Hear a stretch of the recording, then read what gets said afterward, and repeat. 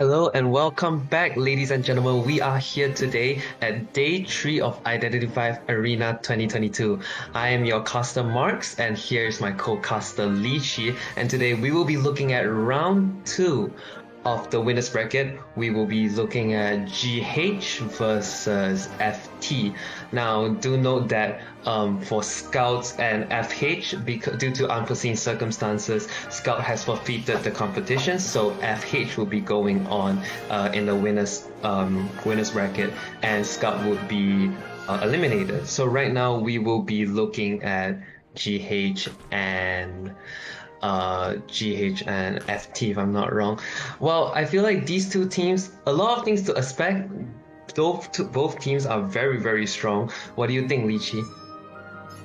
Yes, definitely. I mean, this is the winners bracket that we have here. So these are the winners from yesterday's tournament. They've already proven themselves in either yesterday or the day before's tournament and have shown how well they can perform under this stressful tournament environment here. So definitely looking forward to the gameplay that they can bring us in this next round. We're going to see again, winners of the previous days. So really excited here to see what they have to show today. And we are going to take a look here at the tournament brackets. We've already mentioned before, but Scout versus FH there in the lower bracket. Scout unfortunately had forfeited the tournament, so FH will be moving forward. And then in the upper bracket here today, this is what we're going to be starting with today is, like Marks mentioned, GH versus FT. And then later on today, we will have MP versus TNG. So very excited to see who will move forward today. Whoever doesn't move forward today will then go into the lower brackets there. Yes, very true. Now, I do have some very exciting news for you. First, we have like the giveaway of 2 S skins and 1 A skin, courtesy of Sunny Kim 23. Now, how do you win? Well, check out Nello Mello's Facebook page, and you can find the giveaway. Yes, and we do have some other giveaways here, including the Loyal Givers giveaway and the NM Coins giveaway. So we'll remind you about those periodically. And for now, as we will also take a look at the players of each team here. So starting off with GH, who we've already seen, their Hunter Seichu, as well as their Survivor lineup here with Captain Coon, Little Boy, 481, Zhao Kan, Skyfall, and 9 Mammoths. So a team packed full of experienced players here. Really excited to see them play. Yes, and right now we have FT, I believe. The hunter here is Nino Pancake with FT YT Hershin, and for the survivor side we have FT LMM, FT Dragon, FT XP, FT DDD. Now all these players here are veterans in past competitions, especially GH being the champion in IVC and a lot of other competitions as well. Now very excited to see what kind of spark that the two teams will bring to us. For FT side, the players inside is also veterans that has experience in past competitions. Both teams are very, very strong, and I am very excited to see how this turns out, Lichi. Yes, really excited here, and we are going to jump straight into the bans and picks of round 1 first half here. Looks like this is going to be on Ever Sleeping Town as the first map pick, and we do see that FT's survivors are going to be up first against GH's Hunter Seichu. So let's see what these teams decide to come in here with the bans and picks, Marks. Yes, we have GH as the hunter here, Seichu, and with FT Survivor, LMM, XP, DDD, and Dragon. And right now we are seeing the first ban here, which is a Priestess ban. Now we do know that Priestess is a menace in Ever Sleeping Town, and banning it, not a bad choice, I suppose, but giving up the Seer pick, that would mean that Seichu might not go for single hit hunters like Dream Witch, Clerk, and right now the Survivor are going in with Forward and Barmaid. Now, what do you think about this pick, Lichi?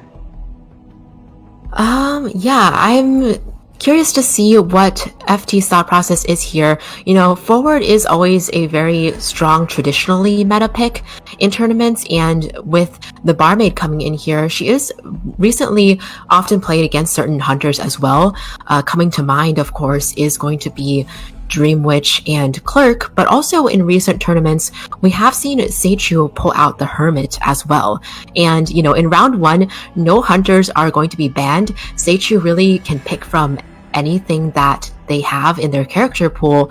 So I do wonder if FT is keeping the Hermit in mind, as well as some of those other meta hunters that we've seen so far. Yes, definitely. And right now we are looking at Acrobat pick right here.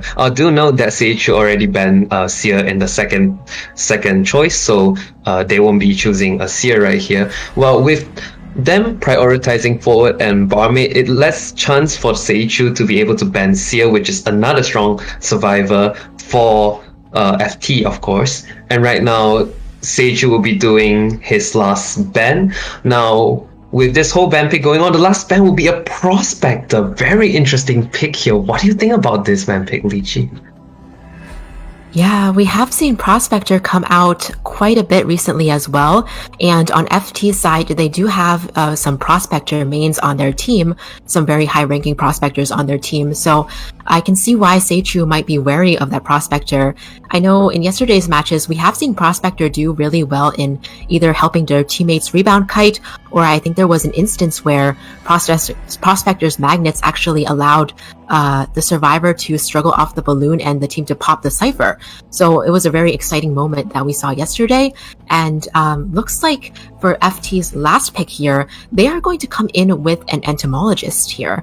So coming in with another character that can work together with the rest of their survivor team comp to really provide additional support and also help with their own kiting as well. So we'll have to see. I think this lineup could go well against a couple of different hunters, but Seichu here coming in with a Bonbon pick here on the Ever Sleeping Town map.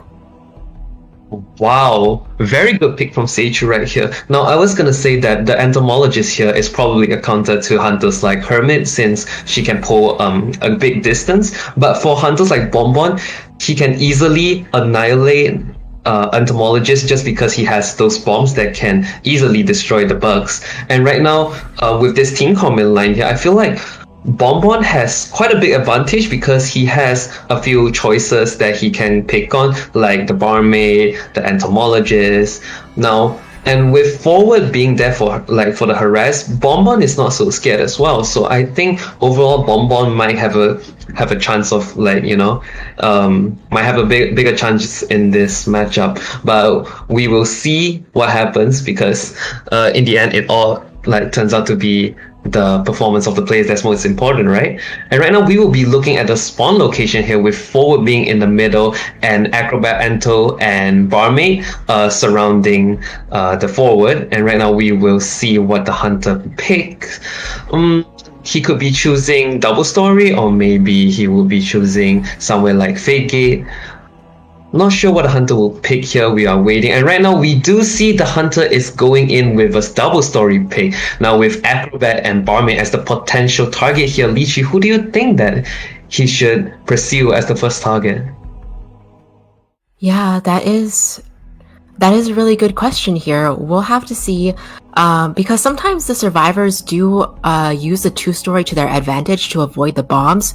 So I think going after the Acrobat may be a little bit of a challenge here, but Barmaid, sometimes also with the wine, it's not nearly as easy to heal up against a Bonbon as some other hunters, but we'll have to see how they decide to do here as we actually go into the match right here. Bonbon here with Detention as well as Trump Card as their traits. Coming in here, I believe it looks like a Blink as their trait as well, and actually going after the Barmaid potentially as their first choice here as they loop around the building.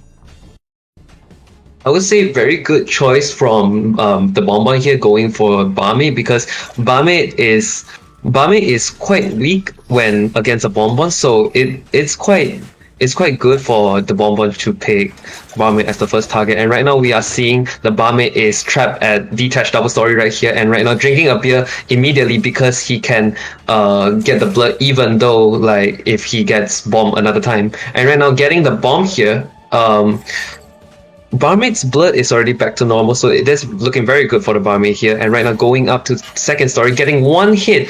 Very good job from a Barmaid here, dodging all the bombs. And right now he's just gonna continue looping on double story. And right now Bonbon jumping down, vaulting the pallet. Very good job from both sides. And right now we have the blink, but the bug is there to nullify the blink attack. And right now Barmaid has gained a lot of distance. And right now he's gonna continue jumping, continue looping. This is looking very good, Lychee. Yeah, that's an excellent job from the entomologist to come in and support at a really key moment here. Being able to communicate where the bonbon is between the team members so that the entomologist could send the bees there and block off that blink, knowing when that blink was going to happen as well. I think they probably predicted it may happen at that time point. So really good job there on the survivor side. We do see that the barmaid has gotten chipped and is in danger of going down right here to a couple of bombs that the bonbon has remaining. Does have the first presence here and is actually using a basic attack to down the barmaid. So barmaid here is down. Bonbon is putting some bombs down to avoid the forward coming in here from the stun, and we'll just pick up this barmaid and put her up in the chair. Forward now, it looks like he's coming in for the stun rescue, but actually the Bonbon there was able to get a hit on the forward, who still managed to pull off that rescue of the barmaid, but no tie turner here, so let's see if the barmaid can kite this out. Oh, still getting the hit after being rescued. Very unfortunate from the survivor side here. Bonbon doing a great job into tunneling their barmaid and not letting forward into that stun. Very good job on the Bonbon side. And right now, I suppose they are going for a sell, as right now forward's health is not so healthy. And Acrobat and Enzo will be staying there and decode. Looking at the situation now, forward is trying to give Tinnitus to the Bomber so that he doesn't go out and harass other ciphers. And right now, with Barmy getting Cell, we have Bonbon looking for his second target here. Well, as the situation progresses, who do you think will be the second target, Lychee?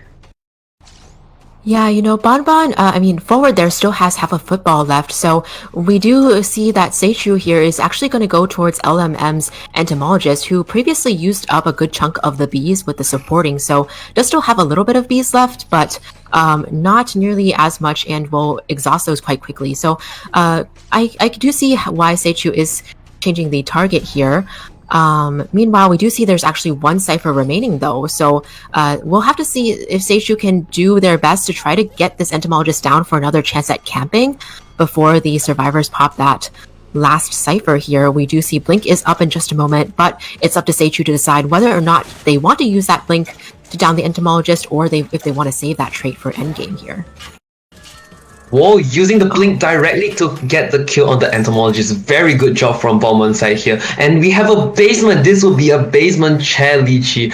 Oh my god, that situation is looking very good for Bonbon here. Although the last cipher is very far away from the chair, but we have a basement that could be the point of winning here.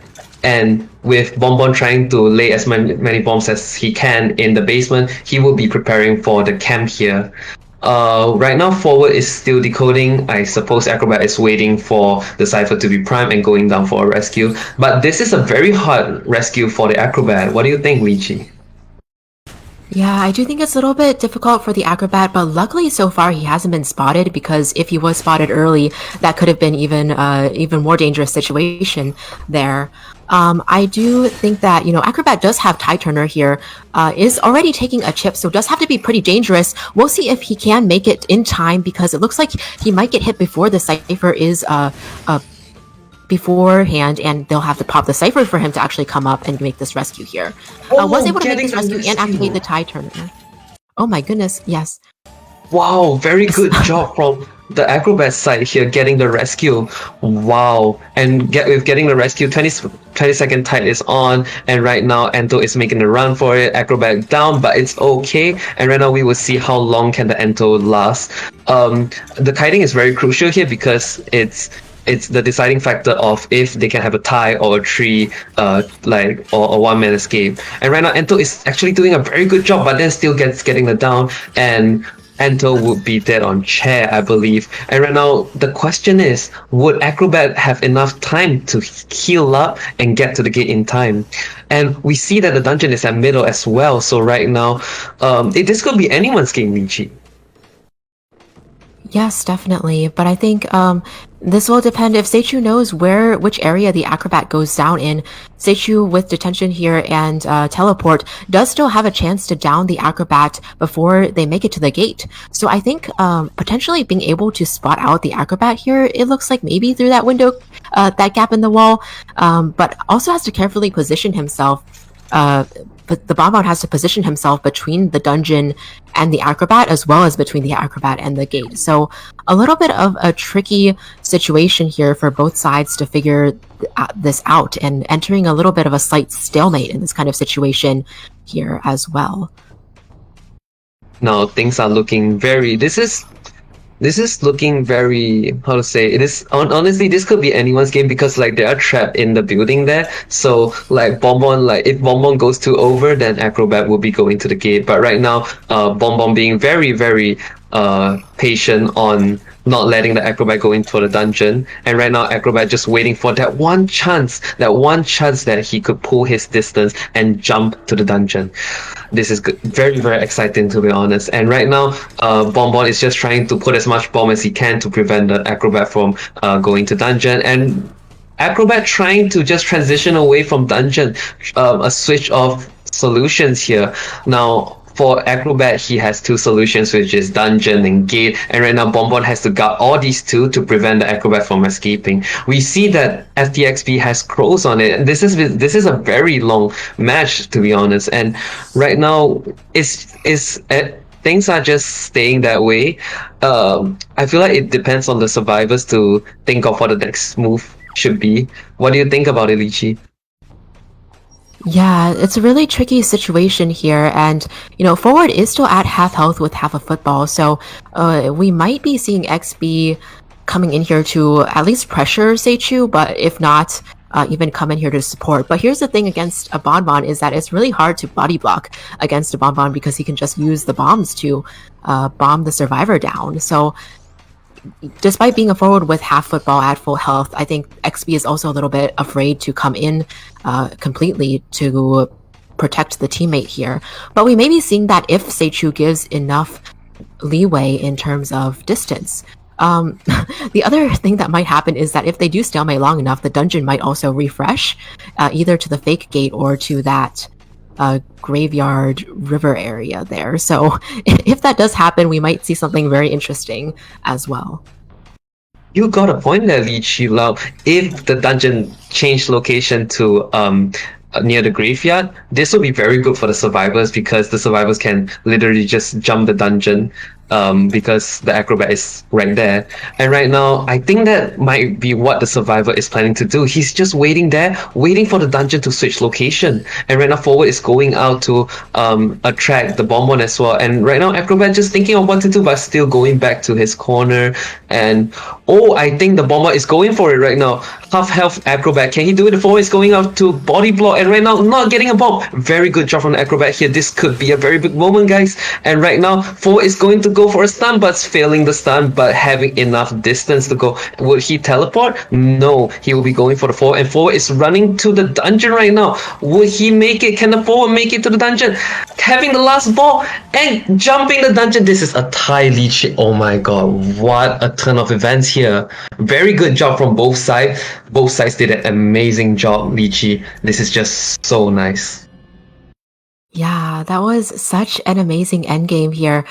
We do see the statistics being pulled up here with the forward and the barmaid and the other survivors as well, actually doing pretty long kites throughout the match.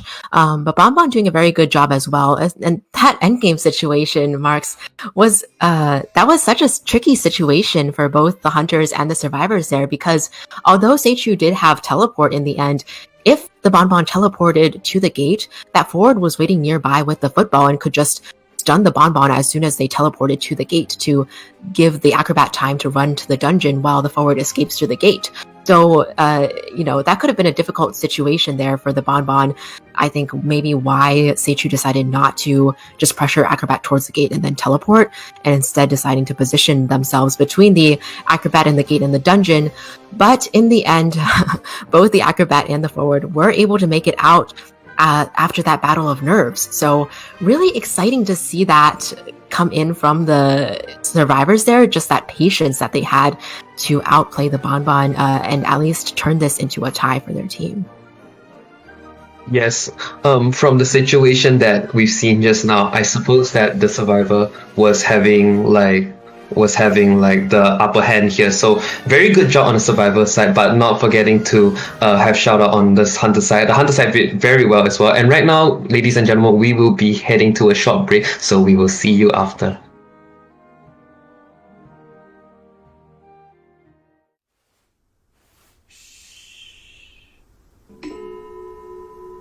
Stay silent when you hear this sound. The static particles begin to vibrate with the sound waves, indicating they have acquired energy. It may be a tiny amount, yet it's enough to straighten out my thoughts. But the energy can also be huge. As the setting sun shone upon the final rest, I saw a musical note glimmering in gold and dancing in the air, just as they expected. The movement spread my life energy and pushed me up a pedestal until I could smell the aroma of talent in the air. The aroma was me, but it slowly faded with time. Once it faded, it cast me into the abyss, where the light from my eyes extinguished. The light shines through my fingers and onto the white keys as I continue writing, hoping the melody points me in a direction. In the reflection, I see what should have happened. He glows golden, just like they first expected.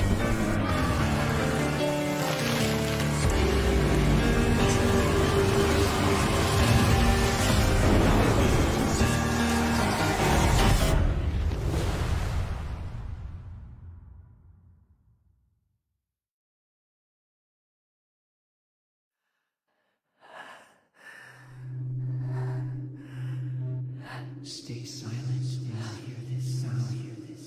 The static particles begin to vibrate in the sound waves, indicating they have acquired energy.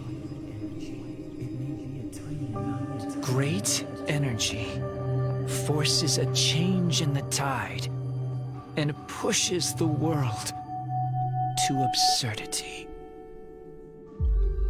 Do you believe?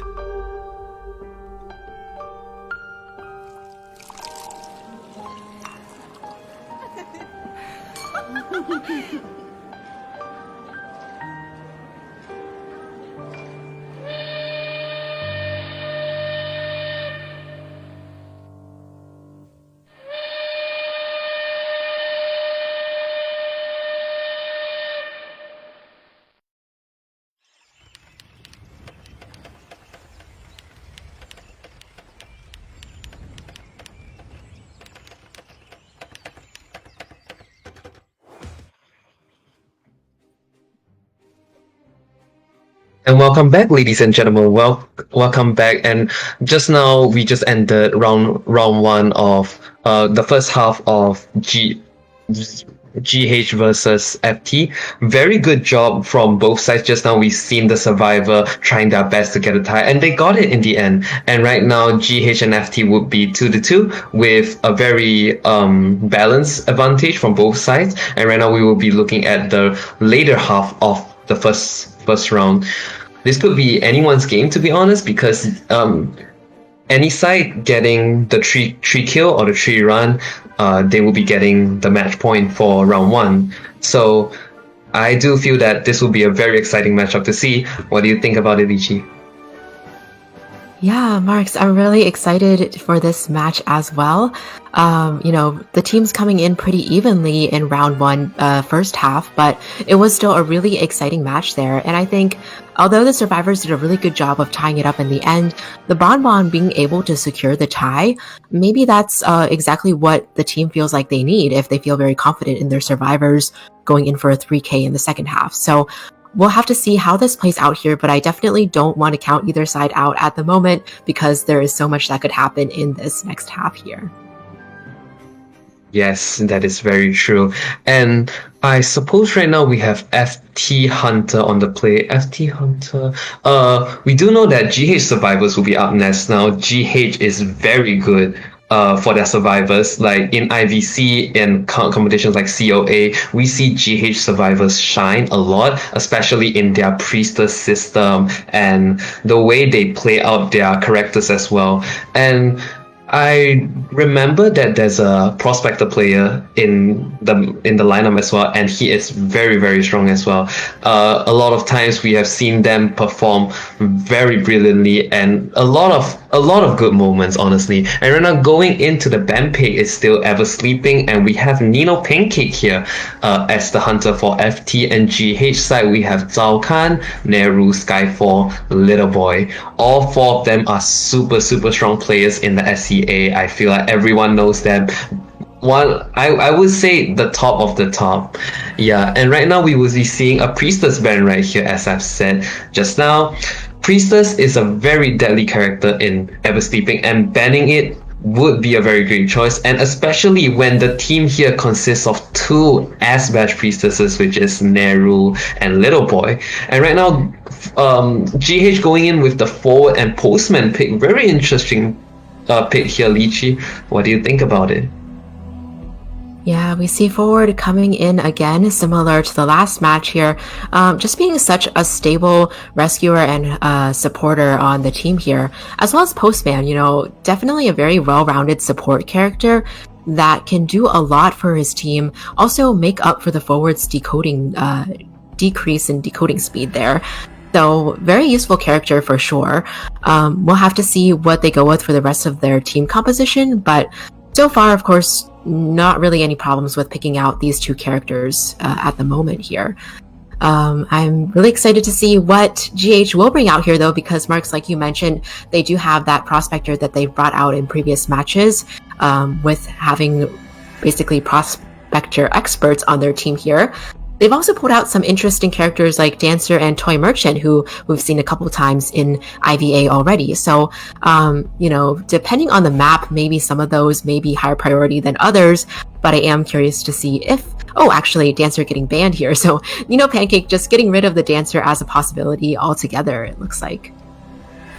Yes, right. Dancer is a very strong character in the meta right now, so eliminating the factor that they can use to, cooperate and all. Very good choice from the hunter side, and right now we are seeing a patient pick from the survivor side. Now, patient is a very, very strong and stable Kaider unit, and in some kind of ways, he can replace Mercenary as the second rescuer as well. So I feel like very good pick, but the team composition for Survivor right now, they're lacking supporters. So maybe the next pick would be supporters like Toy Merchant, or maybe even a coordinator. Who knows? But we will need to see what the next ban will be. Yes, definitely. I feel like Nino Pancake's ban so far haven't quite told us very much yet, but we do see the Barmaid coming into play as a ban here. So previously we have seen Barmaid played even in the last match as well, but I'm curious to see if Pancake will be playing a character that the Barmaid strongly counters here.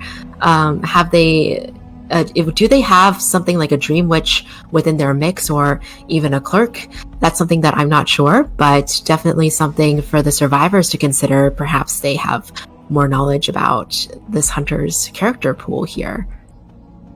Yes, for Nino Pancake, I think there's not much data about him, so we won't know what hunters that he is very good at. But looking at the meta right now, Clerk, Dream Witch, or maybe even a Sculptor could be a good decision. High-base hunters like Bonbon or Geisha, and it could all be options as well. Going in for the Acrobat pick here, it seems that GH wants to go for a one-man kite team comp. So there will be not much cooperation here. It all depends on everyone's personal performance. Well, with Patient and Acrobat being very, very strong on the kiting side, and with Postman giving the decoding buff to everyone so that it boosts everyone's decoding, I feel like this team comp is good, but we need to see what the hunter will be picking here. Lychee. Yes, definitely. Acrobat, as we always say, he's a very well-rounded character that can play against a multitude of hunters. So really no problem with GH bringing out the Acrobat there as well, who can also act as a primary or secondary rescuer, depending on if forward decides to bring Tide Turner among this team. We have seen in the past, sometimes teams do prioritize the kiting traits over Tide Turner, whereas other teams, depending on the situation, might prioritize the Tide Turner. So we'll have to see what the forward decides to bring as well as the Acrobat here. But they do have a couple of options, since they do have a couple of both primary and secondary rescuers in this team here. Like you said, Marks, Neato Pancake here, though, it also has a multitude of options to choose from for the hunter perspective. I do feel like, we do have the Sculptor coming out just now. So interesting choice here as well. We'll have to see how this plays out, because we have seen, actually, there have been some hunters who recently have brought the Sculptor back into the spotlight by achieving very good scores with the Sculptor in tournament gameplay, being able to keep up their skill in aiming those statues here. So she also is not nearly as countered by Flywheel as some other hunters that we can think of. So if the survivors I don't know if they knew that the Sculptor might be coming into play here, but that could be another factor as well that we might see in this. Yes, well, this Sculptor pick right here, I feel like this could be anyone's game, actually. Sculptor relies a lot on the player's performance, and with Patient and Acrobat being a kiter, it will be a showdown between the kiter and the hunter. Then we will see who will be the one that will top at this showdown right here. And right now, I suppose the survivors are gonna pick their personas. Like you said, Lychee, there are a lot of options for you to choose from. As you can see from last round, Forward was not bringing a Tide Turner, so that could be a possibility as well. And it could be that maybe Patient might be the only one who brings Tide Turner, and everyone bringing kiting personas like Broken Windows, Flying Wheel. It could, with Forward bringing Flywheel, he could have better effect in the harassing, so that might be an added advantage. And with Postman, he could be bringing persona like Broken Windows to pull distance.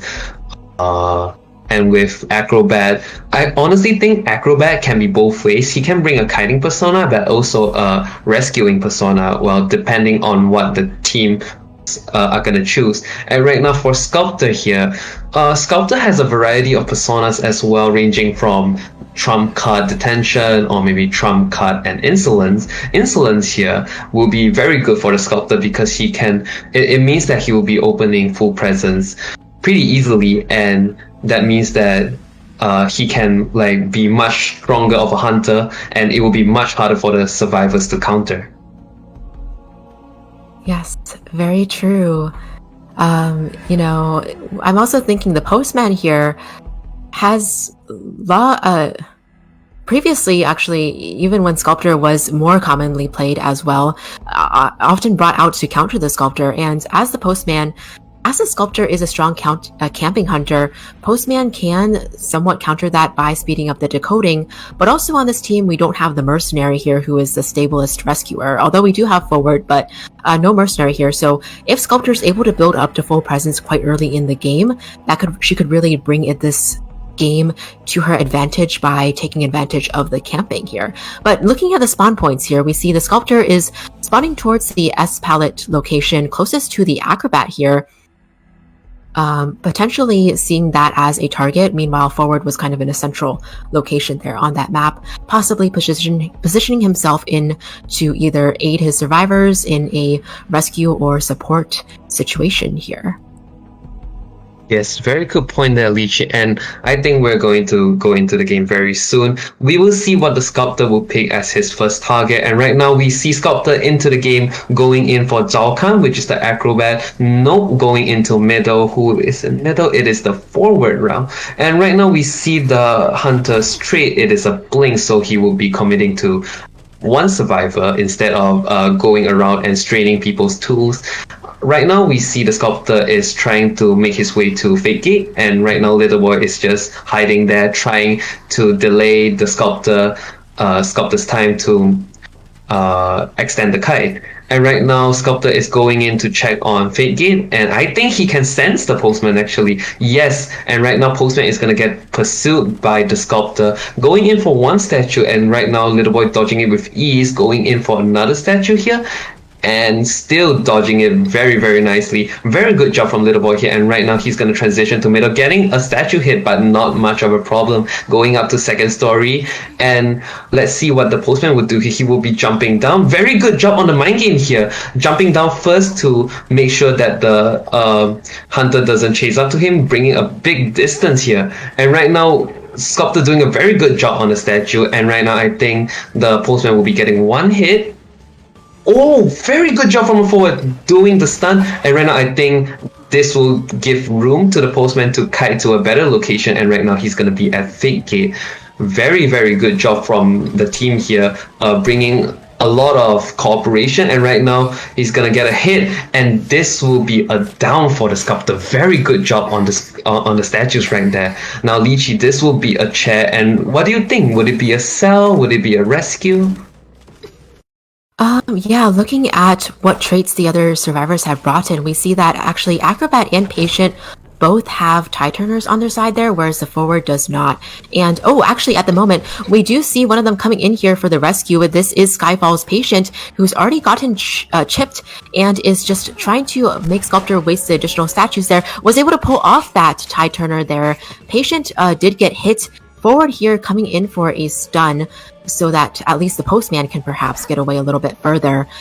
So we did see the coordination coming in here, but at the cost of the Patient going down after the tie turner is over. I do feel like they did have, in regards to the choice to make that rescue, they did have room to make a rescue just because although the Sculptor did a really good job in early game and downing the Postman here as well, so we'll be cheering the Postman. But although the Sculptor did a really good job early game, I feel like the survivors weren't necessarily slow on their decoding as well. They got 2 ciphers done, as well as one, which I believe at least 1 or 2 that currently still have quite a bit of progress on them as well. The only downside there was that after the rescue, the Patient unfortunately got double downed, which takes time to heal them back up. So it is remain to be seen whether or not they make any attempt at a second rescue. I feel like they could actually go in just to activate Tinnitus and go for the sell or the sacrifice instead this time. Yes, and we can see clearly here the survivors are thinking of a sell, and right now Sculptor not wasting any time going for the second target already. Acrobat here going on with the chase, but not going in for Skyfall, which is half health. Very good pick here on the Sculptor, and right now trying to snipe Skyfall down with the statue. Very good job here getting that one chip hit and getting the other statue hit. And right now this will result in a down. Very, very good job. With 3 ciphers left and 1 survivor on chair. Now, Lychee, what do you think this will turn out? Because I feel like this is very, very good for the Hunter right now. Yes, definitely not a bad position for the Hunter to be in.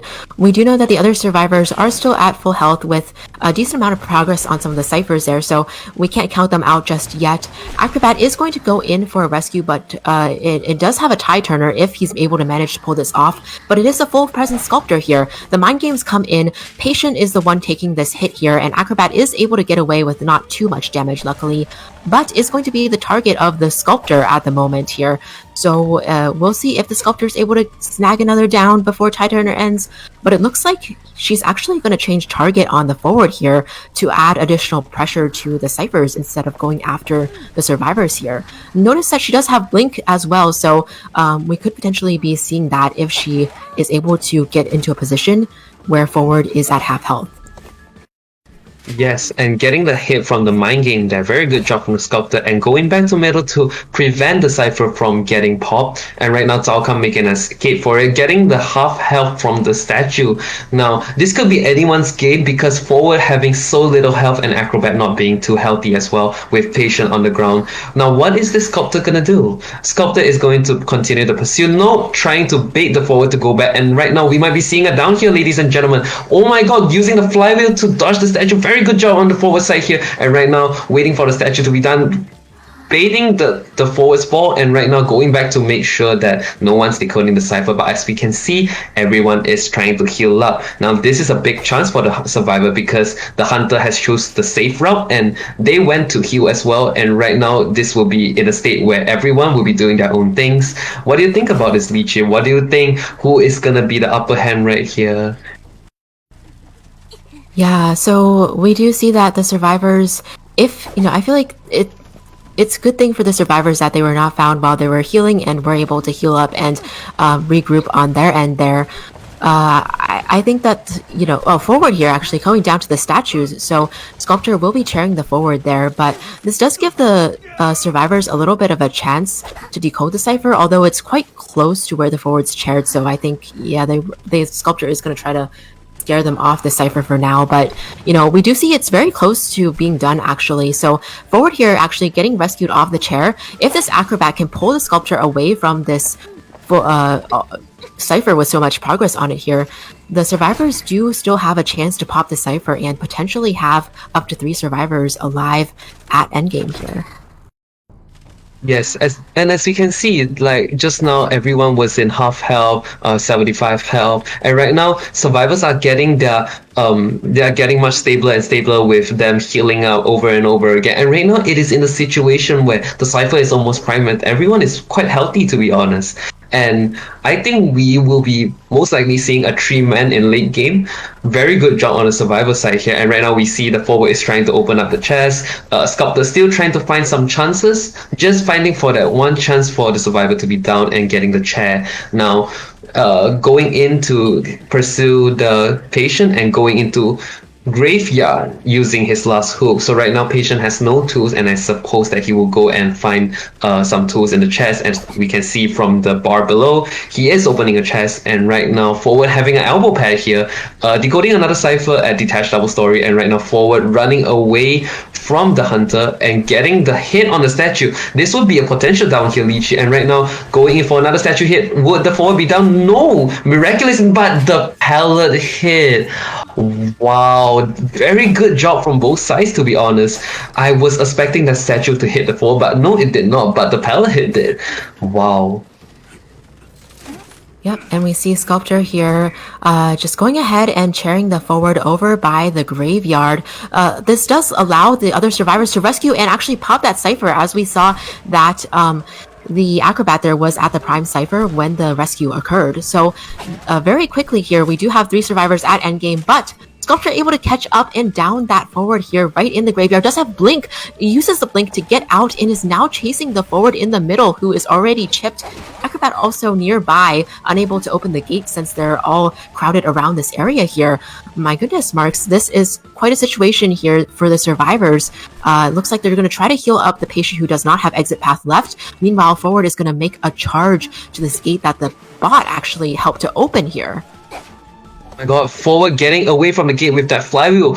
Wow, that is so amazing. And right now the 2 survivors are in graveyard trying to make their escape. The ball was there to open the gate so everyone can do their own things. And right now we see the acrobat is getting chased by the sculptor and trying to wait for the best chance to jump the dungeon. And I think Skyfall will be going... Skyfall is still controlling the bot that he got from his chest. And right now, there's a lot of solutions that you can do. You can either go to the other gate or maybe try to fight for this gate. This is looking pretty good for the survivor as they have a lot of options to choose with, while the hunter only can camp at this gate because with the ability like he has, there's no way for him to like guard both sides. So the only thing he can do right now is to just wait for the survivors to make mistakes and getting the mistakes so that he can get another kill. Right, and we do see that there was one additional chip on the patient here, but the sculptor seems to be focusing primarily the attention on the patient at this point, which allows the acrobat to go ahead and run out the gate. This does allow the dungeon to be open over here, but Skyfall in a little bit of a difficult position, only one chip from going down. Sculptor does not have trait up yet, and Skyfall is quickly running away, but this is a patient with no items here, so pretty much all up to his individual skill, and if he's able to lose the hunter. But we do see that, Sculptor does have the auto-aim statues that she can use to try to find the patient, and eventually the patient, if he's very far away, will be having crows on them as well. So we'll see what happens as they play this out here, but I do foresee Skyfall eventually going down to a statue, or perhaps up and just ends up going down to a statue, unfortunately, and the survivors choose to surrender. But at that point, it was really left all up to Skyfall in the end, so the teammates did at least get a tie on their side, and this is actually going to be a 2-2 situation where both teams come out with a tie versus tie in the first round of the tournament. Yes, very good job from both sides here. And patient, like those three survivors trying to opt for a three-man escape. I think during late game, Sculptor didn't realize that there was a bot trying to open the gate. That's why he was trying his best to catch the forward. But when the forward went to the gate, it was all GG because like the bot already opened the gate and he was able to make an escape. And the other two survivors were just trying to find their way and to see if there's any chance for a tree escape. Now, Lychee, everything was going so well. And what do you think about this match? Yeah, I think, the Sculptor did a really good job. But also in the end, towards the late game there, the survivors also did really well in knowing when to regroup and heal up, and also making sure to search those chests and look for items, replenishing their items for the end game, considering these are, with the forward there and the patient, these are survivors who can replenish their items, and knowing when to do so can be really important as well. We saw how important that bot really was in being able to open up the gate for the survivors in the end, as well as allowing the survivors to really just, utilizing the elbow pad from the forward, for example, when needed, replacing his football with that elbow pad. So I think that really shows the survivors were able to stay clear-headed in the match.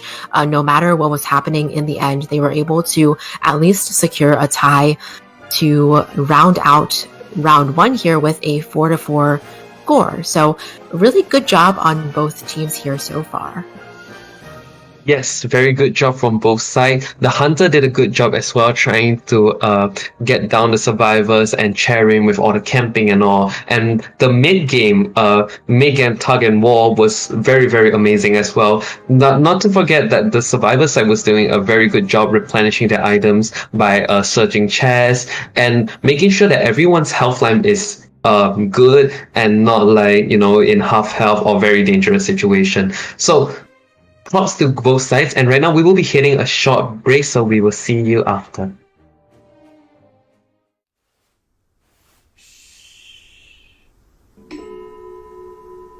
Stay silent when you hear this sound. The static particles begin to vibrate with the sound waves, indicating they have acquired energy. It may be a tiny amount, yet it's enough to straighten out my thoughts. But the energy can also be huge. As the setting sun shone upon the final rest, I saw a musical note glimmering in gold and dancing in the air, just as they expected.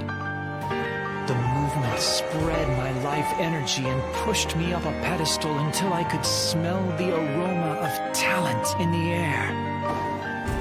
The was me, but it slowly faded with time.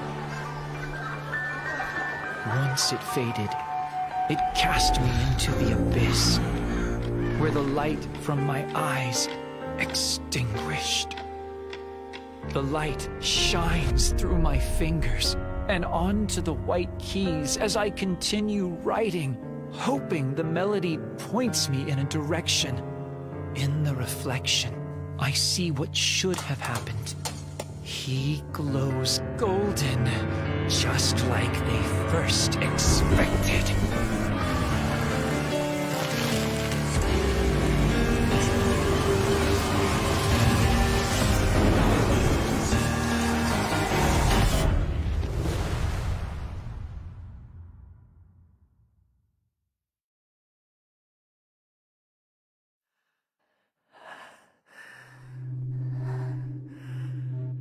Stay silent when you hear this sound. The static particles begin to vibrate the sound waves, indicating they have acquired energy. It may be a tiny amount. Great energy forces a change in the tide and pushes the world to absurdity. Do you believe?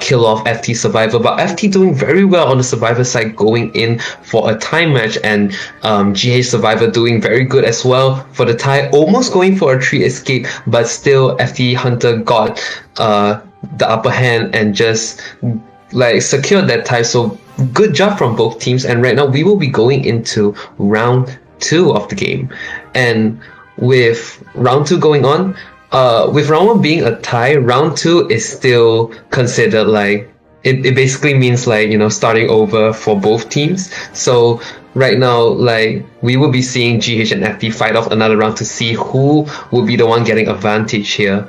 So Lichi, what do you think about these two teams?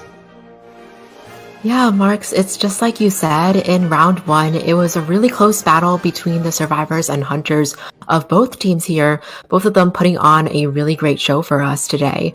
So I'm excited to see how they'll perform in round 2 today, but it's really anybody's game. Like you said, it's pretty much a reset, considering we have a tie in round 1.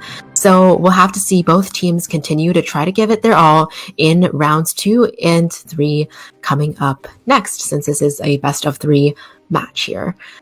Yeah, really exciting stuff so far. Those of you who are viewing in the chat, let us know what you thought about round 1 so far as well, because as we mentioned earlier, there are some pretty cool giveaways going on.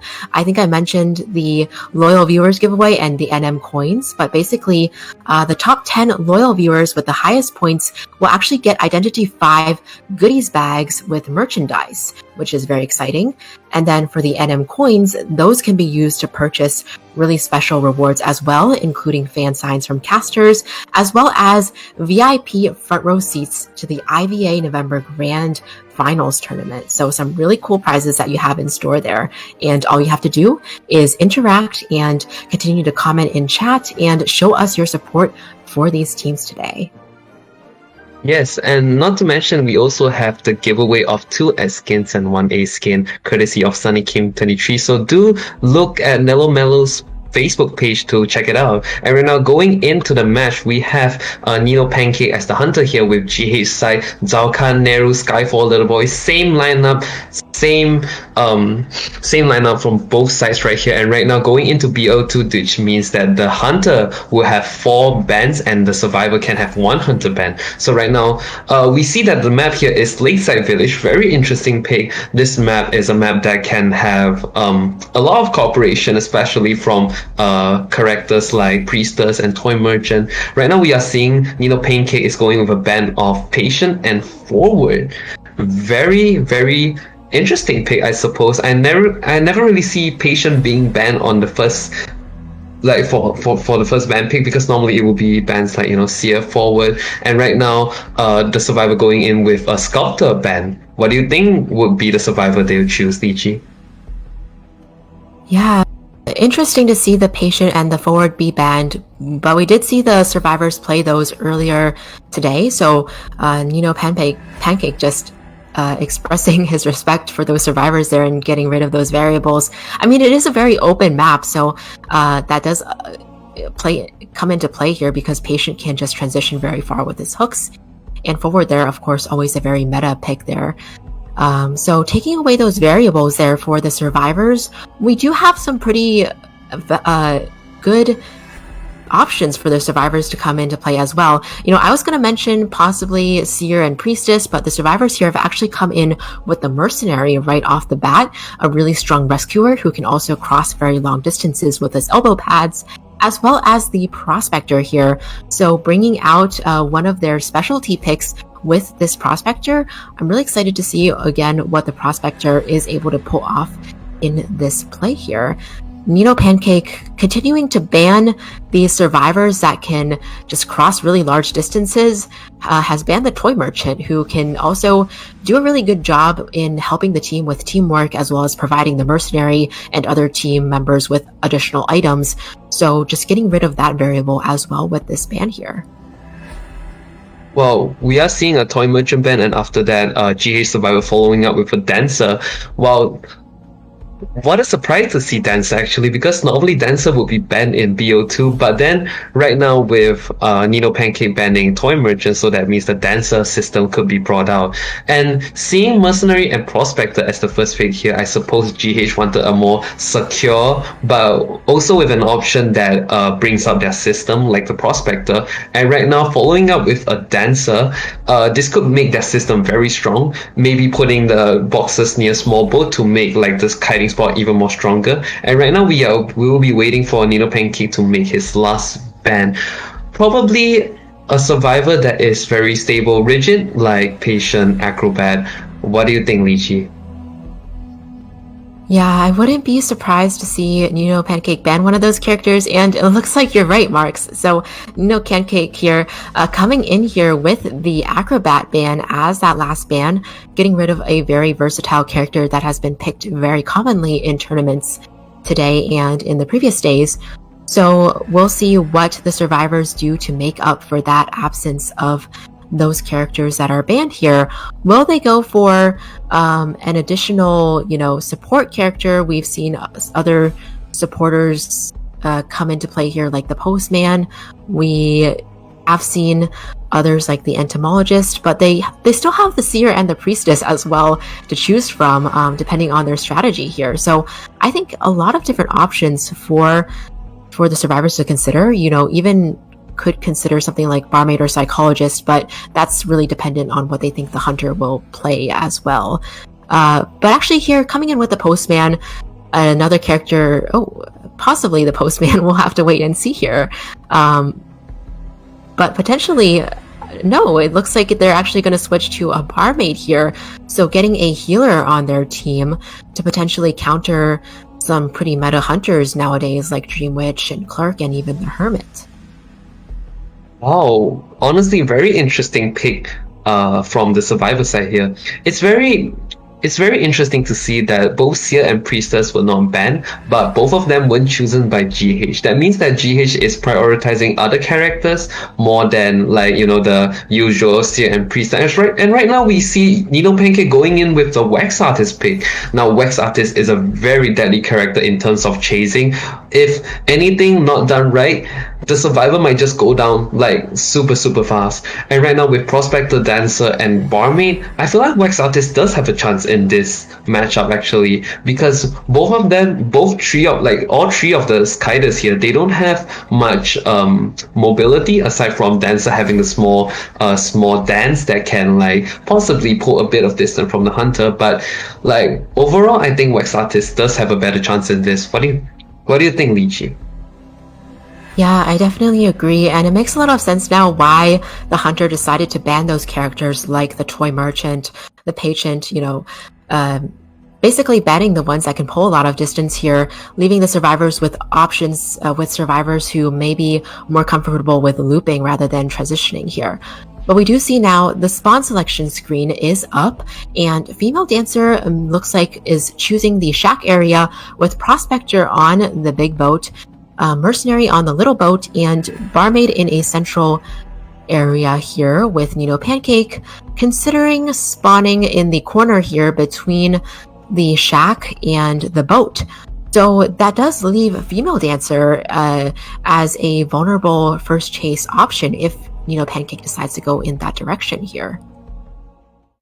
Yes, but we do know that Dancer right now she is in shack. That means that the system is already up. She is probably gonna like deploy all her boxes in the shack area, and with all the slow boxes that is going on, I think it will be quite hard for Wax Artist to go on with the pursuit. So we will see what the Wax Artist has to choose here. So right now into the game, Wax Artist spawning a cornfield and right now going in for the Dancer pick. Will he be breaking the box first? Yes, he will be breaking the box. And right now going in with the chase for the Dancer. No, deciding to give up on Dancer and going for another target. We see that the Barmaid and I say that's the Mercenary there. And right now, locking the Cypher at middle and continuing the pursuit with Barmaid. Now, Lychee, how do you think this is gonna turn out? Yeah, I think, Barmaid might try to loop around this area here and, if needed, potentially transition over to the shack area, but we'll have to see how Nino Pancake can utilize this wax here. There are some high walls around this area here, so if Barmaid can stay around these high walls area, it may prevent Wax Artist from accumulating wax nearly as fast. But it seems like she might actually be transitioning to where the Female Dancer has set up these boxes and into the shack here. We do see Blink is up for Nino Pancake here, who has a trump card and detention build, opting not to go for insolence or blocking the window here. Does utilize the Blink quite early here and misses actually this hit on the Barmaid, who's able to juke away utilizing Flywheel there as well. And they're just going to mind game around these windows, but we see the Female Dancer's boxes make it so slow that even though the Barmaid was actually frozen there, she actually was able to get up before Wax Artist could attack. Looks like a swing is coming in and Barmaid will be taking some damage pretty early in this game. Basement is here though, so we'll see if she decides to continue looping here where the boxes are being used effectively or eventually try to transition away before then. Yes, and right now we see that the Barmaid is transitioning away, but I think she will be continuing looping around shack, and right now getting the blood restored. Very good job from the Barmaid side here, and the Dancer system is actually working very well. Using those two slow boxes, the Barmaid is able to loop around shack pretty successfully, I would say. And right now we see that the Barmaid is trying to get another wine, another Dufflin, which I think it worked, and right now Barmaid is just trying to buy as much time. Going in with another drink, and I think she will potentially loop at shack because this is just such a good spot for looping here, Lychee. Yes, definitely true. And taking a look up at that Cypher of Progress. Oh, actually, Barmaid going down right here in the shack finally. So Nino Pancake is able to get the first down. But with these boxes here is even slowed as he makes his way over to a rocket chair. And looks like he's actually, the Wax Artist is actually opting not to chair the Barmaid in the basement, but rather to carry the Barmaid over to one of these other chairs, potentially going out a little bit as well to disrupt the Cypher at the shore area here where Little Boy is. But looking up at the Cyphers, we see that there's only 2 Cyphers remaining. So with the first survivor on chair with 2 Cyphers remaining, the survivors definitely have an advantage in the gameplay here. Okay, and right now Mercenary is going in for the rescue. What would happen? And right now getting a full health rescue. Very good job in getting the body block. So Barmaid has like a room to Kite, but then Nino Pancake not going for Barmaid, going in for Little Boy here at the shore. I think he is very pressured by the Cyphers because the Cypher is almost done. And right now with Barmaid and Mercenary both being half health, they are able to heal up. And right now Little Boy will be taking on the Kite. And we see here the Barmaid is actually starting out another Cypher. Very, very fast movement on the Survivor side, knowing that they has to like redo another Cypher. And very good bomb. Very, very good job from the Wax Artist here, getting the bomb down and potentially froze the dancer and getting a hit. And right now very good job, getting the hot wax and immediate down. Wow, very, very smooth controls from the hunter right here. And right now we have a prospector going in for the harassing. Would it work? No, getting in for the chair. And right now we will be seeing a female dancer in the chair, but though it is still first chair, so I think everything is still good for the survivors. What do you think, Lichi? Yeah, definitely survivors do have an advantage here. We see that actually they were able to pull off this rescue as Nino Pancake was more prioritized on breaking the music box there. And now Prospector is actually pretty free to just continue to harass and support because, with only one Cypher left at almost 90%, they basically have the room to just keep harassing to keep that female dancer alive until that Cypher progress is popped. Wax Artist doesn't have a whole lot of wax on the survivors, but they do just have to be a little bit careful of when they decide to pop that Cypher so that Nino Pancake doesn't cause a situation where he has no attack recovery by downing somebody utilizing the skill there. But we do see that he is continuing to chase the little boy, and meanwhile that Cypher I expect should be primed here. Yes, and right now going in for the pop. Very, very good job from the survivor side, getting the speed boost for Little Boy to go into the window, but then still getting the stun from the wax, and female dancer will be down on her second chair. I suppose there will be someone going back to prevent the hunter from going to the gate and still and killing another survivor. And right now, would the wax artist change his trait to teleport? No, I suppose not. And this will be a 3-run match from the survivor. Very good job, and I suppose the hunter is going in for a secure 1 kill. Indeed, really good job on the survivor side, dominating the whole match, really showing how effective their female dancer strategy was in this team comp here, and showing the value of female dancer in a tournament meta nowadays. So really exciting to see that come out from the survivors. And there was a lot of little details in there as well, like specifically when they use the flywheels to dodge certain hits. And in the end, I think there might have been an elbow pad being into play as well for the last kiter there. So just to buy enough time for that to pop the Cypher at an optimal time. So really good job from the survivors there, both from in order to kite at this out, but also supporting from the teammates. We saw the Prospector also come in with some pretty accurate magnets there towards the end as well that allowed them to buy enough time for that Cypher pop. Yes, I would say that the harass from Prospector is really a key point, because without the harass, dancer wasn't able to transition to a safe spot, and without the magnet, dancer wouldn't able to live on for that long as well. So very good job to the Prospector, and let's not forget about the hunter as well. The hunter did a very good job in trying to chase down that first survivor, but then Barmaid going in to the dancer's boxes and doing all using the Dufflin to restore back the health. Honestly, the survivor did a very, very brilliant job, and very good job on them from getting the 3-run, getting an advantage for their team. So we will be going into a short break right now, and we will see you later.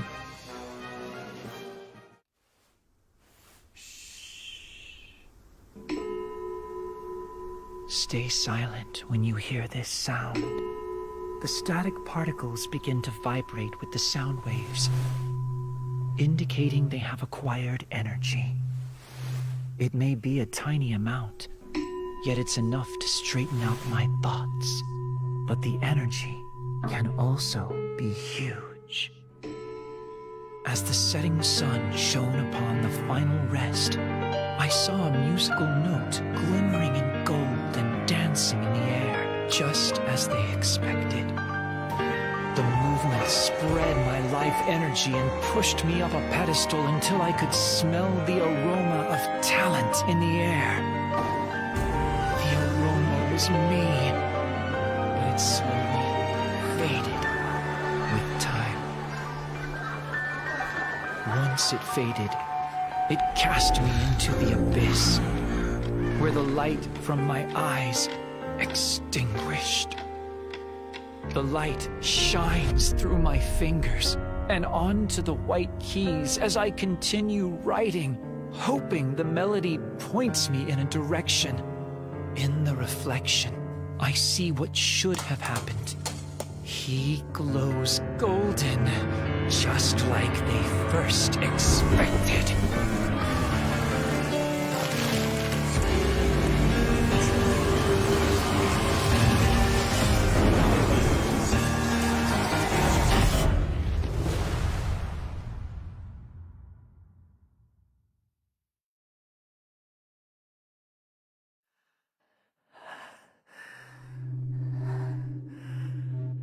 Stay silent and hear this sound. The static particles begin to vibrate with the sound waves, indicating they have acquired energy. It may be a tiny amount. Great energy forces a change in the tide and pushes the world to absurdity. Do you believe?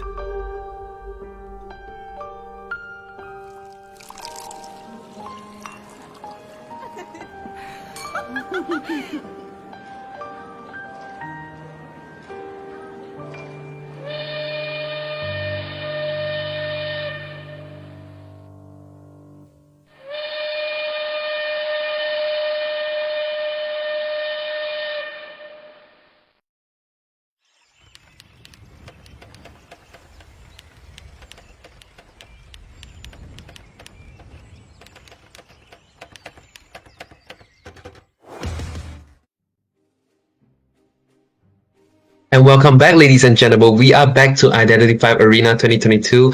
We had just witnessed an amazing round 2 first half with GH doing so good on that tree escape, utilizing that dancer at Shack to be able to kite for as long as possible and getting the very good result of tree run. Very good job here, Lychee. What do you think about all this? Yeah, I was really excited to see the female dancer pull that off. With the music boxes as well as the barmaid coming in with such a good kite to start us off with round 2. So we see that GH is leading in round 2 with a 3-1 point count, but it's not over yet.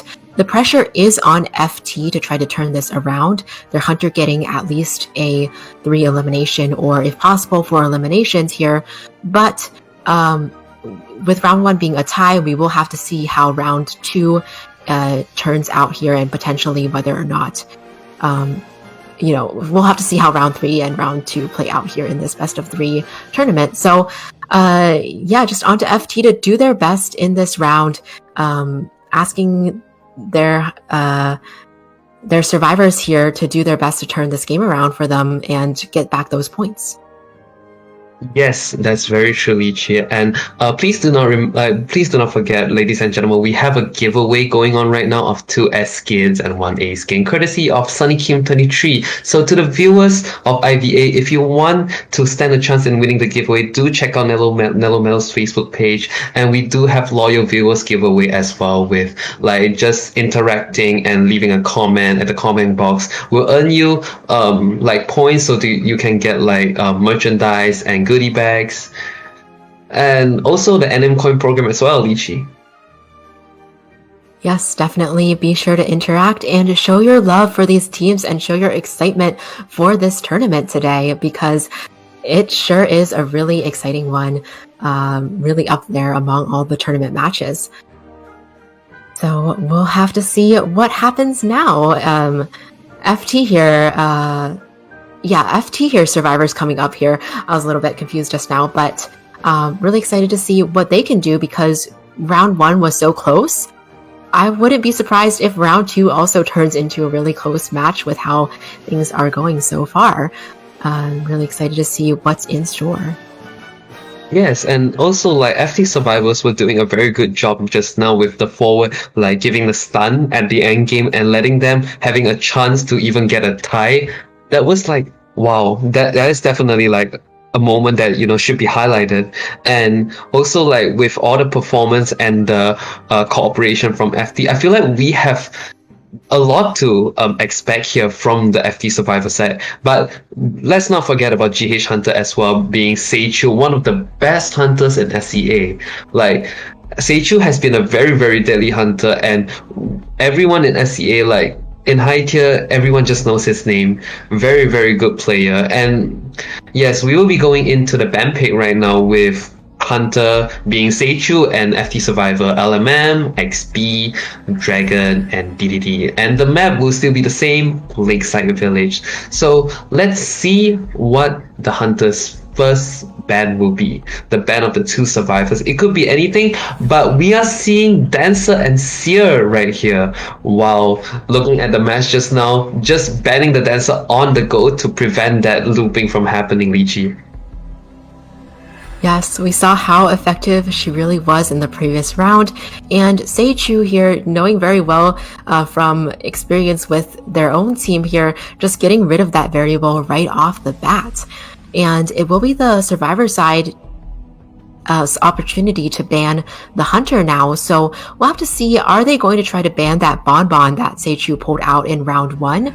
Or will they be going for a different target here? But it is going to be the Bonbon. They did see how well the Bonbon was played and knows how well Seichu has played Bonbon in the past, and decides to just get rid of that variable as well from Seichu's character pool. So definitely excited to see what new Hunter Seichu will be pulling out in round 2 today due to this development. Yes, as far as I know, Seichu is quite experienced in his Sculptor as well, so we might be expecting a Sculptor here. And right now, Survivors are going in with their first 2 pick, Barmaid and Toy Merchant, now locking in with the Toy Merchant system. Now this is a new mindset for Survivors. Like, instead of choosing the Rescuers, they would choose the system first, because there's a lot of choice for Rescuers, and right now the most important thing will be the system, which is the Toy Merchant right here. So locking in into that choice, very good job on the Survivor side. And right now we will be waiting for the 3rd ban of the Survivor. Now, not to mention, Bonbon is a very interesting ban as well, because Bonbon might not be so strong on Lakeside, but the Survivor side just giving Seichu the respect that he needs, just banning off that Bonbon, eliminating any possibility of him using his super strong character to secure like very good results. Now, with all the like picks going on, like Lychee, what do you think the 3rd ban or like the picks will be? Yeah, I am curious to see that here. I feel like for FT's Survivor side, they could use another Rescuer among their midst there. I mean, occasionally we do see the Toy Merchant coming in with Tie Turner, but that's usually a pretty particular situation there. Usually it is better to have another Rescuer among the team as well. So I wouldn't be surprised if we see something like a Forward or a Mercenary come out from their side as well. But from Seichu's side here, we do see the Prospector being banned here, so eliminating the Prospector's opportunity to come in. We do have the Forward coming in instead. So oftentimes we do see Prospector being picked even instead of Forward, but now that we don't have Prospector as an option, not a bad idea for FT to come in here with the Forward, who can be a part of this system here in a way. Forward's football, if expended, he can pick up additional items, and with Toy Merchant being able to supply items, this could come in handy. The Forward here can also do a really good job of supporting the teammates on this map as well. And of course, we have Barmaid being a supporter and healer in this team. I think previously in the last round when talking about it, we talked so much about the female dancer, but we also cannot discount how the Barmaid's 2 wines, or at least one of the wines there, allowed her to heal up and to be able to continue to kite and loop around that shack area. So has definitely shown her strength in the meta as well. So we'll have to see how the remaining bans and picks play out here for the Hunters and the Survivors. Yes, very interestingly, actually, Dancer and Prospector both were survivors from last round that did like an amazing job. But now Seiju is just banning everything. Now we see that the last ban is Acrobats, which leaves which leaves the FT survivor with a lot of choices. Actually, they could go for like a survivor like Patient, or maybe even Priestess, as Priestess is not banned here. We all know that Priestess in Lakeside Village is also very strong prior to Ever Sleeping Town. And with the global portal being like existing, it will be a very good plus for the survivor side here. But that also means that the decoding progress will be a bit slower. So it all depends on what the survivor wants. Because in the current meta, we are more leaning towards kiters that have normal decoding speed, but like very deadly kiting skill, like the Patient, Acrobat. But with Acrobat being in the ban right now, I suppose the only option that FT has would be Patient if they want to choose like a very good kiter. Yes, definitely true. But we see it's the entomologist that gets picked over here by FT Survivor side. Marks, you did mention that Seichu has a very strong sculptor, so I wonder if FT survivors are also thinking about that sculptor, keeping that sculptor in mind as well when they decide to go for that entomologist pick here. So we'll have to see how this plays out, because I feel like Entomologist is very much a character that counters some specific hunters, but there's also a certain set of hunters who aren't as afraid of her. But one of those hunters, being the Bonbon, is already banned. So, picking the Entomologist to counter the Sculptor could very well turn out well in FT's favor here. Yes, and right now with Anto being the last pick, it's actually not such a friendly team comp for Sculptor to be played. So I'm not really sure what kind of hunter Seichu will bring out, but honestly the Survivor did a very good job here picking up the Anto, because after the Bonbon ban, Anto would be much more viable to play as Bonbon. Like they will not have hunters like Bonbon that will like destroy the bugs in seconds. And we have the forward here like with the harass, and not to mention Toy Merchant with the very good assist. So I feel like all in all, this team comp is very versatile, and they can work very well if like all the players were doing like good. So right now, waiting for Seichu to make his last pick for the hunter. It could be anything actually, like a barmaid. It could be, we are seeing a hermit pick here, Lychee. Hermit pick instead of Sculptor. I think very good choice from Seichu here actually. What do you think, Lychee? Yeah, I think Seichu here definitely adapting a little bit, both to the survivors picks as well as Hermit being a common tournament pick nowadays. Actually, Seichu did bring out the Hermit back in day 1 of IVA and was able to pull off a really good score of a 4 elimination there. So picking the Hermit here could potentially turn out to be very well for them.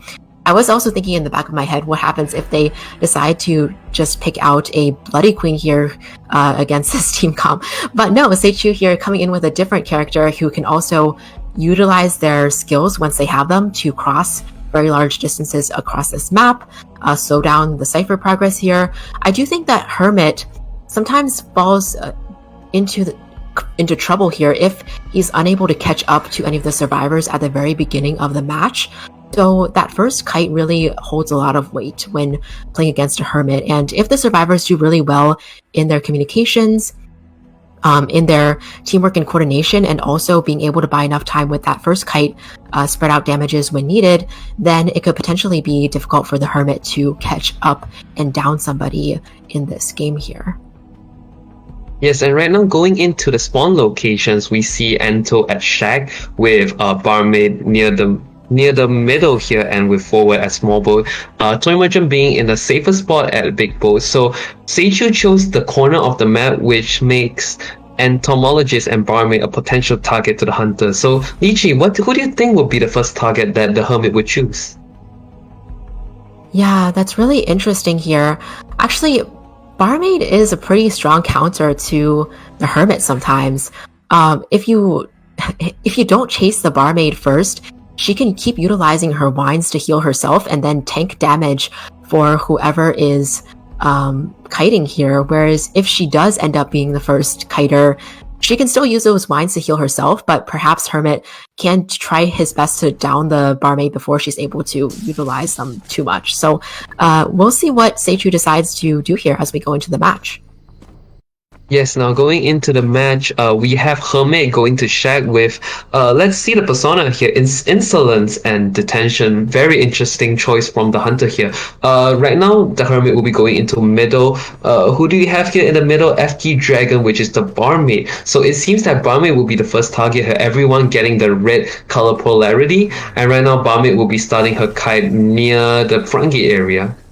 And we see that the Hermit is trying to trick the barmaid into going near the hunter, and right now getting the first shot, and I suppose that he will be getting hit, but no, using the speed boost to get away from the hunter, and right now going into the pallet, getting a pellet hit. Good job from the Hunter side. That is a very good mind game right there. And right now, Barmaid will be transitioning into Big Boat, and I think Toy Merchant's board will be up there and flying in to Big Boat. Wow, very good job from the survivor side here. But wow, Hermit going in with the flying ball and nicely countered that cooperation. Now, Lishi, what do you think like the situation is gonna be?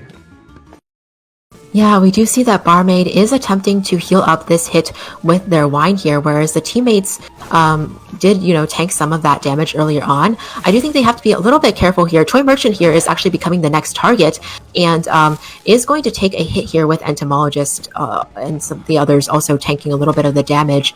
I was going to say they do have to be a little bit careful here. Oh, the blink coming into play, and then the Toy Merchant now flying onto the boat here with Hermit again utilizing those orbs to just continue to utilize them to get into the boat and cross that pathway, getting closer and closer to the survivors. So really good utilization of the Toy Merchant's catapults, but at the same time, we see how the Hermit is able to counter that every single time here, which is very impressive from Seichu, recognizing how to counter those plays as well. Flywheel here coming into play. We do see Toy Merchant is down, unfortunately there. So Seichu is going to opt to pick up that Toy Merchant. And looking at the survivor side, they do have to be a little bit careful is what I was saying earlier, because tanking the damage is certainly good to allow them to extend the first kite, but you have to make sure you don't get into a situation where the rescuer could be at peril of not being able to pull off any rescues here. Wow, amazing job from the Hermit side, getting the hit on that barmaid, so making the Toy Merchant down. Very, very smart move there. And right now we will be looking at the nice shot from the Hermit here. And right now Entomologist is down as well and flying back with the orb and still getting the rescue done, but barmaid will be going down. And I feel like this is a very good trade from the Hunter side because Entomologist is down as well. That means that it's a double down even if the rescuer is still alive. Wow, now that is something that any hunter, not any hunter can do, but it's only the Hermit can do, Ichi. Yes, that's definitely true. Any other hunter may not have been able to counter those survivor plays there, especially those well-placed catapults, but Seichu's Hermit was able to do so, and with the Entomologist being down, this also slows down their decoding. We do see that they are getting healed with the barmaid's wine, but in that situation there, Forward was at a situation where he had tanked a bit of damage in early game, so in order to pull off that rescue, they were forced to split up that damage with the Entomologist, who ultimately had to go down there. But we do see here Seichu is actually switching targets onto the Entomologist as the Toy Merchant is about to fly off on the other side here. Wow, flying off such a huge distance from boat, and right now Entomologist will be taking the pursuit, and we see that the Forward has changed his polarity, because if he hits the Entomologist who has the red polarity, that means it will be GG for the Forward here as he's going to be down. And right now going in with the blue orb and hitting the Entomologist. Oh, not hitting, but getting a blink. Wow, Terror Shock, this is double damage for everyone right here. And right now, Hermit will be continuing the pursuit, and we see the Endo getting the lightning bolt, like getting the lightning shot on the entomologist. That is so far. And right now, I feel like it will be the death of the entomologist right here, getting the shot. Wow, Seichu is doing amazing with his Hermit right here. And right now, 2% are down, Vichy. I feel like this is a like, it's very safe to say that this is a win match for the Hunter here.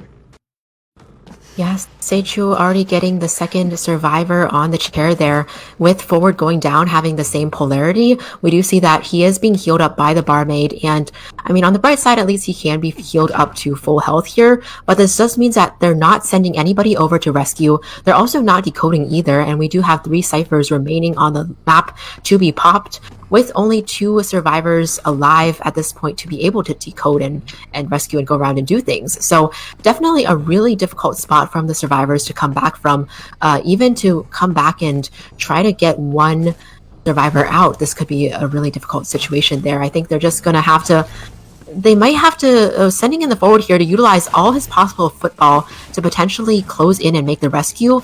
But this is basement here, and the Hermit can just come in and stun for an early down.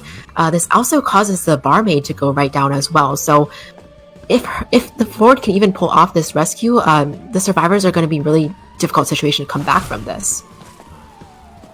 Wow, Barmaid getting them down after giving the blue polarity to the forward here, and right now waiting for like trapping both survivors in basement so that they don't go out so easily, and trying to give polarity to them as well so that they could be stunned. And right now giving the hit to forward. Now every survivor now is very, very dangerous in terms of their health. So very good job from the Hunter side here, and right now he will be continuing the chase to not going to forward here, a change of targets. If he puts the red polarity on forward, this could be they might both suffer like very huge loss in terms of their health. And right now everyone will get damage. Very good job from the Hermit side here, and right now having the red polarity still on, so later I would say they will be able to withstand one more blow and everyone will be down, Lychee. Yes, definitely. And we do see that Hermit here does have Blink up again as well. Whether or not Seichu wants to use that or save that for later will be determined, but we do see here Hermit already flying out and back on the entomologist, who is dead on chair. So Seichu just wants to make sure, and utilizing that blink there just to make sure to get that entomologist down, and this actually leads to the survivors surrendering here. So Seichu here claiming a 4 survivor elimination. This is a 4 survivor elimination for GH here, surely coming in and showing their dominance in round 2 here. Survivors did try really hard, but as we can see here, Seichu here just really dominated. Wow, Seichu's Hermit doing a clean kill on FT Survivor. Very, very good job. A little bit of mistake on my part. I thought that the Survivor will be able to withstand one more hit, but apparently not. They were both down in the end and they resorted to surrendering.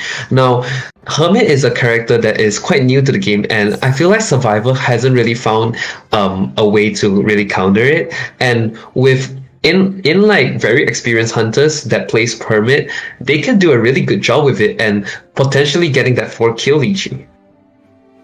Yes, definitely, Marks. I think my favorite part was really the Hermit being able to utilize their skill and those orbs to counter the survivors' toy merchant system that you were talking about here, utilizing those catapults to continuously gain distance around the big boat area.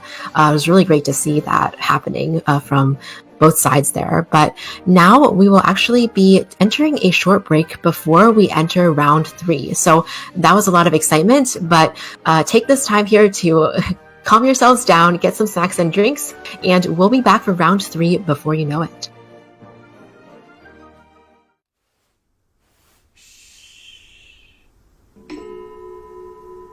Stay silent when you hear this sound. The static particles begin to vibrate with the sound waves, indicating they have acquired energy. It may be a tiny amount, yet it's enough to straighten out my thoughts. But the energy can also be huge. As the setting sun shone upon the final rest, I saw a musical note glimmering in gold and dancing in the air, just as they expected. The movement spread my life energy and pushed me up a pedestal until I could smell the aroma of talent in the air. The aroma was me, but it slowly faded with time. Once it faded, it cast me into the abyss, where the light from my eyes extinguished. The light shines through my fingers and onto the white keys as I continue writing, hoping the melody points me in a direction.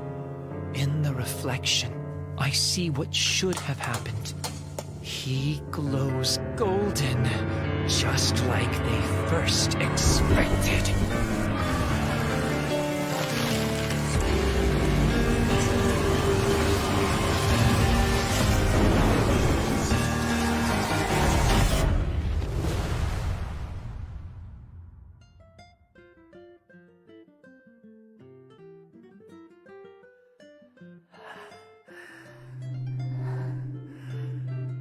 Stay silent and hear this sound. The static particles begin to vibrate with the sound waves, indicating they have acquired energy. It may be a tiny amount. Great energy forces a change in the tide and pushes the world to absurdity. Do you believe?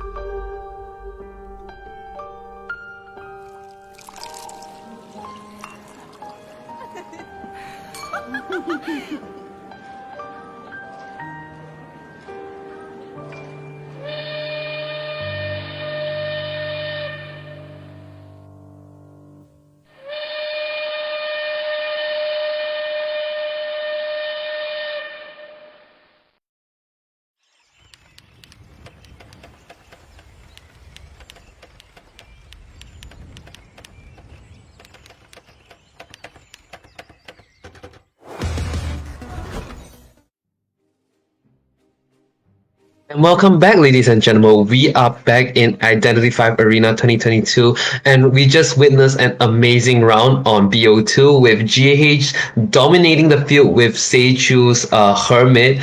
And right now we will be going in to round 3 with GH getting the upper hand right here with 8-1. Now this will be a very, very hard match for FT here, because not only do they have to win, they have to get at least one side to have 4 kills to get that 5 mark advantage, and at least one side to get like a 3 points to even out the marks. So for FT Survivor side, it is either you get 4 kill and 4 run, or you get 4 kill and 3 run, which will even out the scores. But even then, it's gonna be very hard for FT here. What do you think about this, Lichi?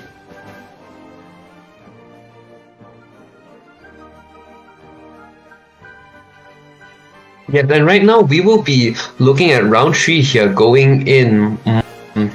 I think with GH having such a big advantage, I would say that GH should just be going in with the safe option and not trying to use hunters or survivors that is not so how to say, like not so risky. Like hunters like Sculptor could be a risky character if you want to secure the tie. So what do you think about this, Lichi?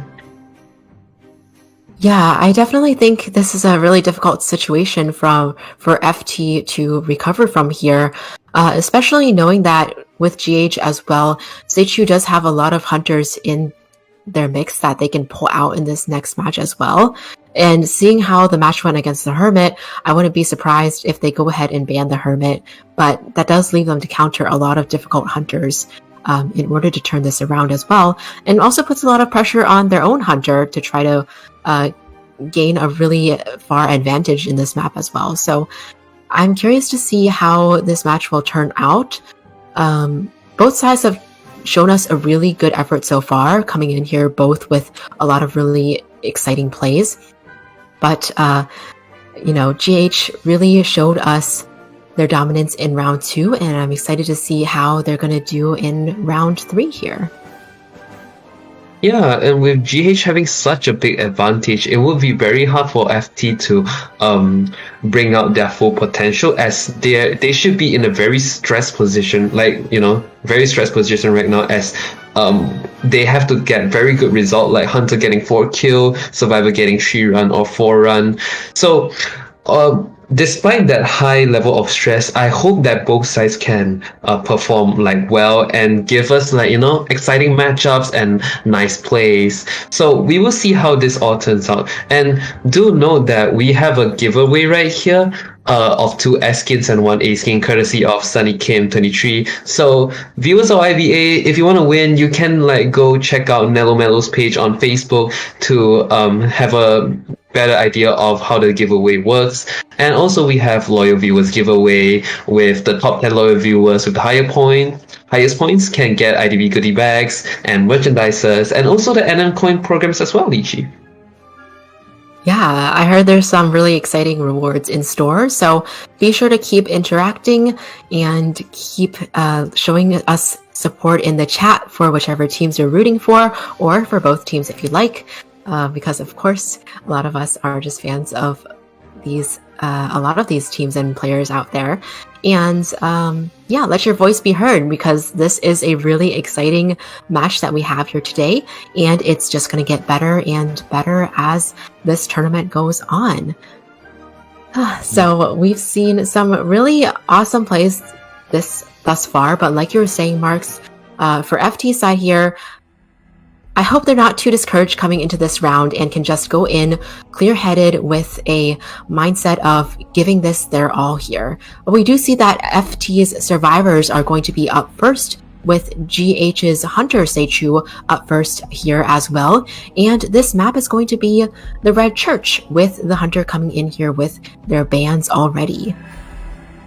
Yes, Red Church is actually quite a balanced map for both Survivor side and Hunter side. So GH side we have Seichu, and FT side being LMM, XP, Dragon, DDD. The usual here, and right now Seichu is banning Dancer, Seer, and Forward. Well, we've all seen the effects of Dancer at the last round in Lakeside Village, and it was very good, to be honest. The cooperation with Barmaid was just so amazing that she's able to restore her health again and again with the Dublin. So I would be excited to see what kind of other systems the Survivor team has to show. So right now we see that the Survivor side is banning Bonbon and Bloody Queen, both very strong Hunter on Seichu's side, and they will be going in the Survivor picks right now. Not sure what they will pick.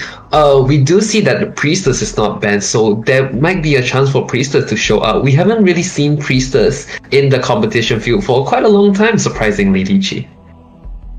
Yeah, that's definitely true. Whether she is banned right off the bat or whether she's just not chosen, it's been really surprising to not see a Priestess at all so far. But of course, Red Church is one of those maps where Priestess can really utilize that central church area to set up support portals for both herself and her teammates to utilize in a kite. So despite being a small map, she definitely has really strong uses on this map for sure. Wouldn't be surprised if FT does decide to pull that out this time. We do see that coming in here with the bans. Seichu's Bonbon has been eliminated here, as well as the Bloody Queen has been eliminated as a variable here. So interesting choice of FT to ban those two characters. I mean, we haven't seen Bloody Queen really being played out so far, but perhaps it has to do with the survivors they decide to pick, or just recognizing Bloody Queen as a really strong TIE Hunter there has banned Bloody Queen right off the bat.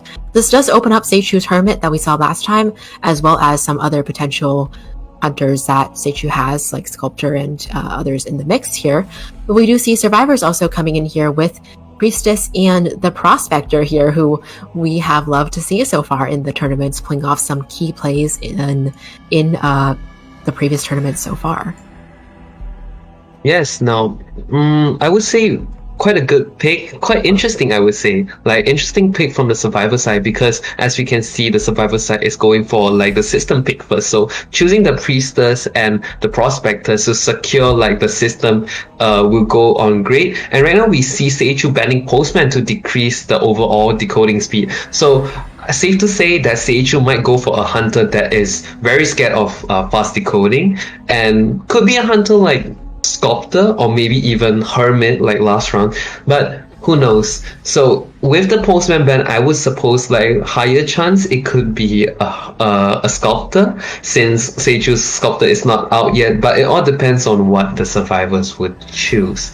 And with the availability of so many rescuers here, actually the survivor is not scared of choosing the rescuer at a later timing because like there's just so much options for you to choose, like mercenary, first officer, gravekeeper.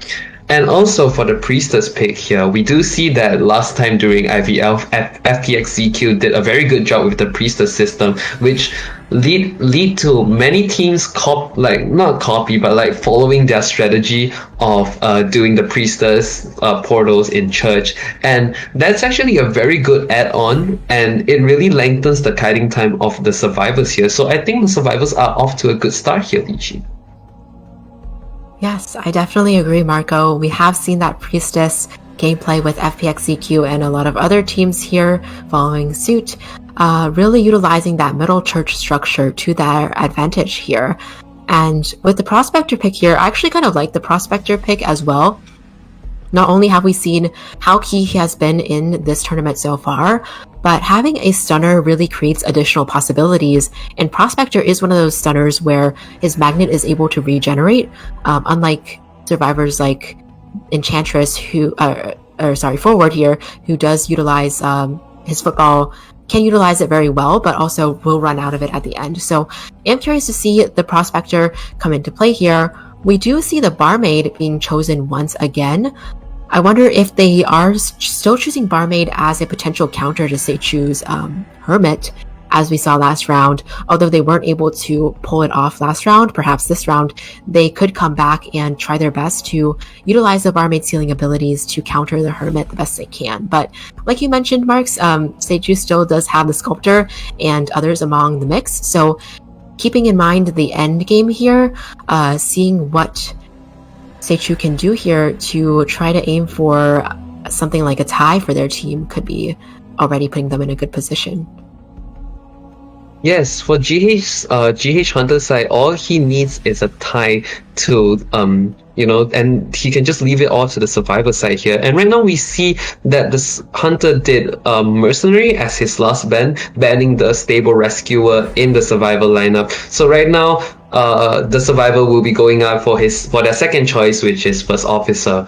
Now, very good choice from the survivor here, because first officer is also a very, very good rescuer in general. Having the the Poseidon watch that can hypnotize the hunter and letting the hunter confuse on where he really is. Even though getting a double down, he is still able to pull off the rescue with the 5-second 5-second tech turner. So very good choice on FT survivor side here. And also Barmaid. Actually, we have been seeing a lot of Barmaid these days. Like even just now, I feel like there's like a lot of rounds where Barmaid is shown. So that just means that Barmaid, like the recent buff on Barmaid, like it's really working very well for her, and it really like increased the rate of Barmaid showing up in the competition field. And right now Seichu is going in with the Hermit pick, Lichi. Yeah, we did see how well Seichu did with the Hermit in the previous match. Definitely a very practiced Hermit player with how accurately they were able to aim their orbs and just know all the counter strategies to the hunters, to the survivors' systems there with the Hermit. So definitely a bit of a risk on FT's side by not banning this Hermit here, giving themselves a second chance to perhaps redeem themselves in this match against a Hermit, but we'll have to see. But yeah, this is also really exciting because I am excited to see how Seichu will do with the Hermit here. Will we see that same level of dominance and expertise? I definitely think we will, but in terms of how the survivors will be able to counter this, I'm also curious to see if they're going to bring out some different strategies and are able to adjust from what happened in the previous match.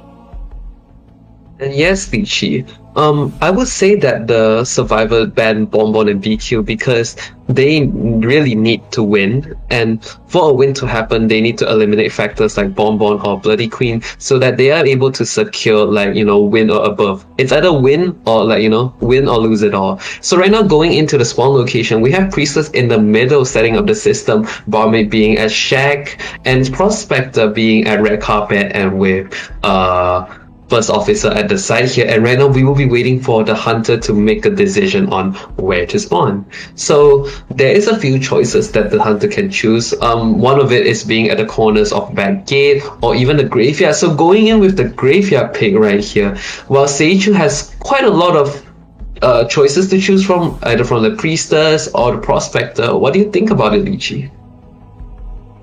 Yeah, definitely a couple of different options here, but I feel like regardless of who he decides to choose, the survivors are going to end up rotating towards the middle church.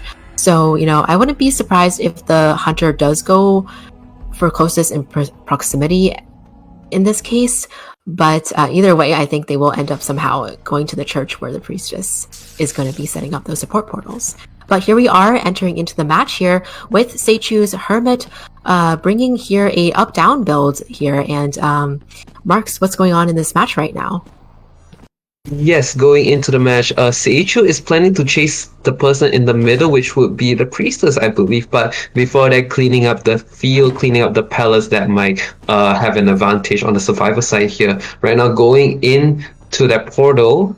Not sure what the Hermit is going to do here, but going to the big breakable, and we have the Prospector right here, I believe. So I suppose that the Prospector will be going in for the first target here for the Hermit, and right now getting that immediate shock. Very good job from the Hunter here, getting the first hit. Wow, that is a very fast hit. And right now continuing on with the pursuit. I would say the Hunter will be choosing to use a different polarity, yes, which is the blue one. And right now they are forced to change their polarities to blue so that they can help balance out the damage from the Prospector Lichi. Yes, we do see that the first damage already coming into play here, and Prospector with a magnet here able to buy a little bit of time, but not too much as Seichu was able to hug that wall, and they're just going to mind game around this area here, but Blink is up for Seichu, so we do have to keep that in mind. The Survivor does have to keep that in mind as they are kiting here as well. We'll see how they're able to do, because Prospector here does have that blue electricity on him as well, so Barmaid did help him tank that hit that he just got, and was able to utilize that portal by the Priestess to transition a little bit further away here. So actually taking a shortcut here, the Hermit decides to go straight into the red church and go after the Priestess here, who also has that red electricity on her as well right now. Yes, and right now Hermit will be continuing with the pursuit of Priestess, giving up that Prospector, and right now Prospector is getting doubling from the Barmaid here, getting the restoring of health back. And right now, continuing with the catching of Priestess. Priestess is currently half health right now, and with no one having the electricity set for First Officer, it will be safe to say that they will be going for a blink, immediately getting the down. Very, very good job from the Hunter here. Would there be a basement chair? Yes, there is. And will the Hunter be choosing no, not going for the basement and chairing near a Cypher so that he can harass the Cyphers at the same time, Lichi? Yeah, we do see there are 4 Cyphers remaining, but against a Hunter like this, that is pretty typical here. Barmaid did have to take a hit here, but looks like she may actually be going in, potentially for a rescue, but the Hunter was able to beat her there, and without any electricity on her, and now Barmaid does have electricity, but it's not the same one as her teammates, so they weren't able to tank that hit with the Barmaid, which caused the Barmaid to go down right there by that window. So a little bit of an unfortunate situation for the survivors here, where the Barmaid will have to utilize her self-heal at this time. And at the moment here, we do see that XB is coming in here for a potential rescue here. Should be able to still take a hit and is going to have the Prospector tank that out with no problem as well. So most likely we'll be able to pull off this rescue here, although Hermit is delaying as long as possible with those chain stuns here. And the rescue being procced off here, and the tie turner being activated as well, but the stun coming into play, Marco.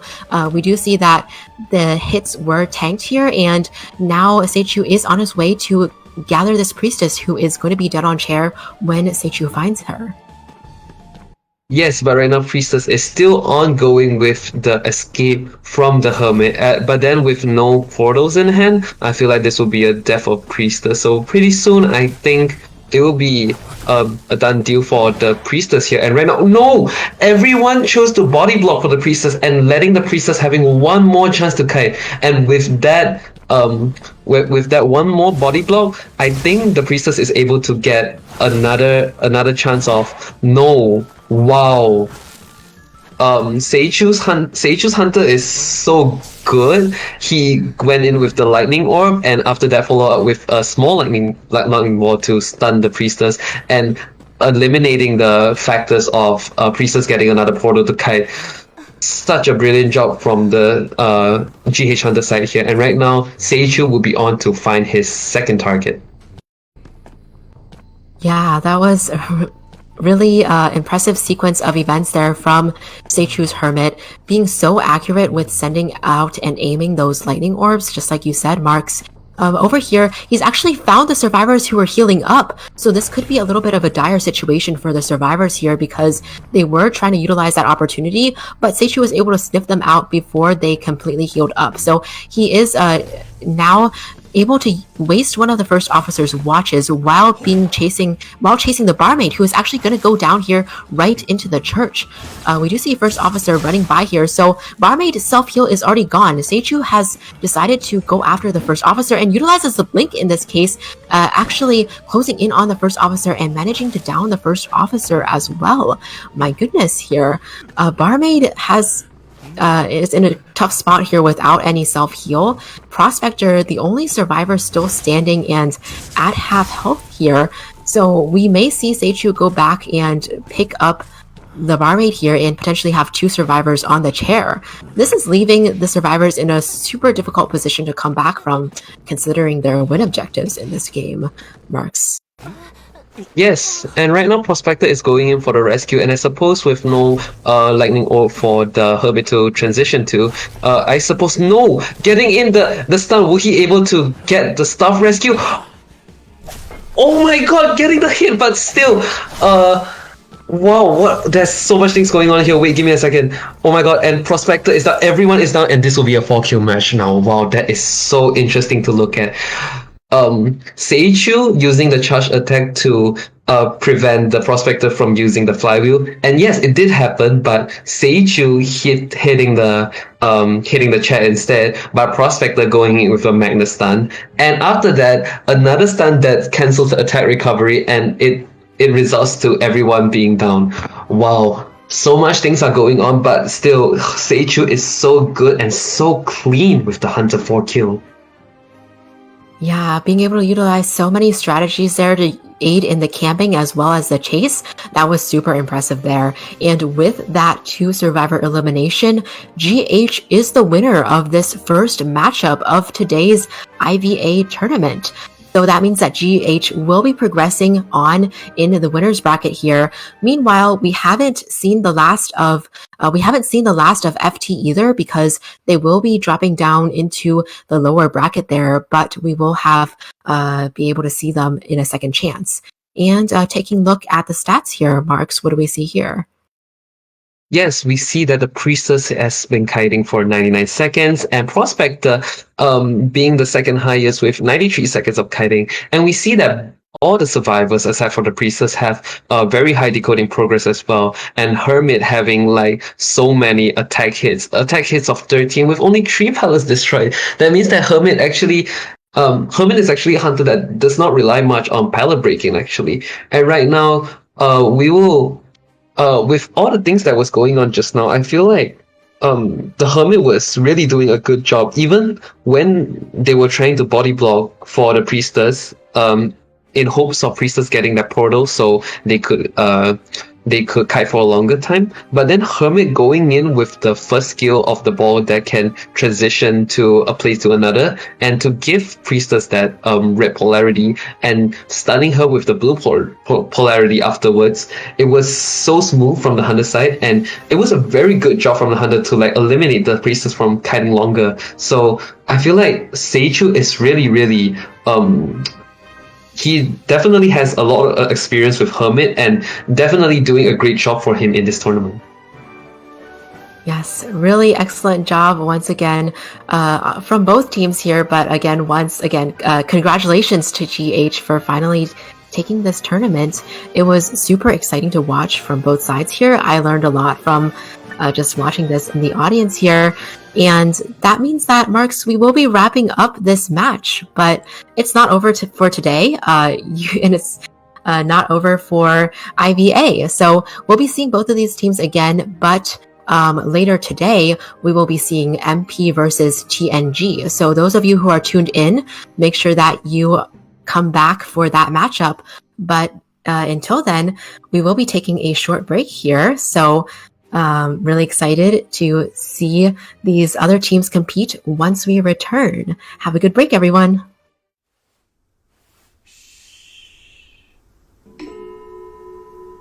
Stay silent when you hear this sound. The static particles begin to vibrate with the sound waves, indicating they have acquired energy. It may be a tiny amount, yet it's enough to straighten out my thoughts. But the energy can also be huge. As the setting sun shone upon the final rest, I saw a musical note glimmering in gold and dancing in the air, just as they expected. The movement spread my life energy and pushed me up a pedestal until I could smell the aroma of talent in the air. The aroma was me, but it slowly faded with time. Once it faded, it cast me into the abyss, where the light from my eyes extinguished. The light shines through my fingers and onto the white keys as I continue writing, hoping the melody points me in a direction. In the reflection, I see what should have happened. He glows golden, just like they first expected.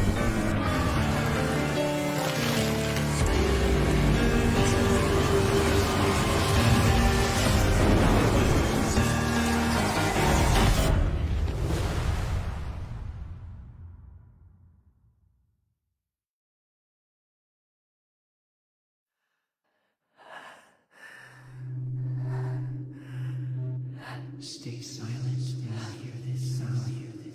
The static particles begin to vibrate with the sound waves, indicating they have acquired energy.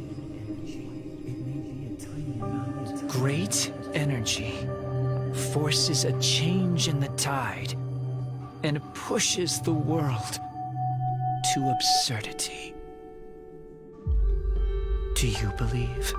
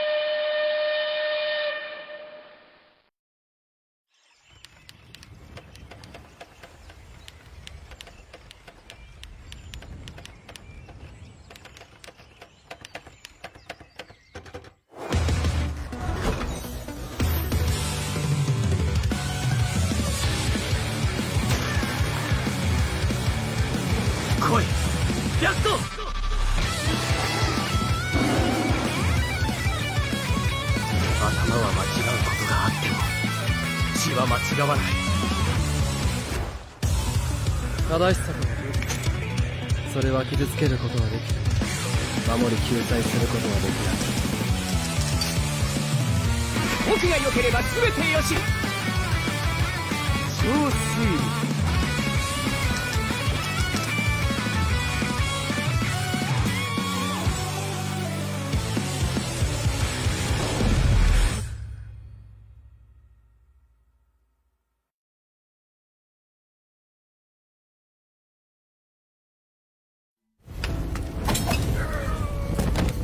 everlasting night with no end in sight.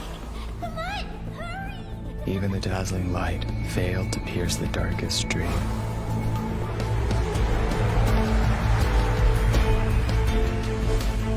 Noir, the Mello family has no need for useless people.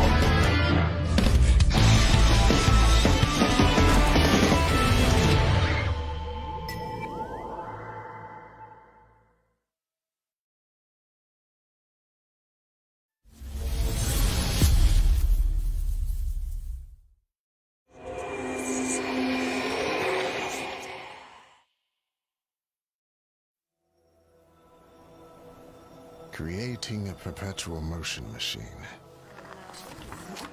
is like being trapped in a never-ending dream. Reality grows from these sketches, expanding through years of fruitless effort.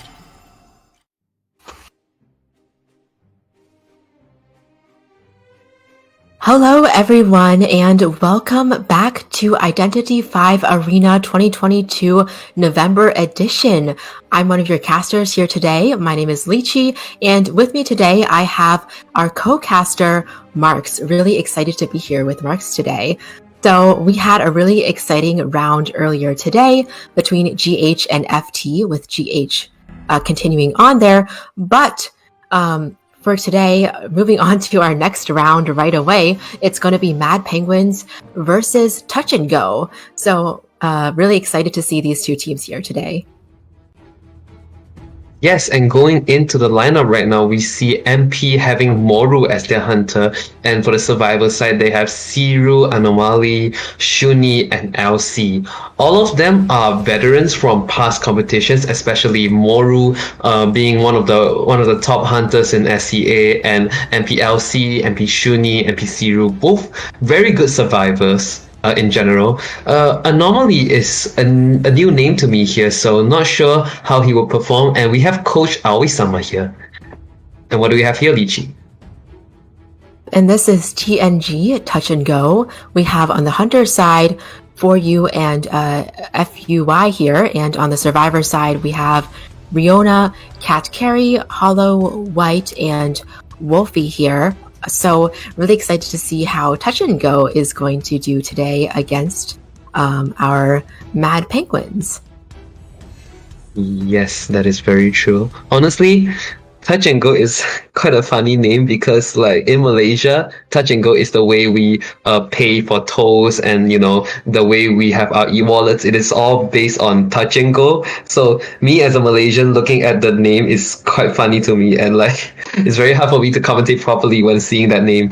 But then, jokes aside, MP being a very strong team that has got many good results since like the start of like IDV competitions, that could trace back to 2020, 2021, and TNG being a new team, I suppose, but with veteran survivors and hunters in it. I feel like this will be a very interesting matchup, and I would be very excited to see how both teams will play out. Yes, that's for sure.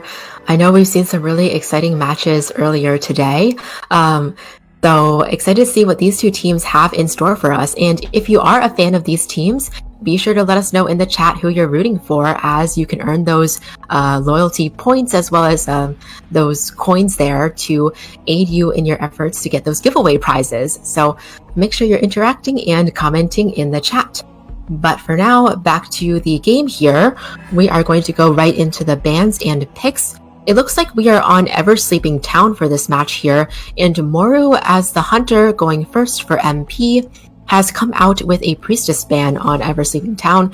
Pretty typical ban that we've seen quite a few times so far, so we'll see how this continues to play out in this ban and pick situation here. Yes, and one thing about competition is they really, really like this map, Ever Sleeping Town, just because it's such a good map for survivors to do cooperation. And for the hunter side, it's very good for them to use like some of their hunters like Dream Witch and Sculptor is a very good pick as well. So it could be it is a very good map for both survivors and hunters. And right now, going in with a pick, we have Mercenary and Postman here.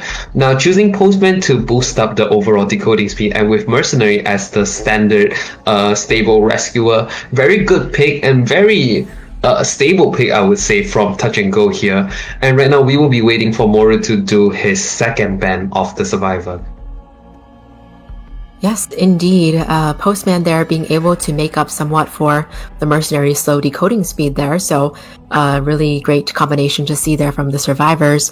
Meanwhile, Moru here has already come in with the second survivor ban here, and it looks like this is going to be a patient ban, so eliminating that survivor who, on a map like Eversleeping, does have a lot of good points that he could use to potentially hook, for example, hook into the graveyard and just gain a lot of distance. So we'll have to see how this plays out here.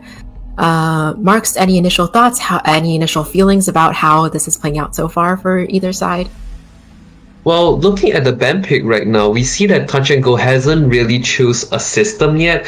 That could be like the toy merchant or like something that, like, you know, dancer is also an option as well. So TNG not going in with the system choice, that means that they have the choice to decide like what kind of system they want depending on the bans and pick. And right now we are seeing a dancer pick right here, so going on the later side of deciding what the system will be, I think TNG is doing pretty good job at it. And although with Moru banning the patient, I still think that there might be a chance for TNG to choose very strong titles such as Acrobat or maybe even a barmaid that has not been seen right now. Yes, that's for sure. Acrobat and Barmaid being pretty much staple picks in the metas nowadays, being able to do very strongly against a number of hunters. I think it'll all depend on who Touch and Go thinks Moru is going to play here.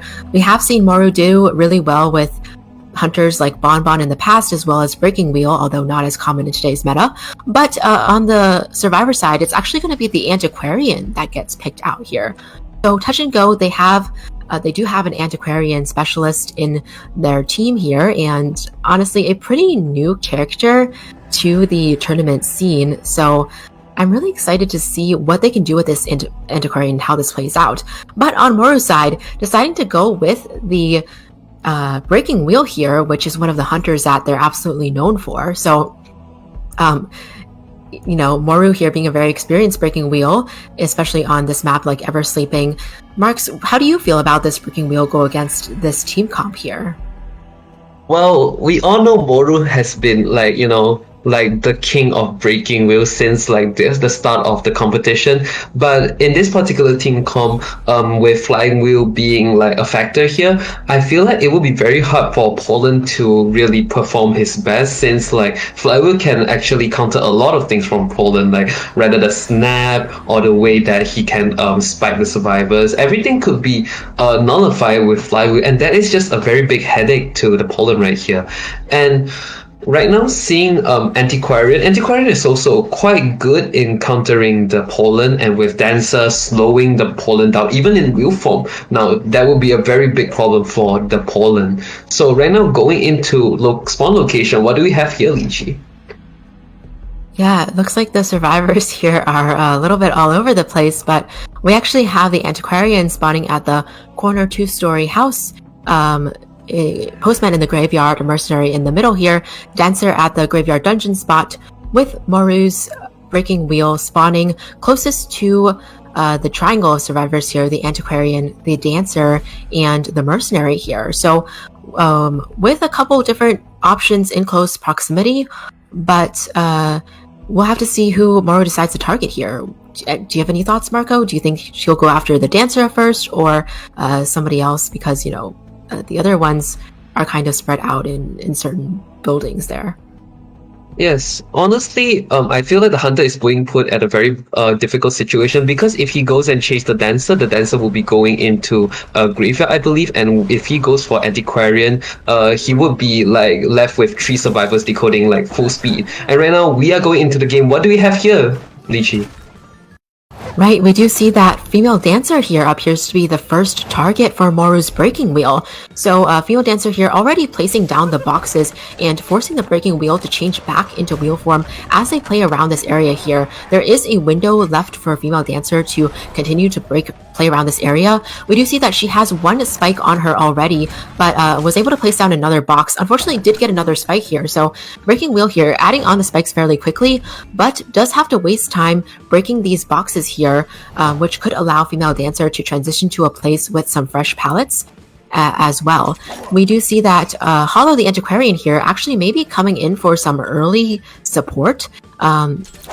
Interesting to see the Antiquarian come in here fairly early on, but maybe forcing the breaking wheel to change back into wheel, but no, he is going to try to catch up. Does have blink on as a part of his arsenal here, but able to use that snap, actually not the snap, the trap there to trap the dancer here and being able to save the blink.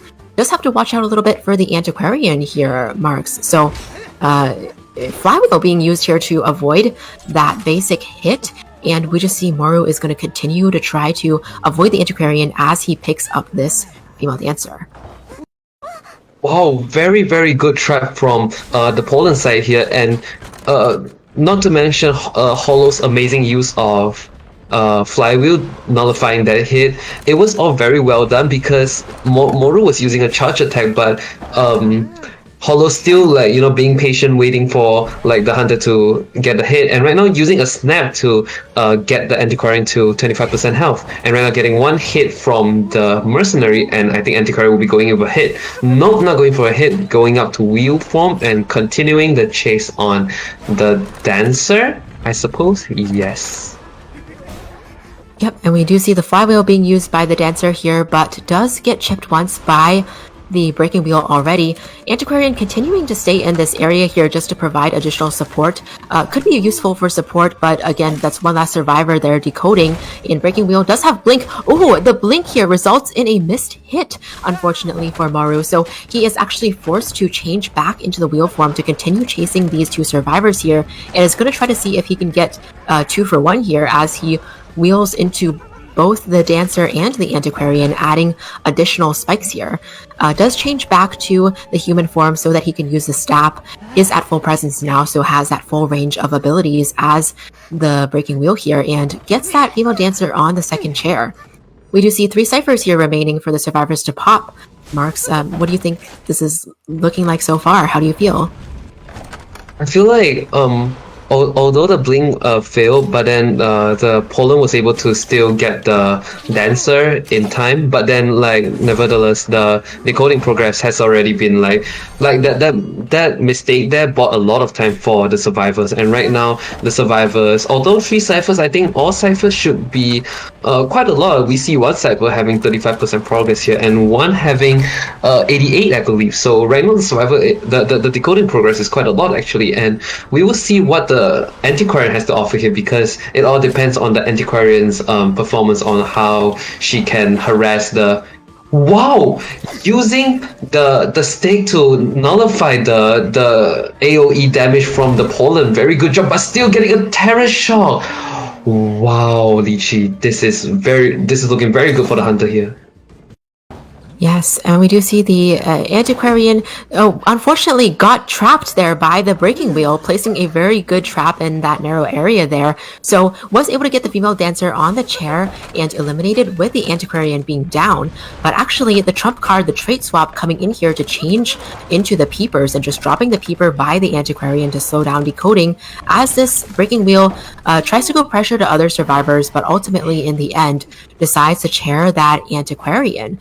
So breaking wheel here seamlessly grabs the second survivor and puts the second survivor on the chair here. The other survivors are both injured and are quite spread out from each other, so this could be potentially a bit of a difficult situation here. We do see mercenary coming in here, so if Moru decides to stray pretty far away, that does give the option to rescue, and we do see that happening here. with Moru continuing to go after these survivors here who are forced to utilize every tool in their kit to do their best they can to avoid the breaking wheel and spread out his attention here, Marks. Wow, and right now we are seeing that Moru is going back to chase on this Postman here, but Postman having a flywheel, there is a potential for Moru to miss the snap, but not going back to wheel form. I feel like this is looking pretty bad for the survivors here, because the hunter can just keep using his high mobility to track down the survivors, and the survivors all being in such bad condition, it will be very hard for the survivors to regain back. Oh, wow, dodging that stick hit from the antiquarian and getting the hit. Now that is what I call mind game here, ladies and gentlemen. Very good job from Moru's side here. Yeah, that was quite an interesting play. We saw the antiquarian actually, I believe, destroyed one of the traps there by the breaking wheel with her skill there, but ultimately was put on the chair by the breaking wheel, who has now turned his attention over to this cipher being decoded by the postman here. So the postman does have quite a bit of spikes, but unable to utilize that flywheel to dodge that snap here, and goes right down on the train tracks. Moru placing these peepers down to slow down the healing as well as slow down the cipher progress nearby. Meanwhile, we do see that Antiquarian and Mercenary are the ones alive. Antiquarian just having run for her life, while Mercenary here being the one standing. Does have elbow pads left to work with, so is able to dodge this hit for now. Is going to have to try to buy as much time as possible for the postman to heal up, but going down right here due to a very well-placed trap by Moru's breaking wheel. Indeed, Moru definitely deserves that title of being known as one of the best breaking wheels in the region. Postman here now getting up, and Moru is just going to go after him, avoiding that dog by the postman here, and closing in distance as much as possible, mind gaming around these pallets, but just goes straight for that hit and downs the postman near Antiquarian Cipher, actually, Marks. This is quite interesting now. Yes, and right now with with Postman self-heal being used up, and Mercenary having very slow in herself, like in his self-heal, I feel like this is looking very good for the hunter, and most probably it would be a tie and above, leaning on towards the win situation, I believe. And right now all three survivors are down, Lychee. Very good job from the hunter side here, but Mercenary still going up, not giving up any hope here, and going back. I suppose that he's gonna heal up the postman, but having the insolence, that means that the healing speed will be slow. Checking if the cipher is being decoded or not, going back to the survivors right now, Lychee. Yes, definitely, and recognizing that the ciphers are not being worked on, just going back around to find whichever survivors he can. At this point, both survivors, neither of them have self-heal, have exit path left. Mercenary does have one more elbow pad to work with, but this pallet here is already destroyed, so there's only so far that he can go before Moru catches up to the Mercenary here. Postman there trying his best to decode with a decoding letter on that other cipher, but I don't think he's able to pop it so far. We'll see if Poland does decide to pick up the Merc.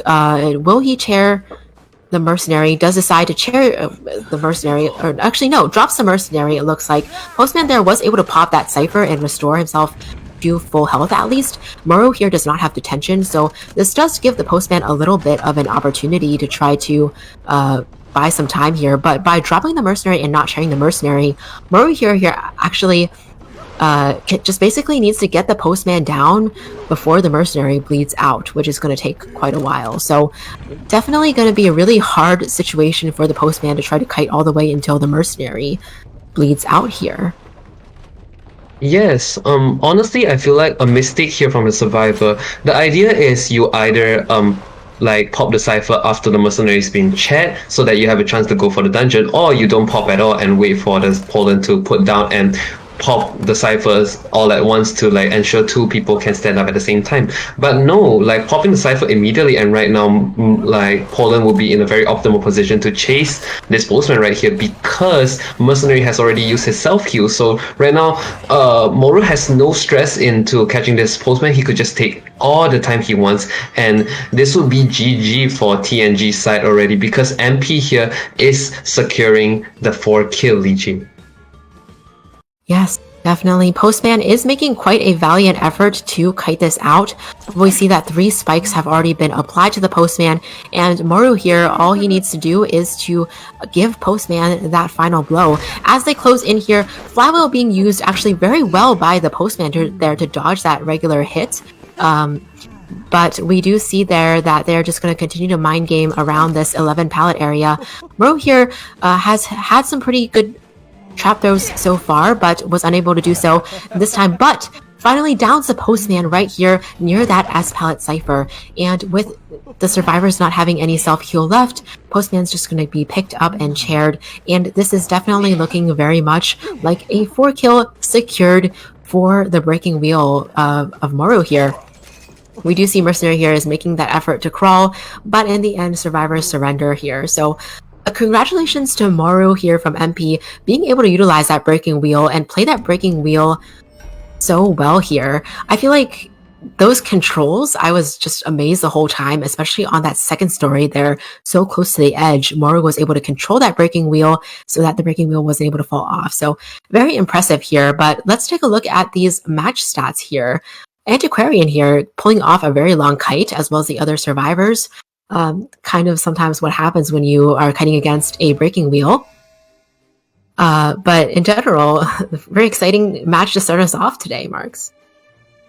Yeah, and with Breaking Wheel being such a hunter that is countered by the meta right now, Moru is not afraid to pick it up and doing such a great job on the Breaking Wheel. I feel like it is definitely like a well-deserved title of being one of the best in Breaking Wheels in the SEA region. So very good job from both sides, and good job to Moru on getting that 4 kill. Now we will be going into a short break, so we will see you later.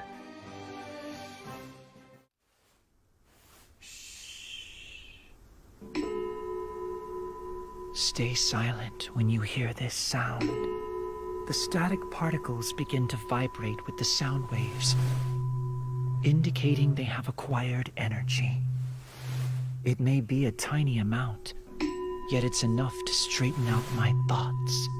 But the energy can also be huge. As the setting sun shone upon the final rest, I saw a musical note glimmering in gold and dancing in the air, just as they expected. The movement spread my life energy and pushed me up a pedestal until I could smell the aroma of talent in the air. The aroma was me, but it slowly faded with time.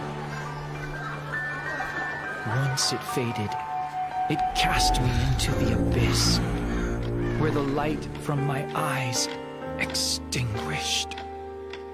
The light shines through my fingers and onto the white keys as I continue writing, hoping the melody points me in a direction.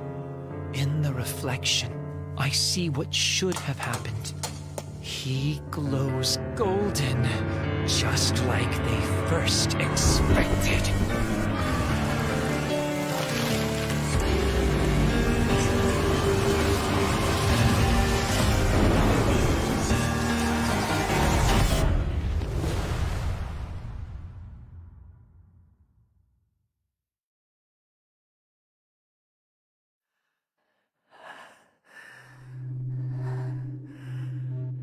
Stay silent when you hear this sound. The static particles begin to vibrate with the sound waves, indicating they have acquired energy. It may be a tiny amount. Great energy forces a change in the tide and pushes the world to absurdity. Do you believe?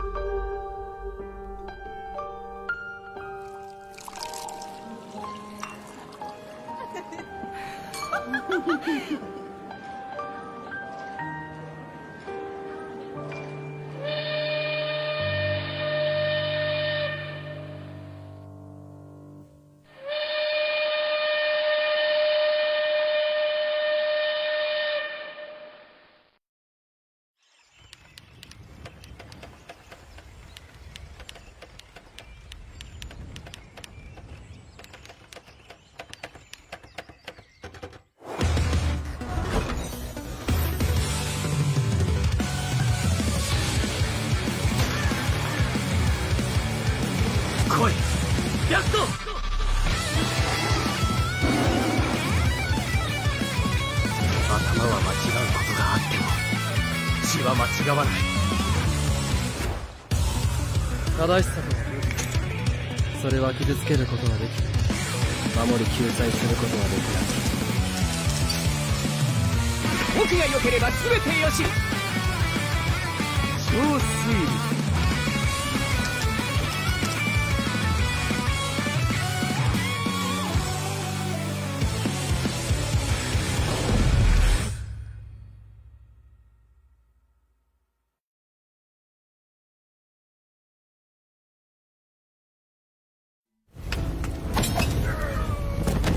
An everlasting night with no end in sight. Even the dazzling light failed to pierce the darkest dream.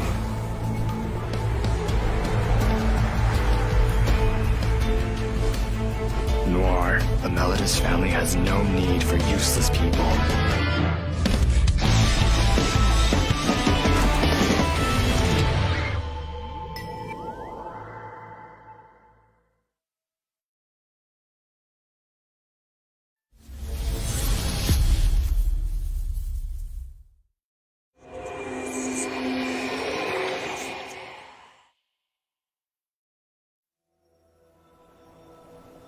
Creating a perpetual motion machine is like being trapped in a never-ending dream. Reality grows from these sketches, expanding through years of fruitless effort.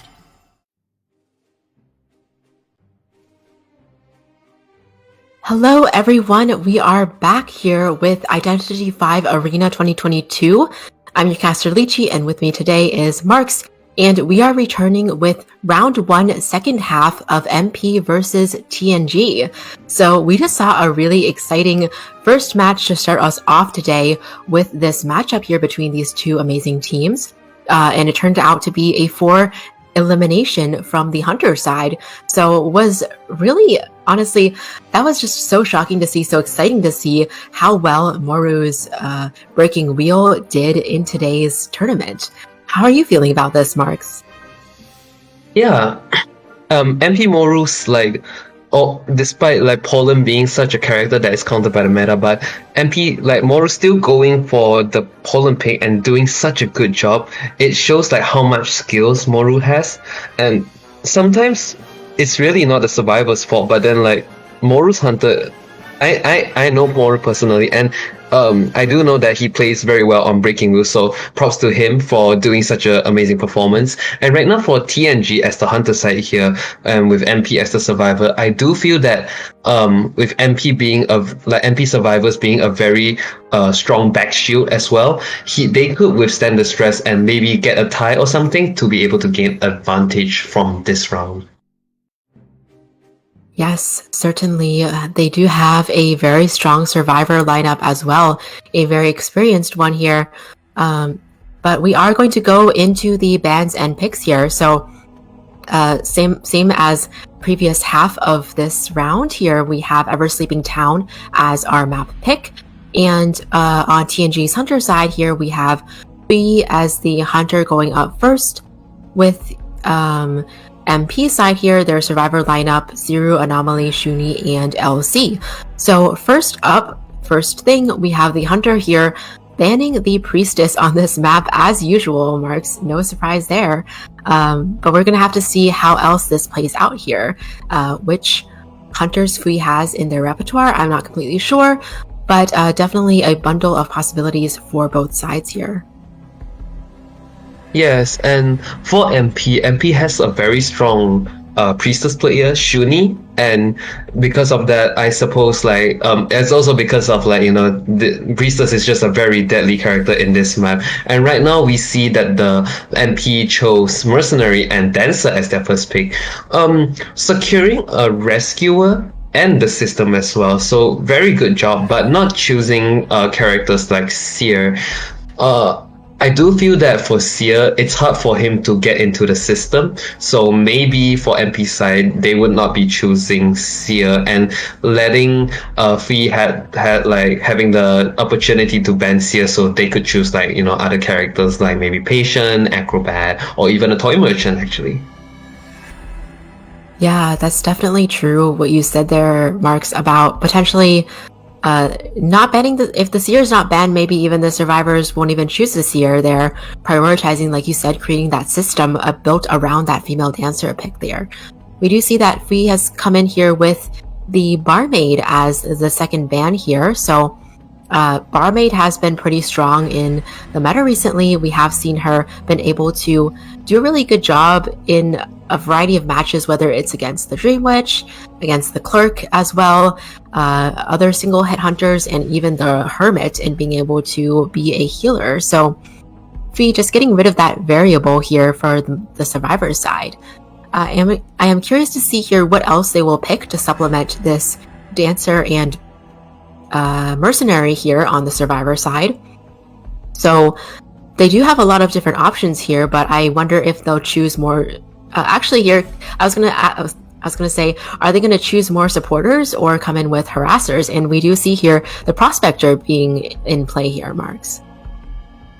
Wow, choosing a prospector. I wasn't expecting that, to be honest, because not to say prospector is like very rare to play in the first round, but I feel like they might go for more stable characters like patient acrobat. But then again, they do have like a player in there that plays prospector, and prospector in Eversteeping is quite okay as well.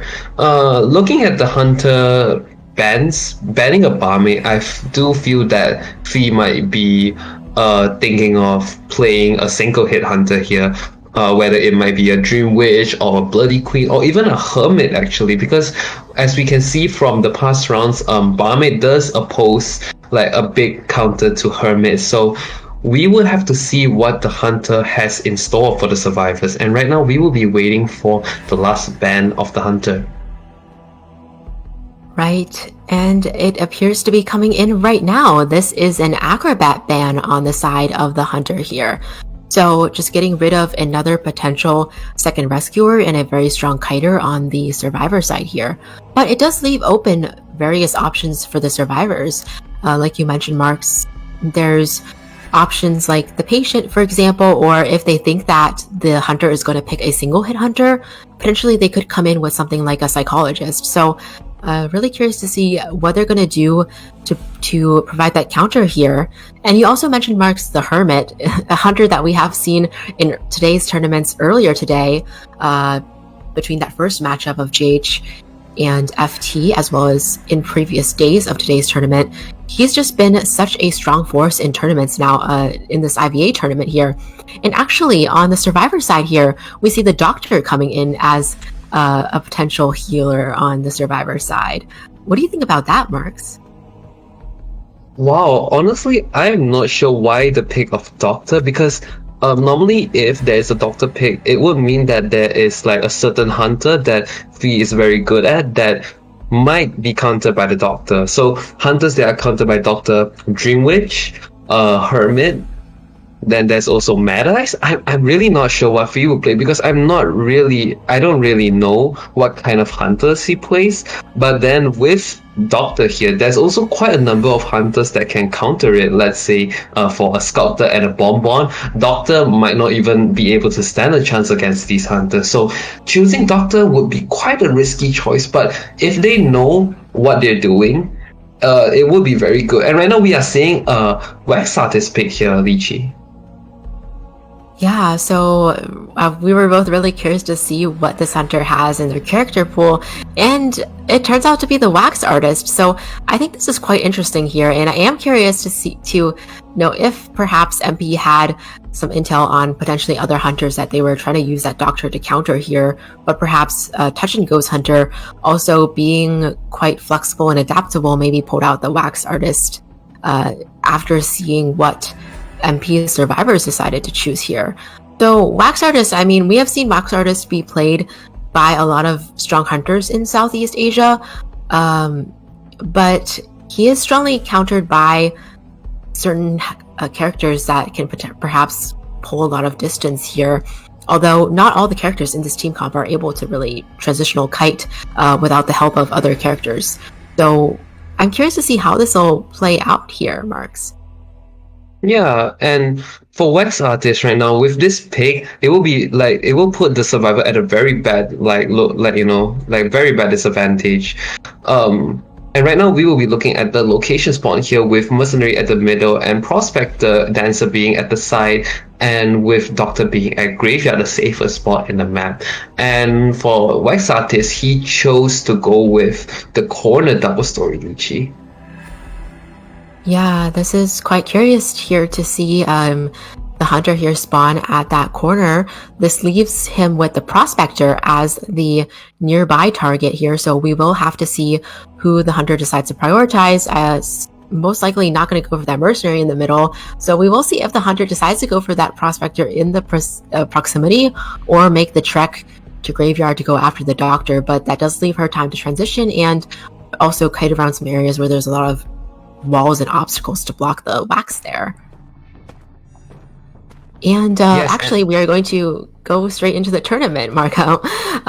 We do see here that the wax artist has an insolence and detention build here, and now just on the prowl here for the first survivor is making a beeline for that graveyard location where the doctor is. Does spot out some of the other characters, some of the other players here, including the female dancer who has left some boxes around, as well as Elsie's prospector. So actually, no, is going to decide to go after that prospector here, who is making his way around this these walls here, which potentially leaves the wax artist with some room to add some wax onto the prospector and close in some distance. We do see that the wax artist has teleport though, not blink. Prospector here coming in with a magnet, but does get frozen, takes that first hit, and is trying to transition away. Again, teleport, not blink on the wax artist side, so he is going to have to try to catch up to this prospector on foot here, Marco. Yes. Oh wow! Using the flywheel to nullify the wax stun. Very good job from LC side. That is a very smooth move right there. And right now using the mud bomb to prevent the pallet from prevent the survivor from vaulting the pallet. And right now the prospector is down. And I would say this team comp is quite fragile if without the support of dancer, everyone is just a one-man kiter, including the doctor actually. So if they don't utilize the dancer here, it will be very hard for the survivors to even kite very long against this wax artist.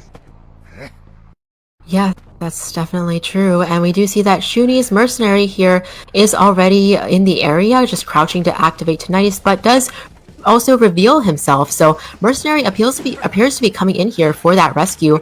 Wax artist with a basic attack, allowing mercenary to pull off this rescue without taking a double down. Prospector here with a good magnet that actually stuns the wax artist for quite a long time. Wax artist, is able to somewhat counter stunners in a way, but is able to build up enough wax onto the prospector and actually proc the last effort before the tie turner even ends. So this does allow the wax artist to actually chair the prospector into the basement area here at the corner house. And also wax artist of note does have full presence already, so I'm curious to see how this camping will go for TNG's hunter here, because wax artists with full presence in a basement could be a little bit tricky for the survivors to go after the rescue at all. So we'll have to see if they decide to sacrifice here, Marks, or make a run for it. But it seems like sacrifice is what's going to happen here. Yeah, honestly, selling would be the best option here, because with mercenary not having any Titaner and no one having any Titaner, actually, it is quite hard for the person inside basement to actually make a run for it. So selling here is the best option, because it doesn't really affect anyone's health. Everyone's healthy right now and everyone has sufficient tools. Right now for the wax artist, it would be best if he can teleport to the doctor, and he does it right now, and he is on the chase on the doctor right now, Lychee. Yes, Doctor here a little bit defenseless against the wax artist here. That wax bob unfortunately was not able to get the Doctor too much, but is now taking a lot of wax from the wax artist, using a flywheel to anticipate in a prediction here. But in the end, wax artist here able to down the Doctor near the graveyard area and get her second survivor on the chair very quickly here, Marco. So that was a really quick second chase here from the wax artist. We do see that there are two ciphers remaining on the survivor's side, and Mercenary appears to be coming in place for a potential rescue as well. Does have one elbow pad left, but does not have tie turner, so this could be a little bit of a dangerous situation here, even if he does pull off the rescue here. Yes, and right now Doctor will be continuing with the kite. Well, very good rescue from the mercenary just now actually. And right now this rescue, the most important thing is to delay as much time as possible. Oh, but Doctor getting the down with the double bomb. Very good job from TNG Hunter side. Apparently he knows very well how to control a wax artist, and that is a very, very good move by him. And right now I think he is sharing at the last cipher, which is, oh my god, this will be a turning point, Lichi. Yeah, and blocking the last cipher actually with this wax here, not allowing them to continue to decode. And both survivors are in the vicinity here, so the doctor is also, the chair is quickly gaining additional time here, so they will have to figure out how to make this rescue happen as well as continue to work on that cipher. But no, wax art is just going to keep blocking off that cipher, preventing them from decoding at all and sealing some of the survivors in place as well here with that wax. I think they are trying to body block a bit for that doctor, but unfortunately the doctor was still ended up going down here. Flywheel used by the dancer to avoid going down as well, but the mercenary here just continuously unable to decode due to the wax artist continuously sealing off the cipher here. A big sequence of events here, but in the end the doctor is going to be picked up and chaired and up for elimination while the mercenary goes down after that delayed damage is over. Wow, Marks, that was a long sequence, a lot happening right there with that sequence of events. Yes, and right now we are seeing wax artist on the chase on the female dancer right here. Honestly, with that rescue from the mercenary, with the doctor, I believe. Yes, the doctor. I suppose that the doctor should be going into graveyard to prevent sharing to the cipher that is near, that is near here, the geisha. But then, doctor not dying like close enough, like inside graveyard, it lets the hunter have a chance to get a 4-kill here. So this is a potential 4-kill match for the hunter here, Lichi. Yeah, definitely.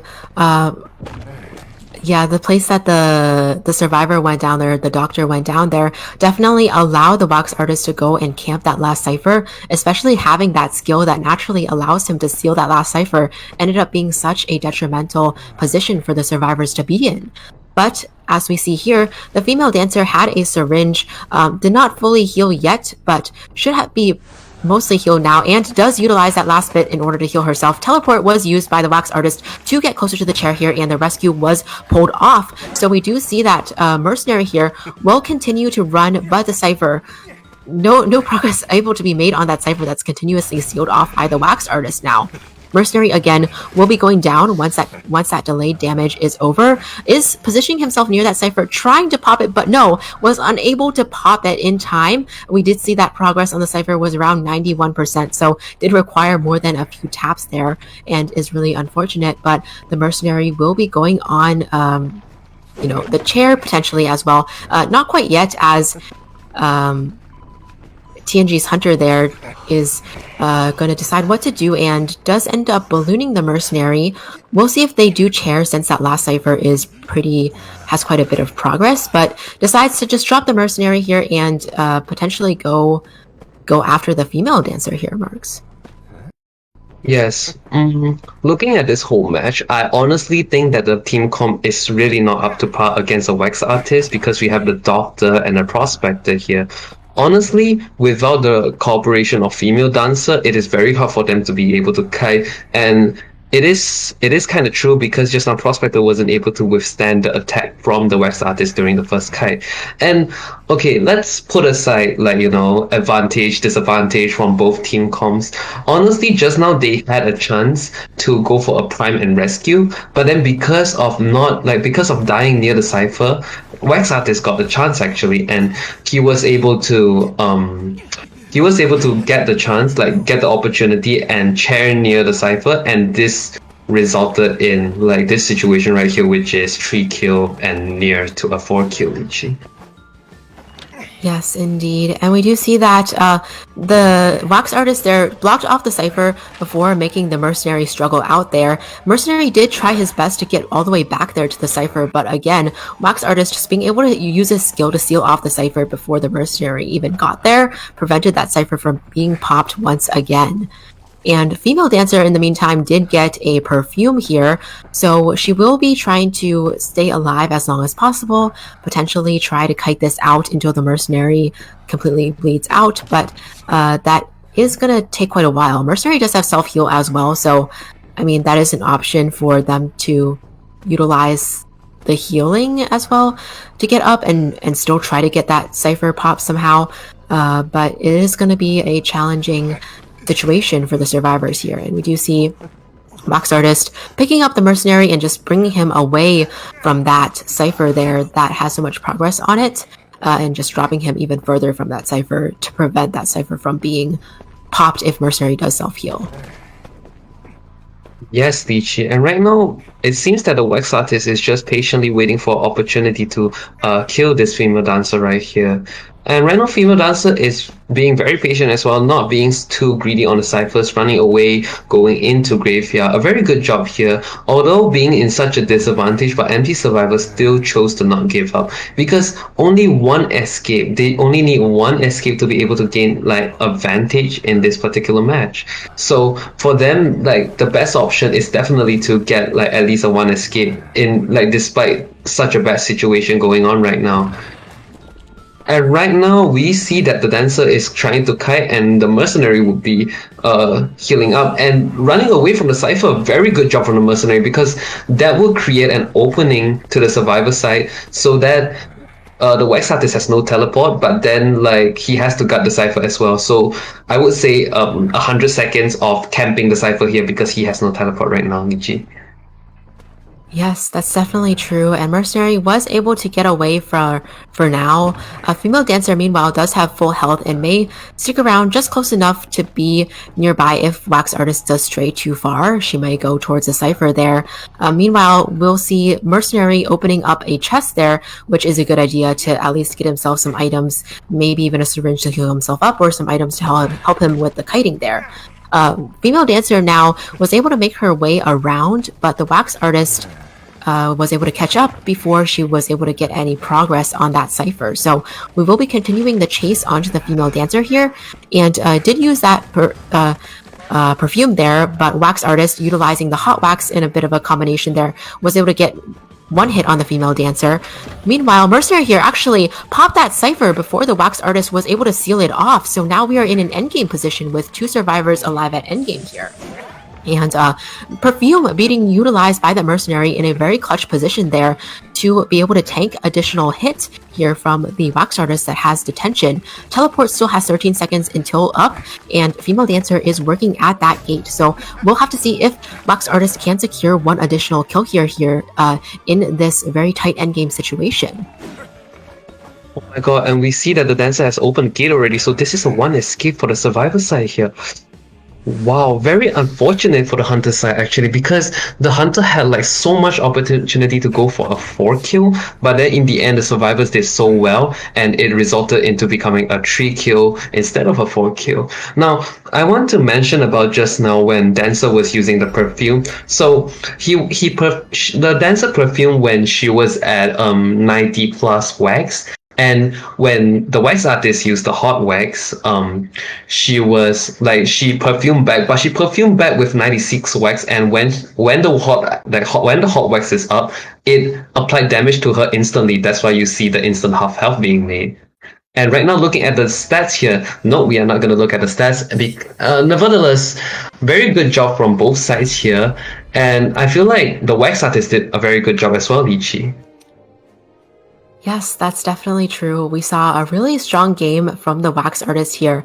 It was great to see the Hunter from Touch and Go just be able to be adaptable, recognizing that the Doctor may counter some of their other Hunter mains here, and pulling out the Wax Artist, recognizing that the Wax Artist would be strong against this team comp and playing that to their advantage.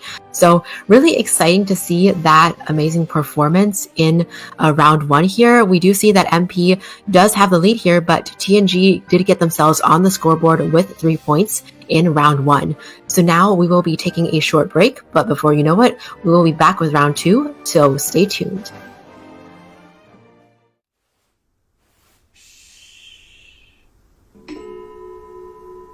Stay silent when you hear this sound. The static particles begin to vibrate with the sound waves, indicating they have acquired energy.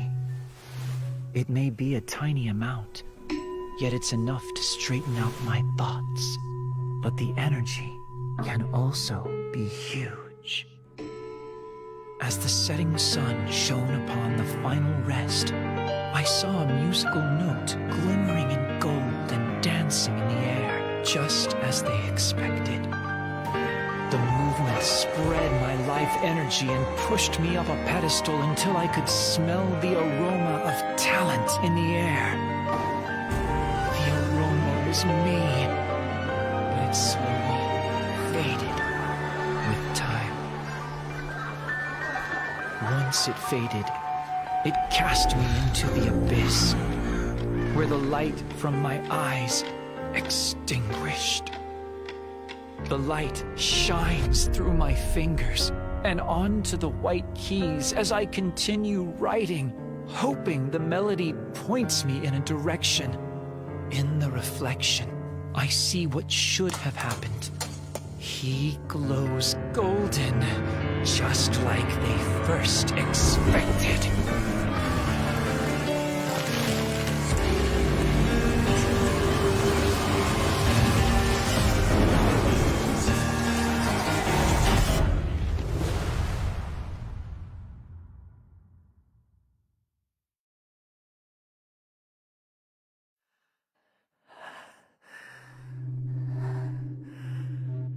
Stay silent when you hear this sound. The static particles begin to vibrate with the sound waves, indicating they have acquired energy. It may be a tiny amount. Great energy forces a change in the tide and pushes the world to absurdity. Do you believe?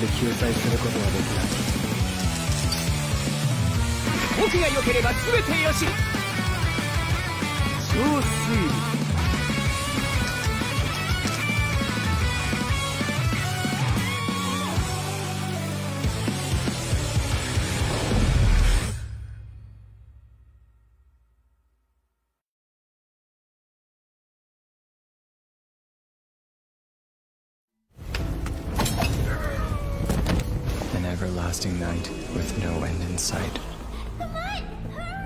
Even the dazzling light failed to pierce the darkest dream.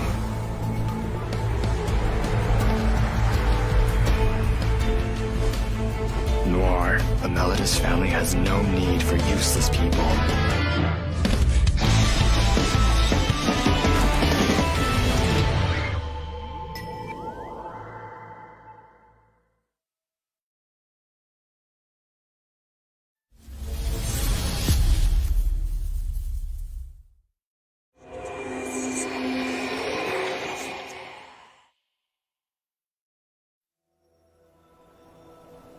Creating a perpetual motion machine is like being trapped in a never-ending dream. Reality grows from these sketches, expanding through years of fruitless effort.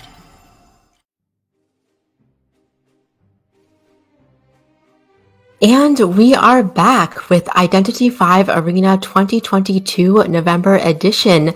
I'm your caster here, Lychee, and with me today is my co-caster, Marks. So we just finished up round 1 between MP and TNG, and what an exciting round 1 that was.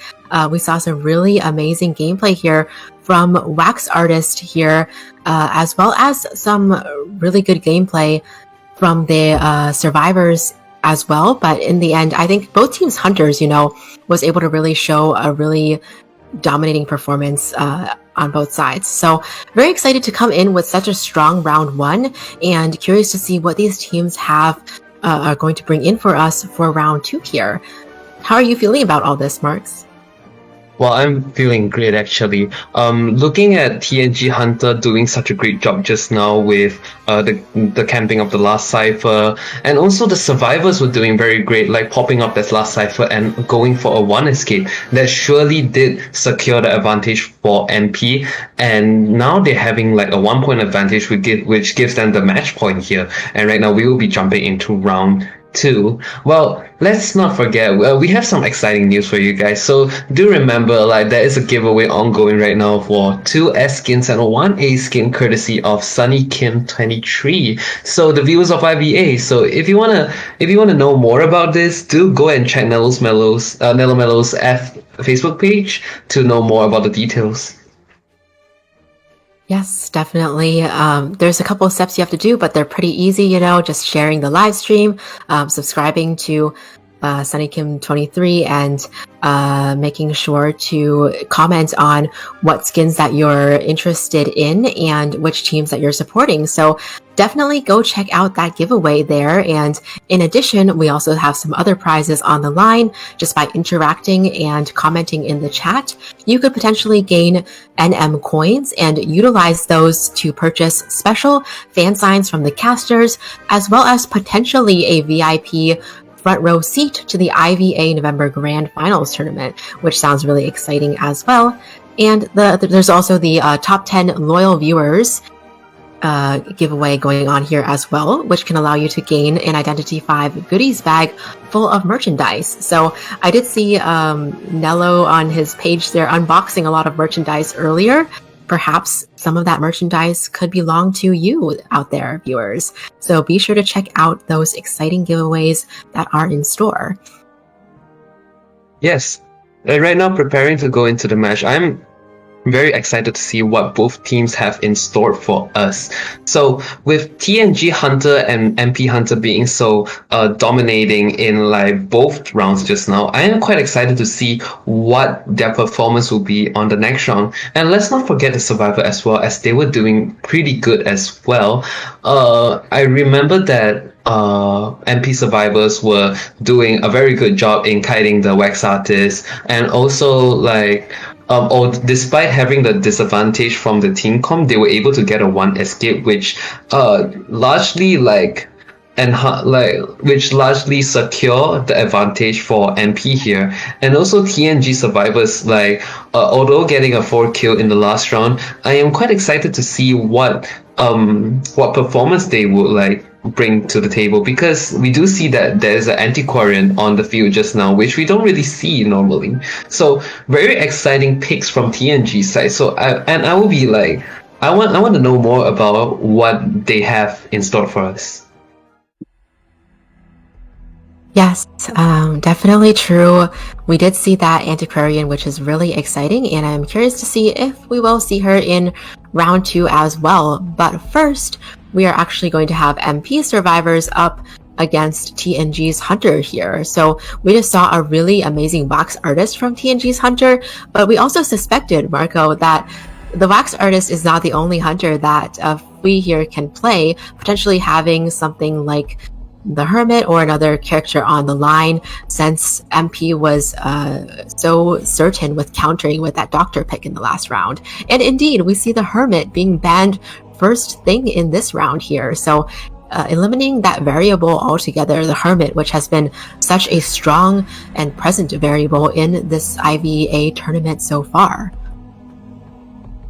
Yes, and right now we are seeing an acrobat and forward pick here, a very standard choice from the survivor, one being a very strong kiter and one being a very strong harasser.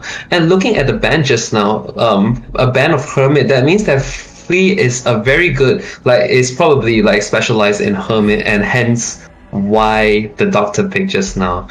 And right now we will be waiting for Fee to make his third band, and I feel like if this map pick was from MP, then they're doing a very good job, because not only they can ban Hermit, but it also limits the performance of Wax Artist. Meanwhile, MP Moru having a lot of hunters in his arsenal that can do well on Arms Factory, it will be very beneficial for them. So MP Moru has Bloody Queen and also Dream Witch to work with, so I'm quite excited to see what kind of hunter Moru will bring up later. And we see a patient ban here, Lychee.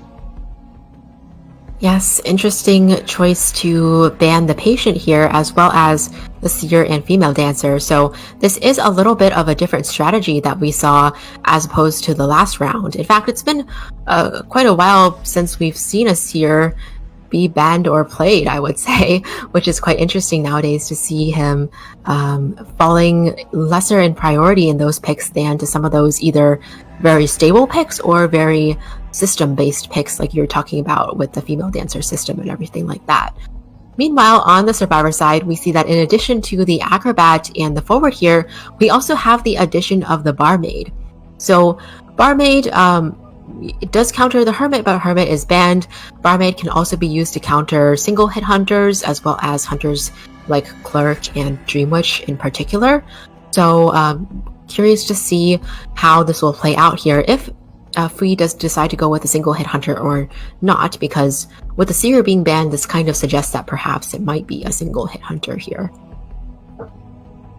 Yes, and right now we are going in with a postman ban. Looking at the ban overall, if they're banning postman, that means that it is a hunter that is scared of fast decoding progress. So it could be a hunter that is very strong in camping, like Sculptor or Bonbon. As for a seer ban, I'm not sure if that's if that's because the hunter is scared of single hit hunters, but it could be because that in Arms Factory seer is the main supporter, so getting that ban was necessary as well. And right now going with the entomologist pick. Now I'm quite worried for MP Survivor here, but because what if Free Hunter goes with like a hunter that counters an entomologist like Bonbon? Yes, that's definitely true. We'll have to see if this hunter has Bonbon within their character pool here, and turns out it's actually the Sculptor here, perhaps even predicted by MP if they chose to bring out that entomologist specifically to counter the Sculptor here as well. But it does kind of make sense. Sculptor is also somewhat countered by Postman, so that does a little bit make sense why the Postman would get banned there by the Sculptor as well.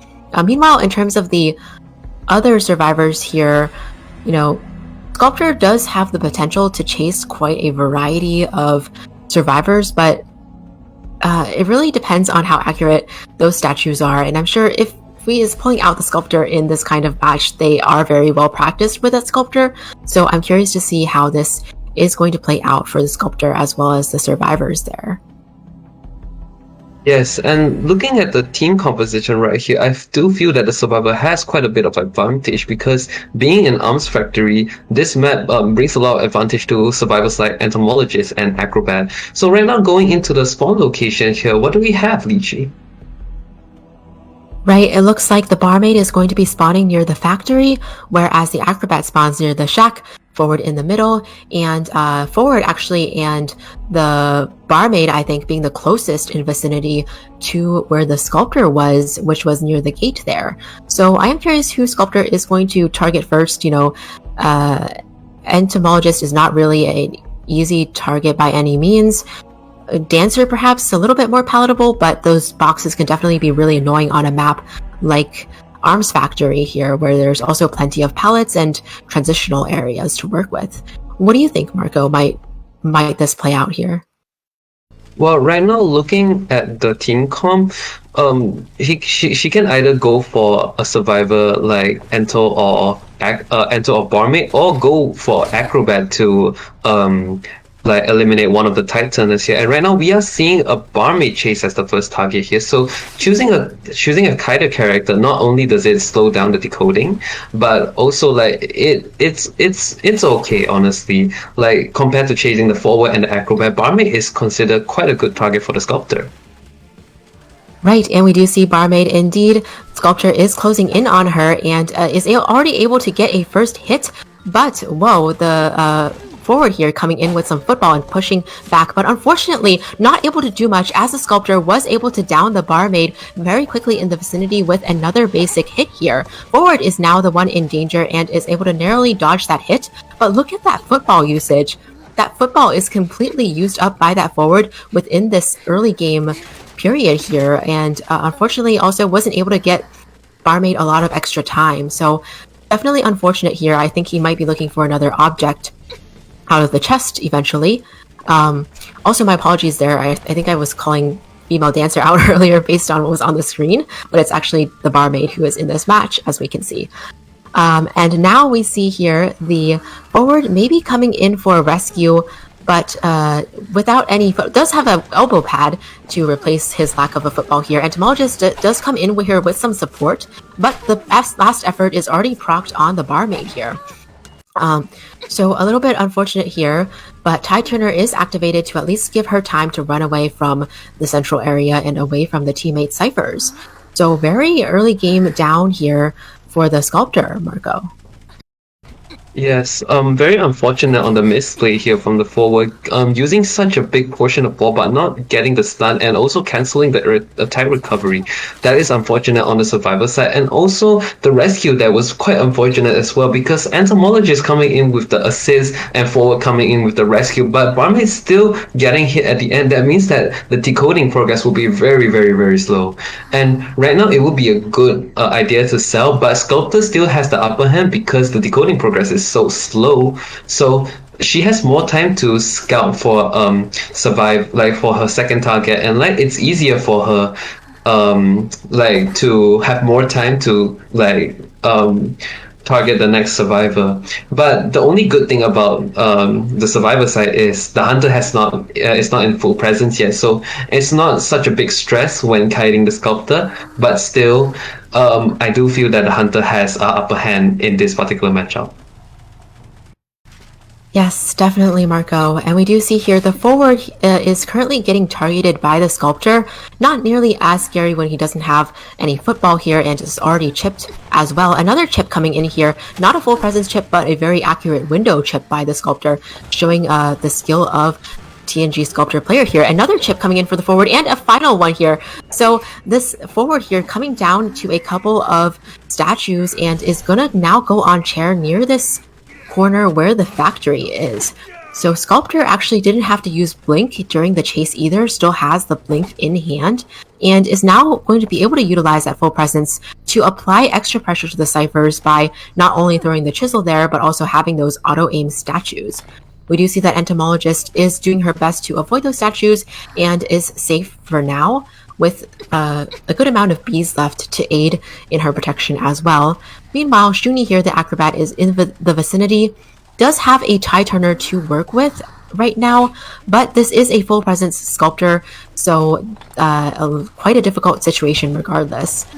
Two ciphers are remaining on the map as well, and they are letting the forward go past half. We'll see if Shuni decides to go in for rescue right before half or not. This might be a little bit tight here. Yes, and right now the Acrobat is going for the rescue, and nicely done dodging all the statue, and right now going in for a very good rescue here. Getting down the statue and getting the hit on the forward, very good job from the Sculptor. The second chase just now on the forward was very, very amazing, using a barrage of statues to prevent the forward from kiting and chipping down every bit of health he has. And from that point on, it's basically a GG, well played for Survivor here, because like the hunter getting down second target, like the second target so fast, even without full presence, that means that the cipher is really not enough. And I suspect that this one cipher here, I don't think it's that much. It's probably like maybe 20 or 30, or even maybe a new cipher, Lychee. Yes, definitely a lot of progress cut out for the survivors, yet to having to decode that last cipher. And we do see here Sculptor now on the move, chasing the Acrobat as the next target. We'll see if this Acrobat can buy enough time, but Sculptor is closing in quickly here and is able to get that basic hit on the Acrobat, knocking the Acrobat down. Sculptor here seems to be leaving the Acrobat on the ground for now, just trying to figure out where that Entomologist is, if any of those ciphers are being decoded, but has caught sight of the Entomologist very near this place, the factory here. So we'll just see Sculptor continue to loop around and try her best to chase that Entomologist, who is speeding away on those bees and able to utilize those bees to block off the Sculptor's path. Still getting 1 chip damage, though, from the Sculptor's auto-aim statues here. So hopefully the Entomologist can kite enough time for the Acrobat to be able to prime his self-pickup, and we do see that Acrobat indeed utilizes that self-heal, whereas Entomologist is in quite a dangerous position as they mind game around these pallets here. Can she make it to the next spot? Looks like she will be hit as she tries to vault this pallet here. So Entomologist is going down, Acrobat is back up, but quite far away from any cipher there. So TNG is just going to go after the Acrobat and keep changing targets, trying her best, the Sculptor trying her best here to gain a 4 elimination situation here. What do you think is going to happen, Marco? Do you think that Sculptor is going to have this 4 elimination in the bag, or do the survivors have any fighting chance in this match? Well, most probably for the Hunter side, I think very likely he will be getting a 4 kill, because right now both survivors' selfie has been used up, and as I said just now, the cyber progress is actually not that much. As you can see in the factory just now, it was only 20 to 30, so it will mean like the survivor has to kite for a very long time, and against a full presence Sculptor, that is just physically impossible, I would say, because okay, right now going to teleport to the who's this? The Entomologist right here. Same thing, because both of them used up their self-heal, so like killing anyone would be a good choice for the Sculptor here. And right now, the main priority for Sculptor is to just prevent the cipher from being decoded. So right now, that is what the Sculptor is doing, and getting a cheap hit from the Entomologist right here, and Entomologist getting the down. And right now, just chasing that mercenary, and it will be a 4 kill match, Lychee.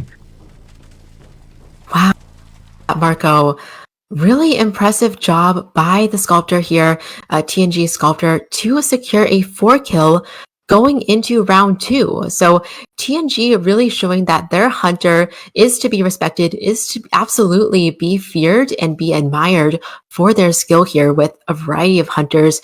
Now we know that Sculptor is in the mix as well. Let's take a look at these statistics here real quick. So we do see that the Hunters, the survivors try to contain the Hunter around a minute, each of them pretty much. And the Hunter there having 7 knockdowns, a terror shock. In the end, as we saw, a 4 survivor elimination, getting TNG ahead with 5 points in round 2. So MP now has the pressure on them to try to come back with hopefully another 5 points if possible. But if not, at least try to round out those points as much as they can and force that as much of an advantage as possible going into round 3.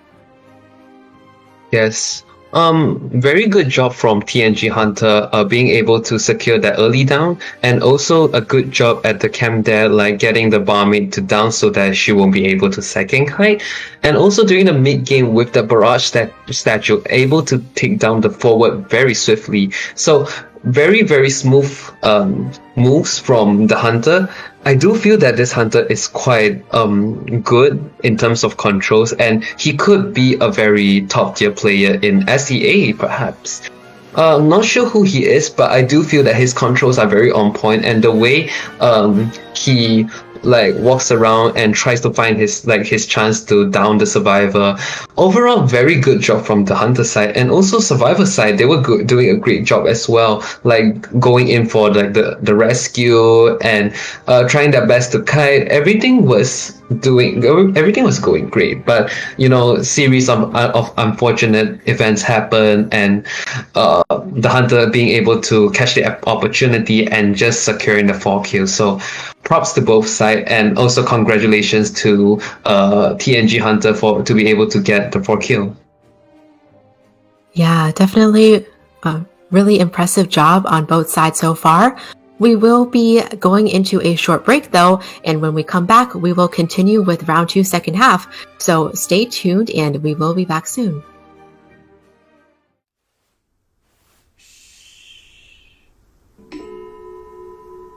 Stay silent when you hear this sound. The static particles begin to vibrate with the sound waves, indicating they have acquired energy. It may be a tiny amount, yet it's enough to straighten out my thoughts. But the energy can also be huge.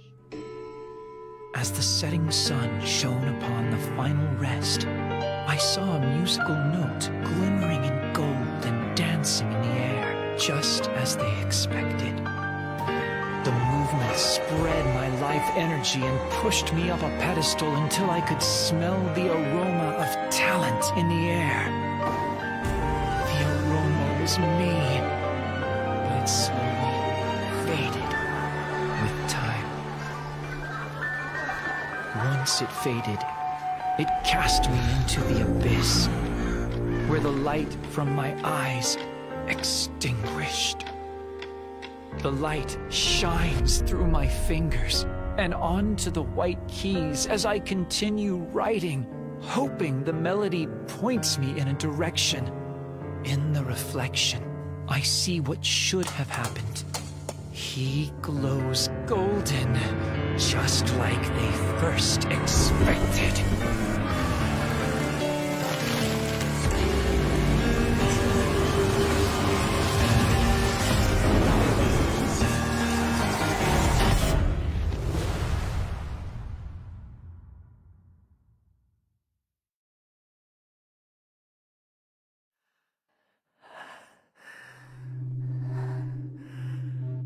Stay silent and you hear this sound. The static particles begin to vibrate with the sound waves, indicating they have acquired energy. It may be a tiny amount. Great energy forces a change in the tide and pushes the world to absurdity. Do you believe?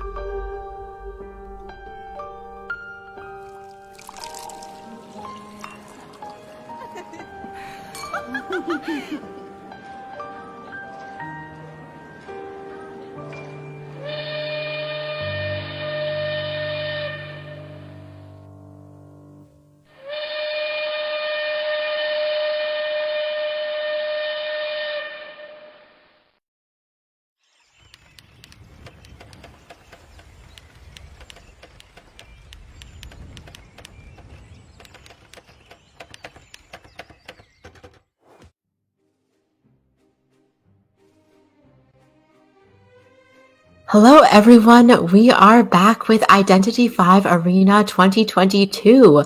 This is your caster Lychee, and with me today is my co-caster Marks, and we are back to the game.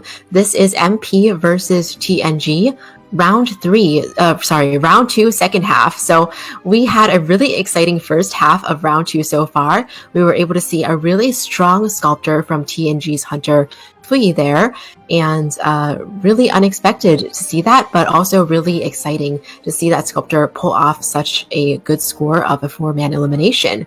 On MP Survivor side, they did try their best against that sculptor there, but due to a few misplays early on, unfortunately was not able to come back from that in the end. So we will have to see how MP's Hunter Moru is able to help them get back from the situation here. But I'm excited to see how this will play out.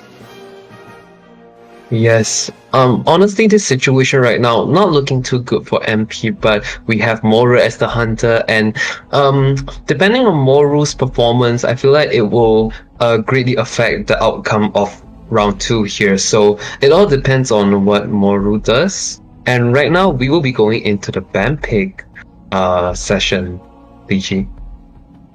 Yeah, I'm curious how this will play out because we do know that in round one, Moru had a really strong breaking wheel and is absolutely known for that breaking wheel. However, on a map like Arms Factory, it can be a little bit difficult to play that breaking wheel here, which I think you may have even mentioned earlier, Marks. But actually, the sculptor is going to be the one being banned. So perhaps Touch and Go also thought about this map and thought that, on this map, perhaps Breaking Wheel is going to be a little bit more manageable, or maybe Moru is less likely to play Breaking Wheel. So they decided to go with that sculptor ban instead here.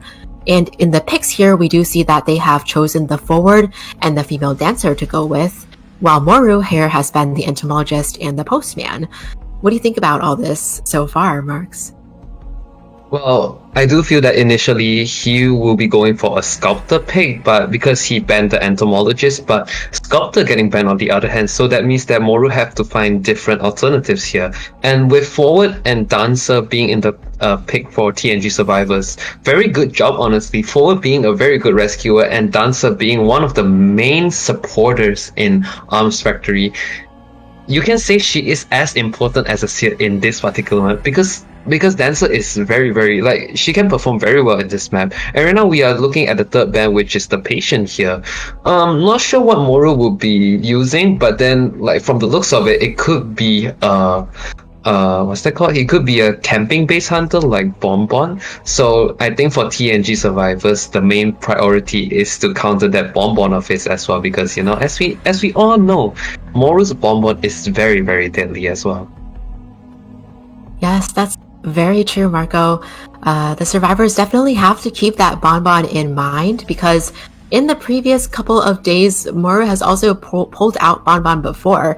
In fact, yesterday in day 2, Moru played Bonbon, I believe, in every single match and got a 3 survivor elimination every time as well. So definitely super strong with that Bonbon. Is also really flexible in bringing different traits depending on the situation.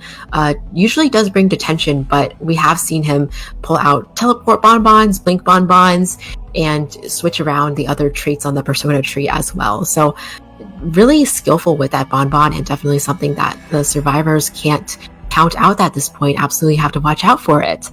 I'm curious to see what the survivors will be doing to supplement this forward and female dancer here. What do you think, Marco? Will they be going for supporters with additional kiting characters? What might they be considering here? Well, I feel like primarily they might consider going for an acrobat pick unless if they have different options in mind. And yes, as I predicted here, it is an acrobat. Just because acrobat is so good on kiting, and also he can be considered as a rescuer as well. And because of the versatility, he is able to have a very high rate of being chosen to be up for the tournament here. And right now, looking at this team comp, it's looking pretty good with forward, dancer, and acrobat. These 3 characters can all cooperate with each other, with forward doing the harass and acrobat as the main kiting character, and dancer being the survivor that brings out all the support.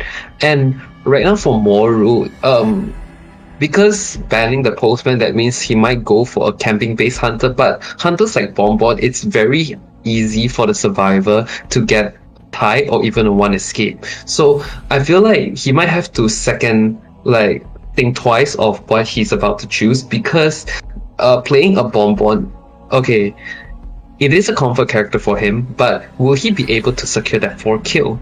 And we do see that the last ban is a Seer, and that means that he might not go for a Bonbon, but rather something that is a single hit hunter.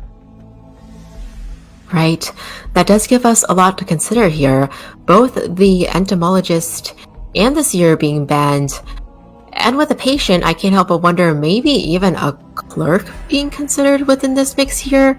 I don't know. It's a little bit tricky situation for Moru here because like you mentioned, he's very strong with Bonbon, but Bonbon we often consider as a TIE hunter who can achieve a 3-kill in the right conditions.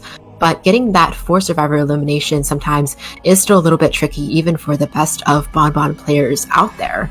So with that in consideration, perhaps Moro is also adapting and adjusting to the situation and considering what other hunters they can pull out here in order to gain their team this advantage, bring them to as close as 5 points as he can get in this match here.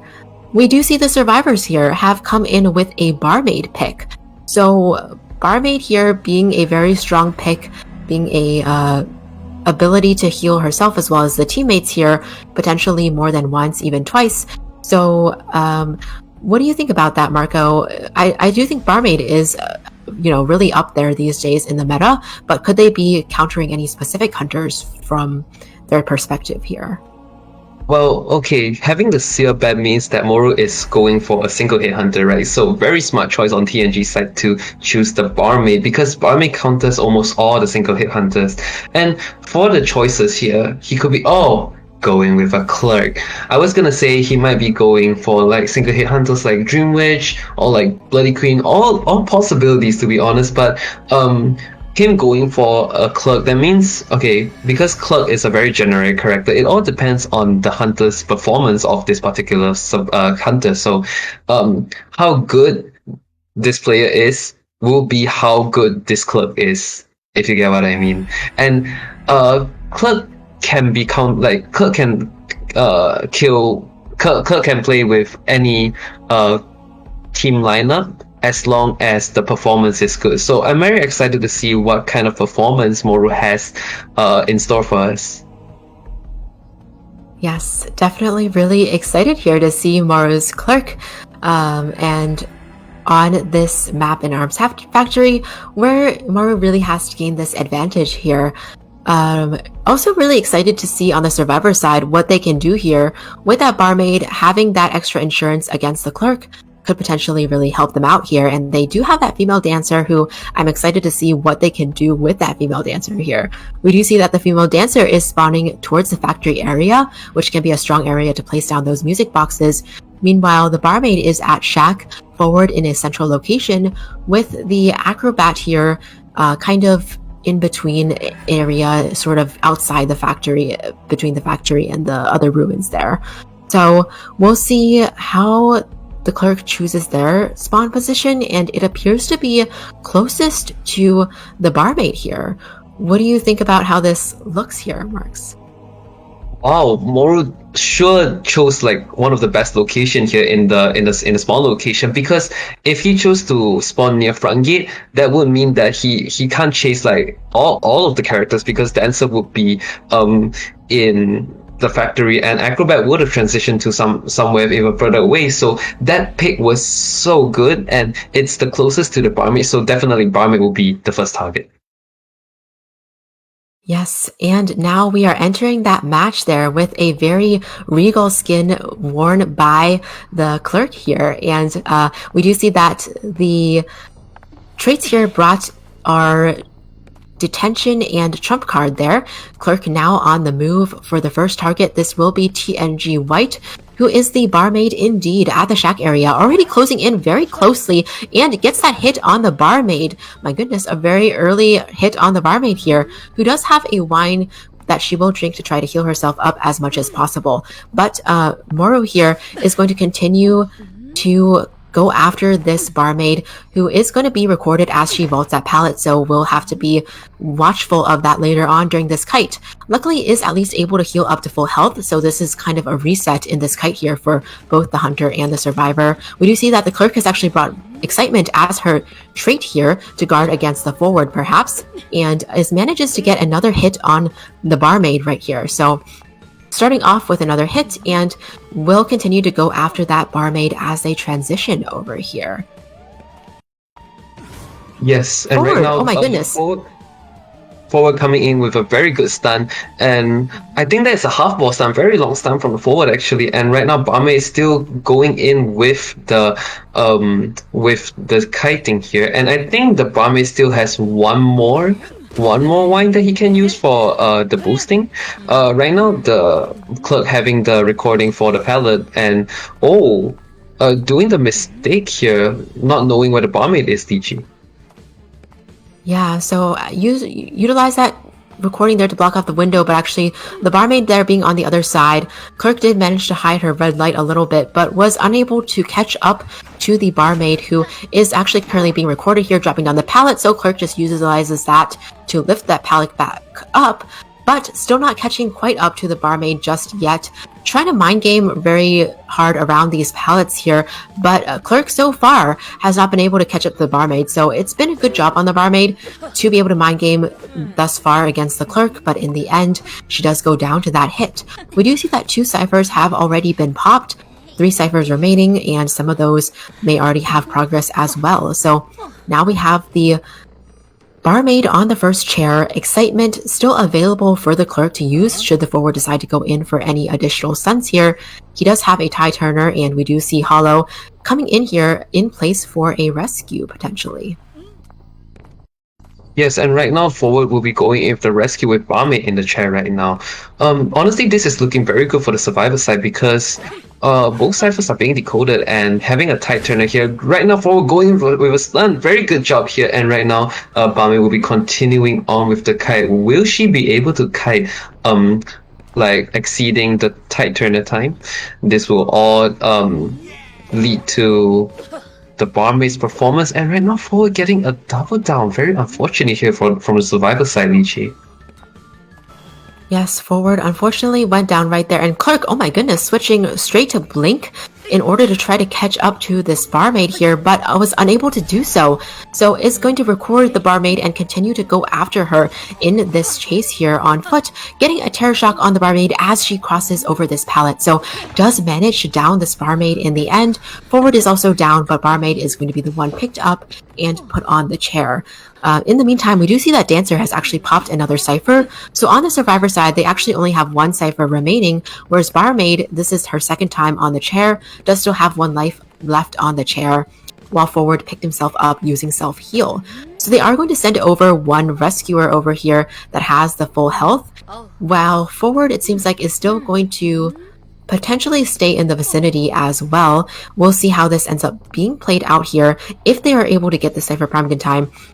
But we do see the acrobat in here coming in with the second tie turner, and all 3 survivors are here. They're trying to body block. Clerk unfortunately was not able to get that hit on the barmaid. Acrobat coming in here for additional support. He's the one going down on last effort, and the Clerk continuously trying to stall that cipher progress as much as possible, but is going to turn her attention back to these survivors kiting here in the end, and a stun comes into play. Acrobat is down, but the other 2 are still standing here. Marco, Acrobat is going to be picked up and put on the chair, but this does allow the barmaid to get away for free. Yes, and right now, with barmaid getting to flee away, she will be able to mix that double in and get herself back to full health. And I think she will be going in for the rescue as well. So looking very good on on the survivor side here. Honestly, that double down just now, although will put the survivor in a disadvantage, but Moru changing the trait to a blink, which limits his possibilities of endgame. So we do have to remember that TNG's goal here is to just get 1 escape, if I'm not wrong. Yes, 1 escape to secure the match point here, and it will be better if they have a tie and above. So honestly, this is looking very, very good for the survivor side. Yes, indeed, and it looks like female Dancer there already has that cipher pretty much primed, as the forward here will be going in for that last rescue, leaving the barmaid in position to potentially help either with the cipher or to decode the gate here. Forward here did pull off that rescue. Barmaid is going to be, the acrobat is going to be speeding away, does have some additional bombs to work with to allow him to help with that last kite. And Clerk here actually utilizing the blink right before the cipher pop. Unfortunately, this means Acrobat is able to get right back up and speeding away. Clerk will do her best to slow down that gate over there, but if they have 2 survivors working on that gate, there may not be much that the Clerk can do. She's going to have to try to chase after this Acrobat, and the Acrobat does have bombs to work with. Clerk, meanwhile, again, no blink, no teleport to work with. Can she get to this gate at least and try to down a different survivor near the gate. We do see female dancer has those boxes set up for her support here, and Moru here is just going to mind game around these pallets with detention, try to get it down on that female dancer who actually avoided that, and now another pirouette here to keep on avoiding the hunter. And again, at the window here, Moru here was not able to extend long enough to get that hit. My goodness here, Marks. Will Moru be able to secure at least one elimination for MP?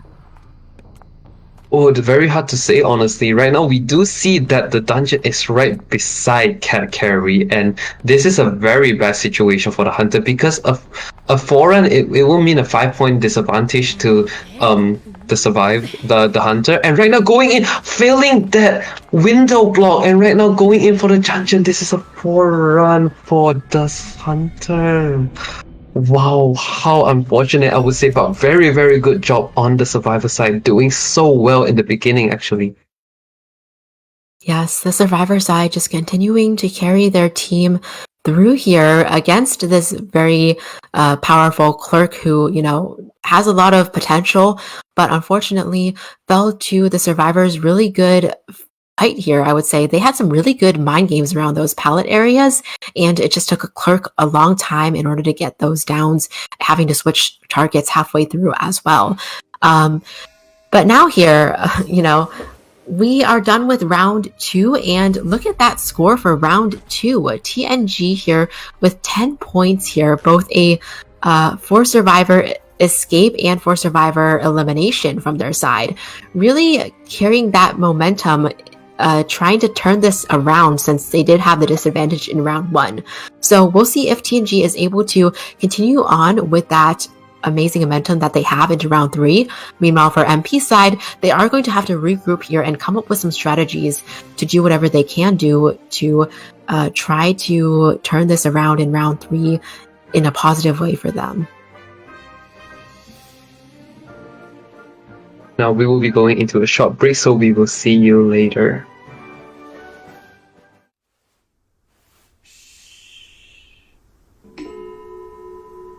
Stay silent when you hear this sound. The static particles begin to vibrate with the sound waves, indicating they have acquired energy. It may be a tiny amount, yet it's enough to straighten out my thoughts. But the energy can also be huge. As the setting sun shone upon the final rest, I saw a musical note glimmering in gold and dancing in the air, just as they expected. The movement spread my life energy and pushed me up a pedestal until I could smell the aroma of talent in the air. The aroma was me, but it slowly faded with time. Once it faded, it cast me into the abyss, where the light from my eyes extinguished. The light shines through my fingers and onto the white keys as I continue writing, hoping the melody points me in a direction. In the reflection, I see what should have happened. He glows golden, just like they first expected.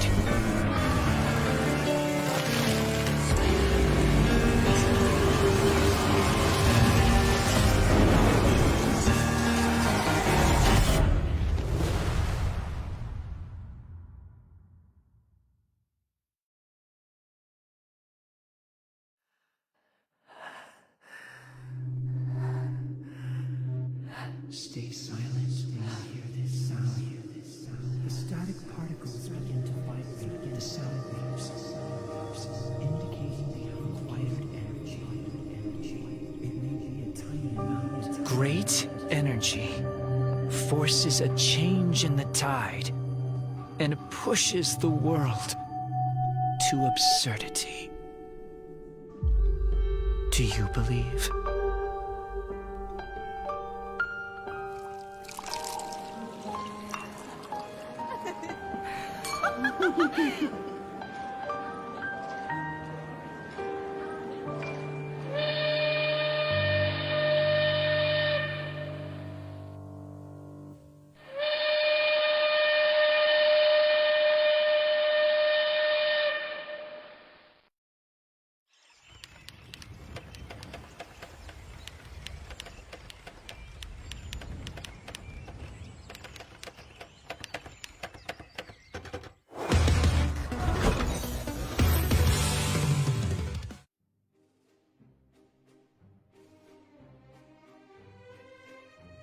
Hello, everyone. We are back to Identity 5 Arena 2022 tournament. I'm your caster Lychee, and with me today is Marks. So we've gotten through 2 rounds of this matchup so far between really strong teams, MP and TNG. And what a tournament match this has been. MP coming in here with the advantage at the start in round 1, taking round 1, but TNG was not discouraged by that and able to come back with a really impressive score of 10 points, getting both a 4 survivor elimination and a 4 survivor escape on their side, which is just wow, so impressive. So now we're going to head into round 3. A little bit of a difficult situation here for MP, but they are going to have to try to come back from that, while TNG is going to have to try to ride on with this momentum here. So really exciting stuff here, Marks. Yes, and for MP side here, they are obviously in a disadvantage considering the points of the game. But then I feel like there's still chance for MP to turn the tables, because if they win this round, they will still consider MP winning. So the only way for TNG to win is to get a win on this match or get a tie, which is not so easy compared to 1 kill and 1 escape. So honestly, this could be anyone's game, and I'm looking forward to what the 2 teams will bring to us. Yes, definitely. MP does have their work cut out for them in this round here, but if they can just focus on getting a win and wrapping up round 3 with an overall win, then perhaps this is a little bit more of a feasible goal for them here going into round 3. But excited to see what they have in store for us. Every match here so far has been really exciting regardless of what happens. So I think for us, we're just really excited to see some gameplay here from top tier hunters and survivors being able to pull this out. I've just been continuously amazed this whole day, learning so much from both the hunters and the survivors who have been playing. So it's just been a blast to be here, honestly. Yes, and well, before we get into the game, let's not forget some giveaway that is going on. So do take note that there is a giveaway of 2 S skins and 1 A skin, courtesy of Sunny Kim 23. And to the viewers of IVA, if you want to know more about the giveaway, do go to Nello Mello's Facebook page for more info. And there's also loyal viewers giveaway and M-Coins program, all that things.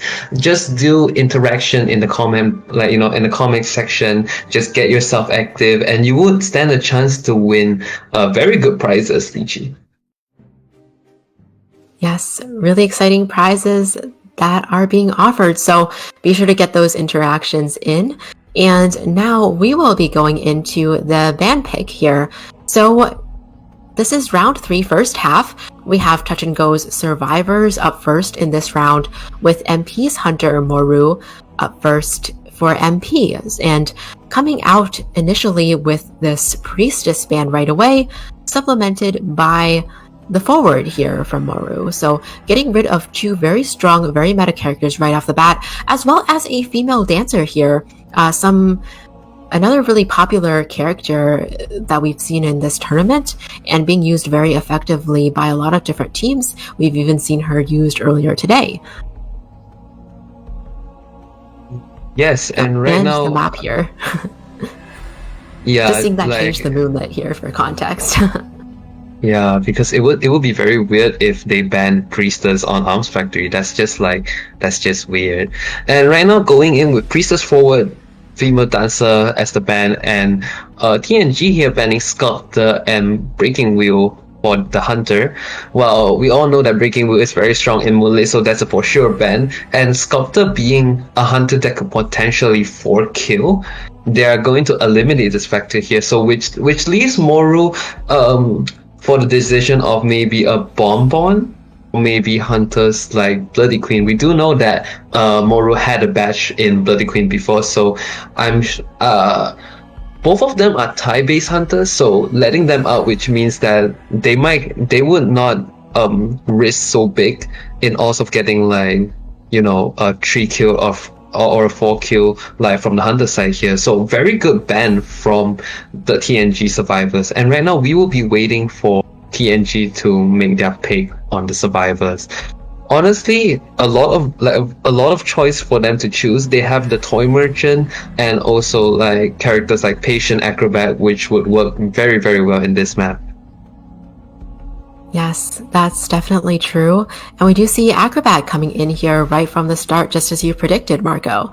And the Mercenary coming in here to supplement. So coming off with two stable characters right off the bat, we'll have to see if they continue to go for stability or if they'll pull out some additional tricks here. We do remember that they tried the Antiquarian earlier today as well. So she could also do some pretty interesting things on this map as well.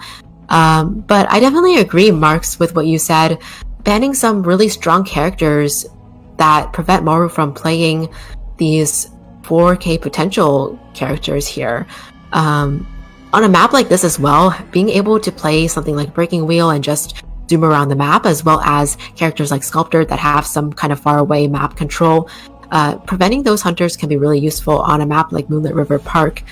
And it really forces Moru's hand here. Is he going to go for that Bonbon, which can be a little bit difficult to play on a large map like Moonlit? He has played Teleport Bonbon in the past before, so if he does go Bonbon, I wouldn't be surprised if he goes for Teleport on a large map like this. But again, maybe he'll decide to go with a different hunter here who has natural ability to cross that large distances across the map. And we do see here coming in for that ban, that Survivor, the Postman, is going to be banned next on Moru's side, whereas the Survivor side goes for the Embalmer pick here. So definitely another really good character on this map here, Marks.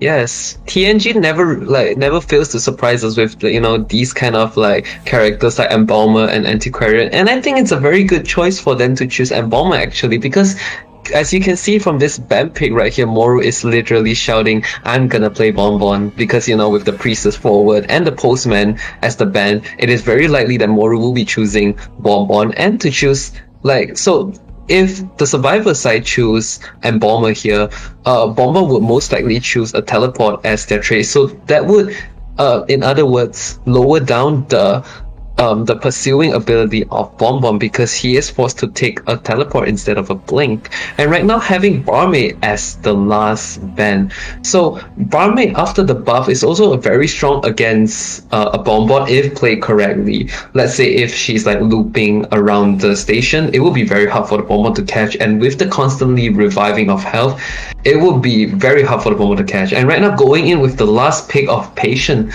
very good choice from TNG side honestly, because both two characters are super strong, and with Embalmer having the ability to transition from one place to another with the Coffin, and with Mercenary as the stable rescuer here, very stable against this Bonbon that Moru just picked, Lychee. Yeah, this puts Moru into such a difficult position, I feel like, because which one of these survivors is an easy target here? Really, none of them can be considered super easy targets, because even if you go after the Embalmer, who doesn't have really any items to help himself kite, he can still utilize that Coffin to prevent Bonbon from having a chance to camp at all, which is one of Bonbon's strengths here. Also, forcing the hunter to potentially have to bring something like Teleport as well. We can even see the roller coaster come into play on this map to allow the survivors to gain even more distance between themselves and the Bonbon. So regardless of who Bonbon chases, I mean, Acrobat is so strong on this map, has so many jumping points, and Patient can just pull far distances away from Bonbon and utilize unique hook spots as well. So I just think that this is going to be such a difficult situation for Moru, regardless of what traits he decides to bring here. Yes, and even so with the quenching effect and to teleport to the Embalmer, which is the easiest target in this team comp right here, don't forget that Embalmer has a Coffin, and with the Coffin being able to transition from one spot to the other, it is almost impossible for the Bonbon to gain an easy target. So I feel like the advantage is on the Survivor side right here, and also in a map in Moonlit River Park, location spawn is a very big factor, and you see everyone is choosing a spot that is very strong, with Patient going in the station and Embalmer being in first stop. Yes, definitely true. And we do see Moru's Bonbon here is going to choose to spawn at the second stop, so somewhat close to the Acrobat, but also has the potential to go after the Embalmer. But Embalmer being at first stop does have the roller coaster to work to the advantage if Bonbon's not able to get them off the roller coaster with those bombs there. So this does give the survivors quite a bit of potential and puts Maru into a little bit of a difficult situation here in trying to chase down the best target possible. But we will be entering the match now. Maru here with the very cute duck skin of the Bonbon, and we do see that on the trait side, he has brought insolence and detention.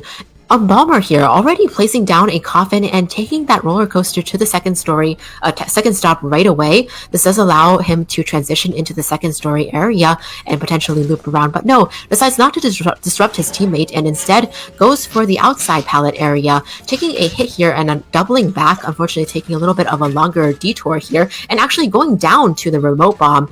Wow, that was a very quick down from Moru's Bonbon here, but unfortunately the Embalmer does have a coffin to work with. It is quite close to this area though, so I am curious to see if the Embalmer will decide to go for that coffin or not at the moment. And we see here that the Embalmer goes for the coffin, so what this means is they are not planning to rescue this Embalmer after the coffin, because for TNG here, they just need to play safe, so the best choice is that they sell the Embalmer here to prevent like all the unnecessary not getting the remote bomb hit. Oh my god, that was such an intense moment. I'm so sorry. But then still going in with the pursuit and getting the bomb hit.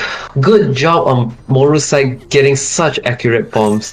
And as I said, I think most probably they will be going for a sell because all three survivors are very strong on their own, and what their primary aim is to get at least a tie so that like they could get the win of this match. So for them, selling would be a very obvious selection here. Yes, that's definitely true. Might as well not feed the Bonbon any presence or camping opportunity here. We do see the Acrobat is crouched in that second story area just to activate Tinnitus kind of around this area. At least Maru does have teleport, so they do have to guard against that a little bit here. And now we see the Bonbon is on the chase for the next target here. Not an easy target for sure. The mercenary is the one closest in vicinity, but we do see that Maru is turning his screen a little bit, periodically checking the ciphers to see if there's any ciphers shaking or any other targets nearby, and does spot out the patient here who has 3 hooks left, could also hook over to the last stop there as he transitions. So a little bit of a difficult spot to work with for the Bonbon, but Maru is closing in distance quite quickly here. Also has an eye on the cipher just in case they're able to see that shaking, but decides to commit to the patient for the moment and does get 1 chip on the patient for now. Remote bomb coming into play here, but unable to get another damage. Still eyeing those ciphers in the distance. Will Maru decide to keep chasing this patient here, or will he decide to teleport? I think, none of these survivors are really easy targets here, so Maru actually coming in to apply map pressure onto the mercenary who's decoding here, and the teleport coming into play after wasting the mercenary's elbow pad is going to go after that Acrobat over here near the second story. Wow, Marco, what do you think about all this going on here? What's going to happen, do you think? Well, the best choice for Moru here is to definitely teleport to this Acrobat, because using a teleport, which will mean that the Bonbon is closing in distance with the survivor. So compared to Patient, which had already gained very big distance from the Bonbon, it's better to teleport. But right now, Acrobat going in for the train, and that means that the target is lost, and the Bonbon has to start all over again, searching for his other targets, which will be very hard for the Bonbon here. Very good job on the survivor side, to be honest. Yeah, good job by Acrobat being able to utilize the 2-story to make that loop there, utilize the bombs to slow down the Bonbon, and then take that coaster just to gain additional distance, knowing that the Bonbon no longer has teleport in hand. Bonbon now here is going to continue to chase Cat Carry the Acrobat, but has to break this pallet here. Still has a little bit in the way before he can catch up to this Acrobat, who does have 1 additional bomb to work with that he'll be using right now. Is in a bit of a dangerous health state, and this remote control bomb is going to take down the Acrobat here. We do see that there are 2 ciphers remaining on the map, that are currently being decoded by the survivors. So Mercenary is still at half health, is in the vicinity, and does have Tie Turner as well. Bonbon is going to chair this survivor near Mercenary's cipher, but this could just allow Mercenary to run around the area and eventually come in for a rescue here. So we'll have to see how much of an advantage Moru is able to gain by camping, but no, he's not going to camp. He's going to just go ahead and teleport straight away over to this patient on the second story area over here. Patient is going to transition over to God Palette and take on the second kite. Moru here in with the bombs and getting that hit on the patient, who is going to just slam down this pallet onto the Guard 26's head here. So on with the chase, Marco. Let's see how this plays out over here. Oh, Yes, the remote control getting that- bomb coming into play. Yes, very good job from Moru here, sniping down the patient with the remote bomb. Honestly, very smart choice from Moru here, going for the teleport instead of camping. I was gonna say the only chance for Moru to be able to win is that he could able to stuff the rescue from the mercenary. But then right now, we can see Cat Carry is gonna decode another cipher, and things are going very good on the survivor side. And right now, Mercenary is going in for a free rescue. Actually, very good job. And right now, things are going like very well for the survivor side. And right now, I think they'll be able to pop very soon.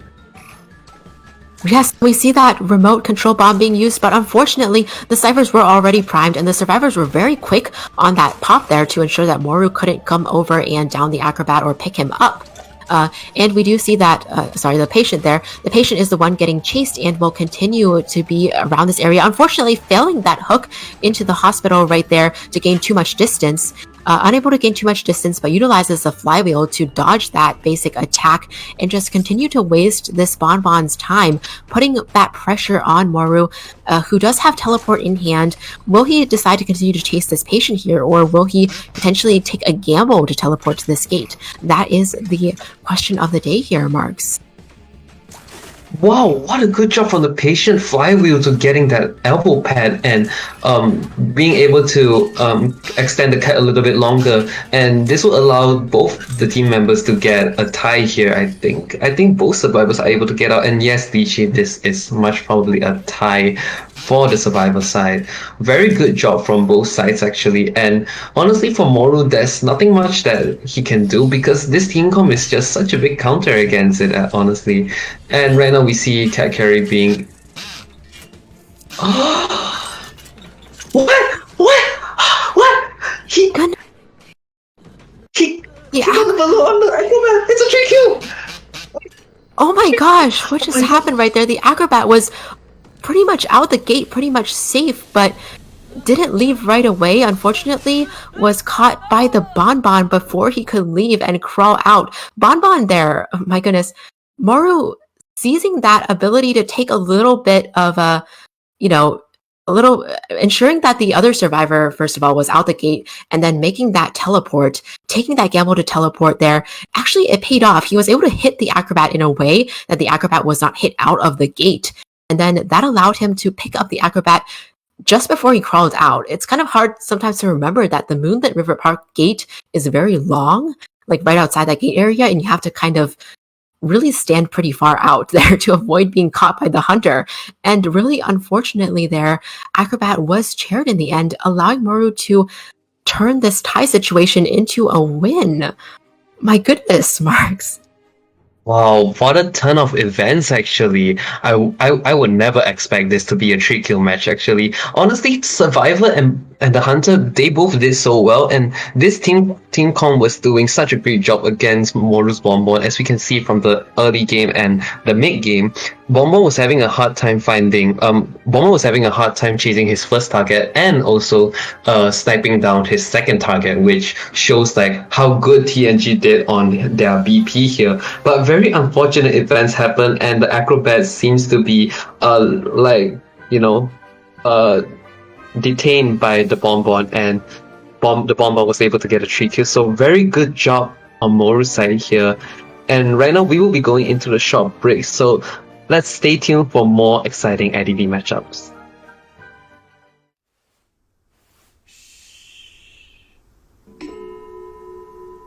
Stay silent when you hear this sound. the static particles begin to vibrate with the sound waves, indicating they have acquired energy. It may be a tiny amount, yet it's enough to straighten out my thoughts. But the energy can also be huge. As the setting sun shone upon the final rest, I saw a musical note glimmering in gold and dancing in the air, just as they expected. The movement spread my life energy and pushed me up a pedestal until I could smell the aroma of talent in the air. The aroma was me, but it slowly faded with time.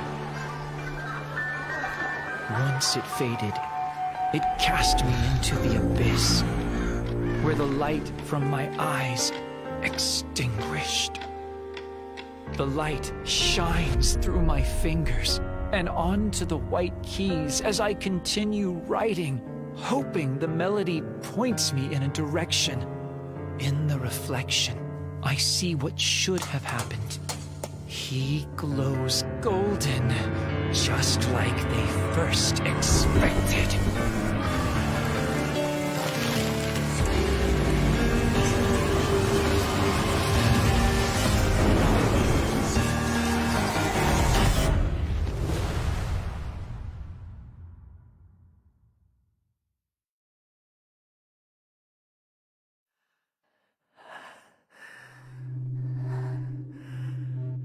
Stay silent and hear this sound.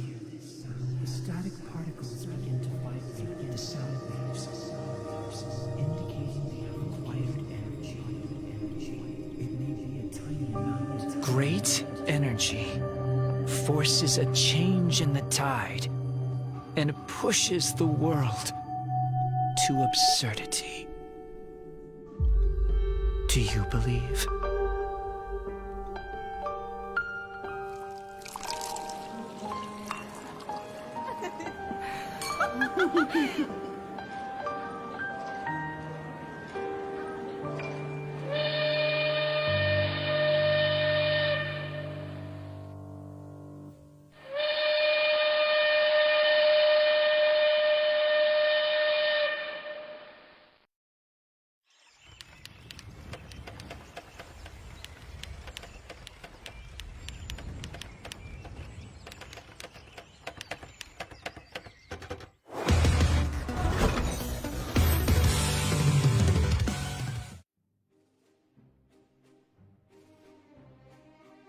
Welcome back, ladies and gentlemen. This is the Identity 5 Arena 2022 tournament here, and I'm Lychee. With me today is Marks.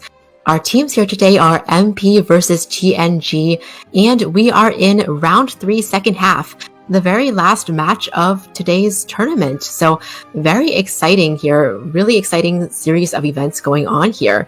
In the last match, we saw MP their Hunter Moru bringing out the Bonbon and achieving a very good score of a 3-person elimination here, keeping MP in the game here. So as we see from the score, MP won round 2, TNG won round 3. TNG won round 2, and whoever wins round 3 is going to be the winner overall here. However, if they get depending on the points that they get in round 3, if it was a tie situation actually with TNG getting another 3 points, then they're actually able to win over MP. So for TNG, their Hunter is now going to need to try to get a score of a 3 kill, whereas MP is going to try to just win this round for their team here.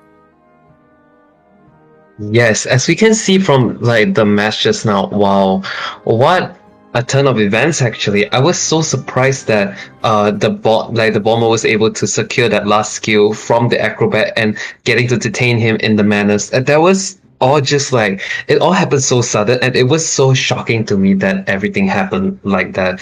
But nevertheless, both teams did an amazing job, and let's see what this last matchup has in store for us. Honestly, very excited to see, because this will be the last match of our IVA for today. So I really wonder what kind of hunter TNG would use and what kind of sparks they will bring to us on the table here. Yes, definitely lots of sparks flying as these two teams collide in today's very exciting tournament. Be sure to share your excitement as well in the chat. As a reminder, we do have some prizes in store for those who interact and comment and are able to gain those points and utilize those points and coins. But here we are going to go right into the bans and picks. And as we left off, we are again on Moonlit River Park.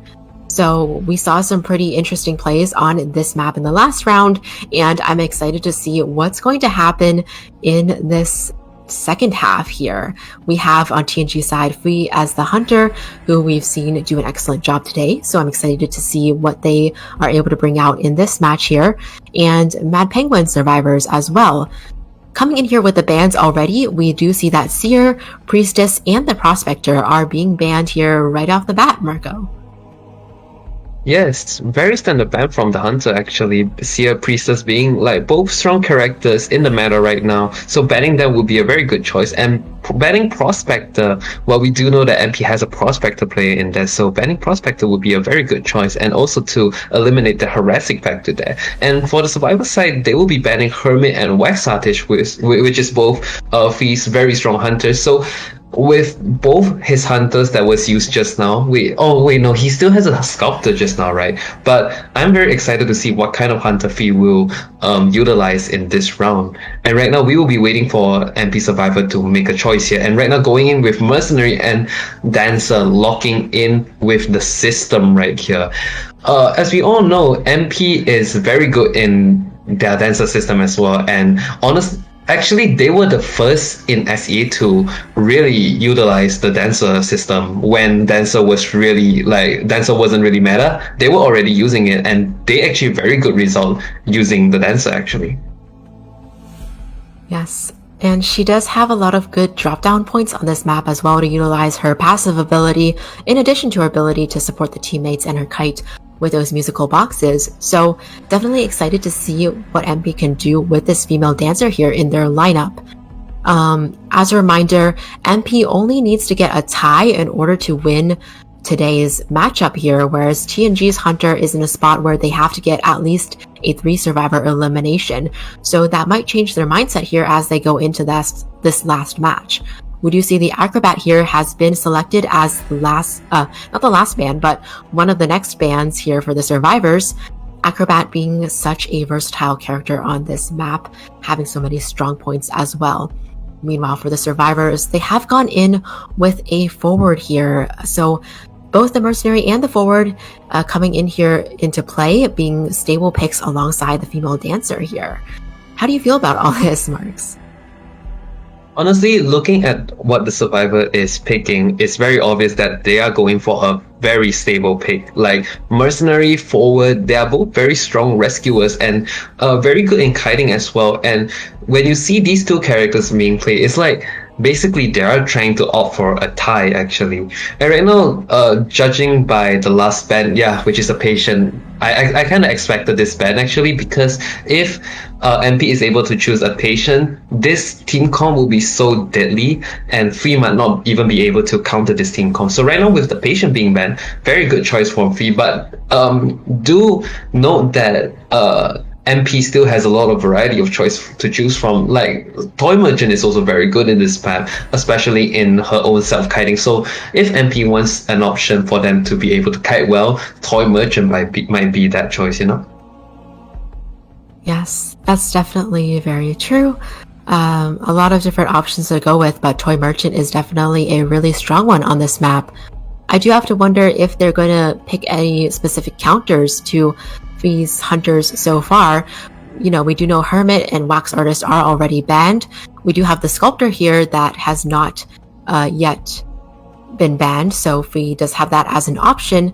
We do see the survivors coming in with an entomologist pick here, so potentially keeping in mind that Sculptor that Fee has here and choosing a very specific counter to the Sculptor.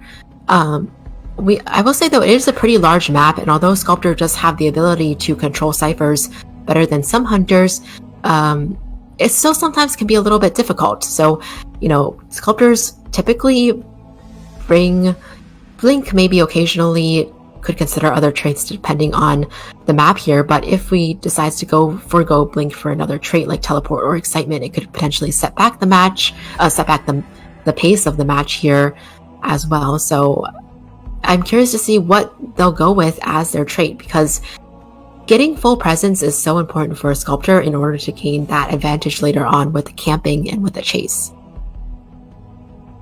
Yes, and a good pick on the survivor here, going for entomologist. As I've said, the aim here is for them to choose a survivor that can kite for very long. So obviously, entomologist, good choice as well. And right now, going in with the sculptor pick, well, not a big surprise, I would say, because we used sculptor in BO2 just now. So okay, very very good choice, I would say. But for this team comp, I would say the survivor has the upper hand, because dancer, if dancer was not targeted at the start, she could be very deadly when against a sculptor as well. So it all depends on how they choose their spawn locations, because in Moonlit, spawn location is key, because there is so many like strong points here, like let's say if patient is in fourth storm, that would be very deadly. And right now in this case, it would be entomologist being like in fourth storm and dancer being in first storm.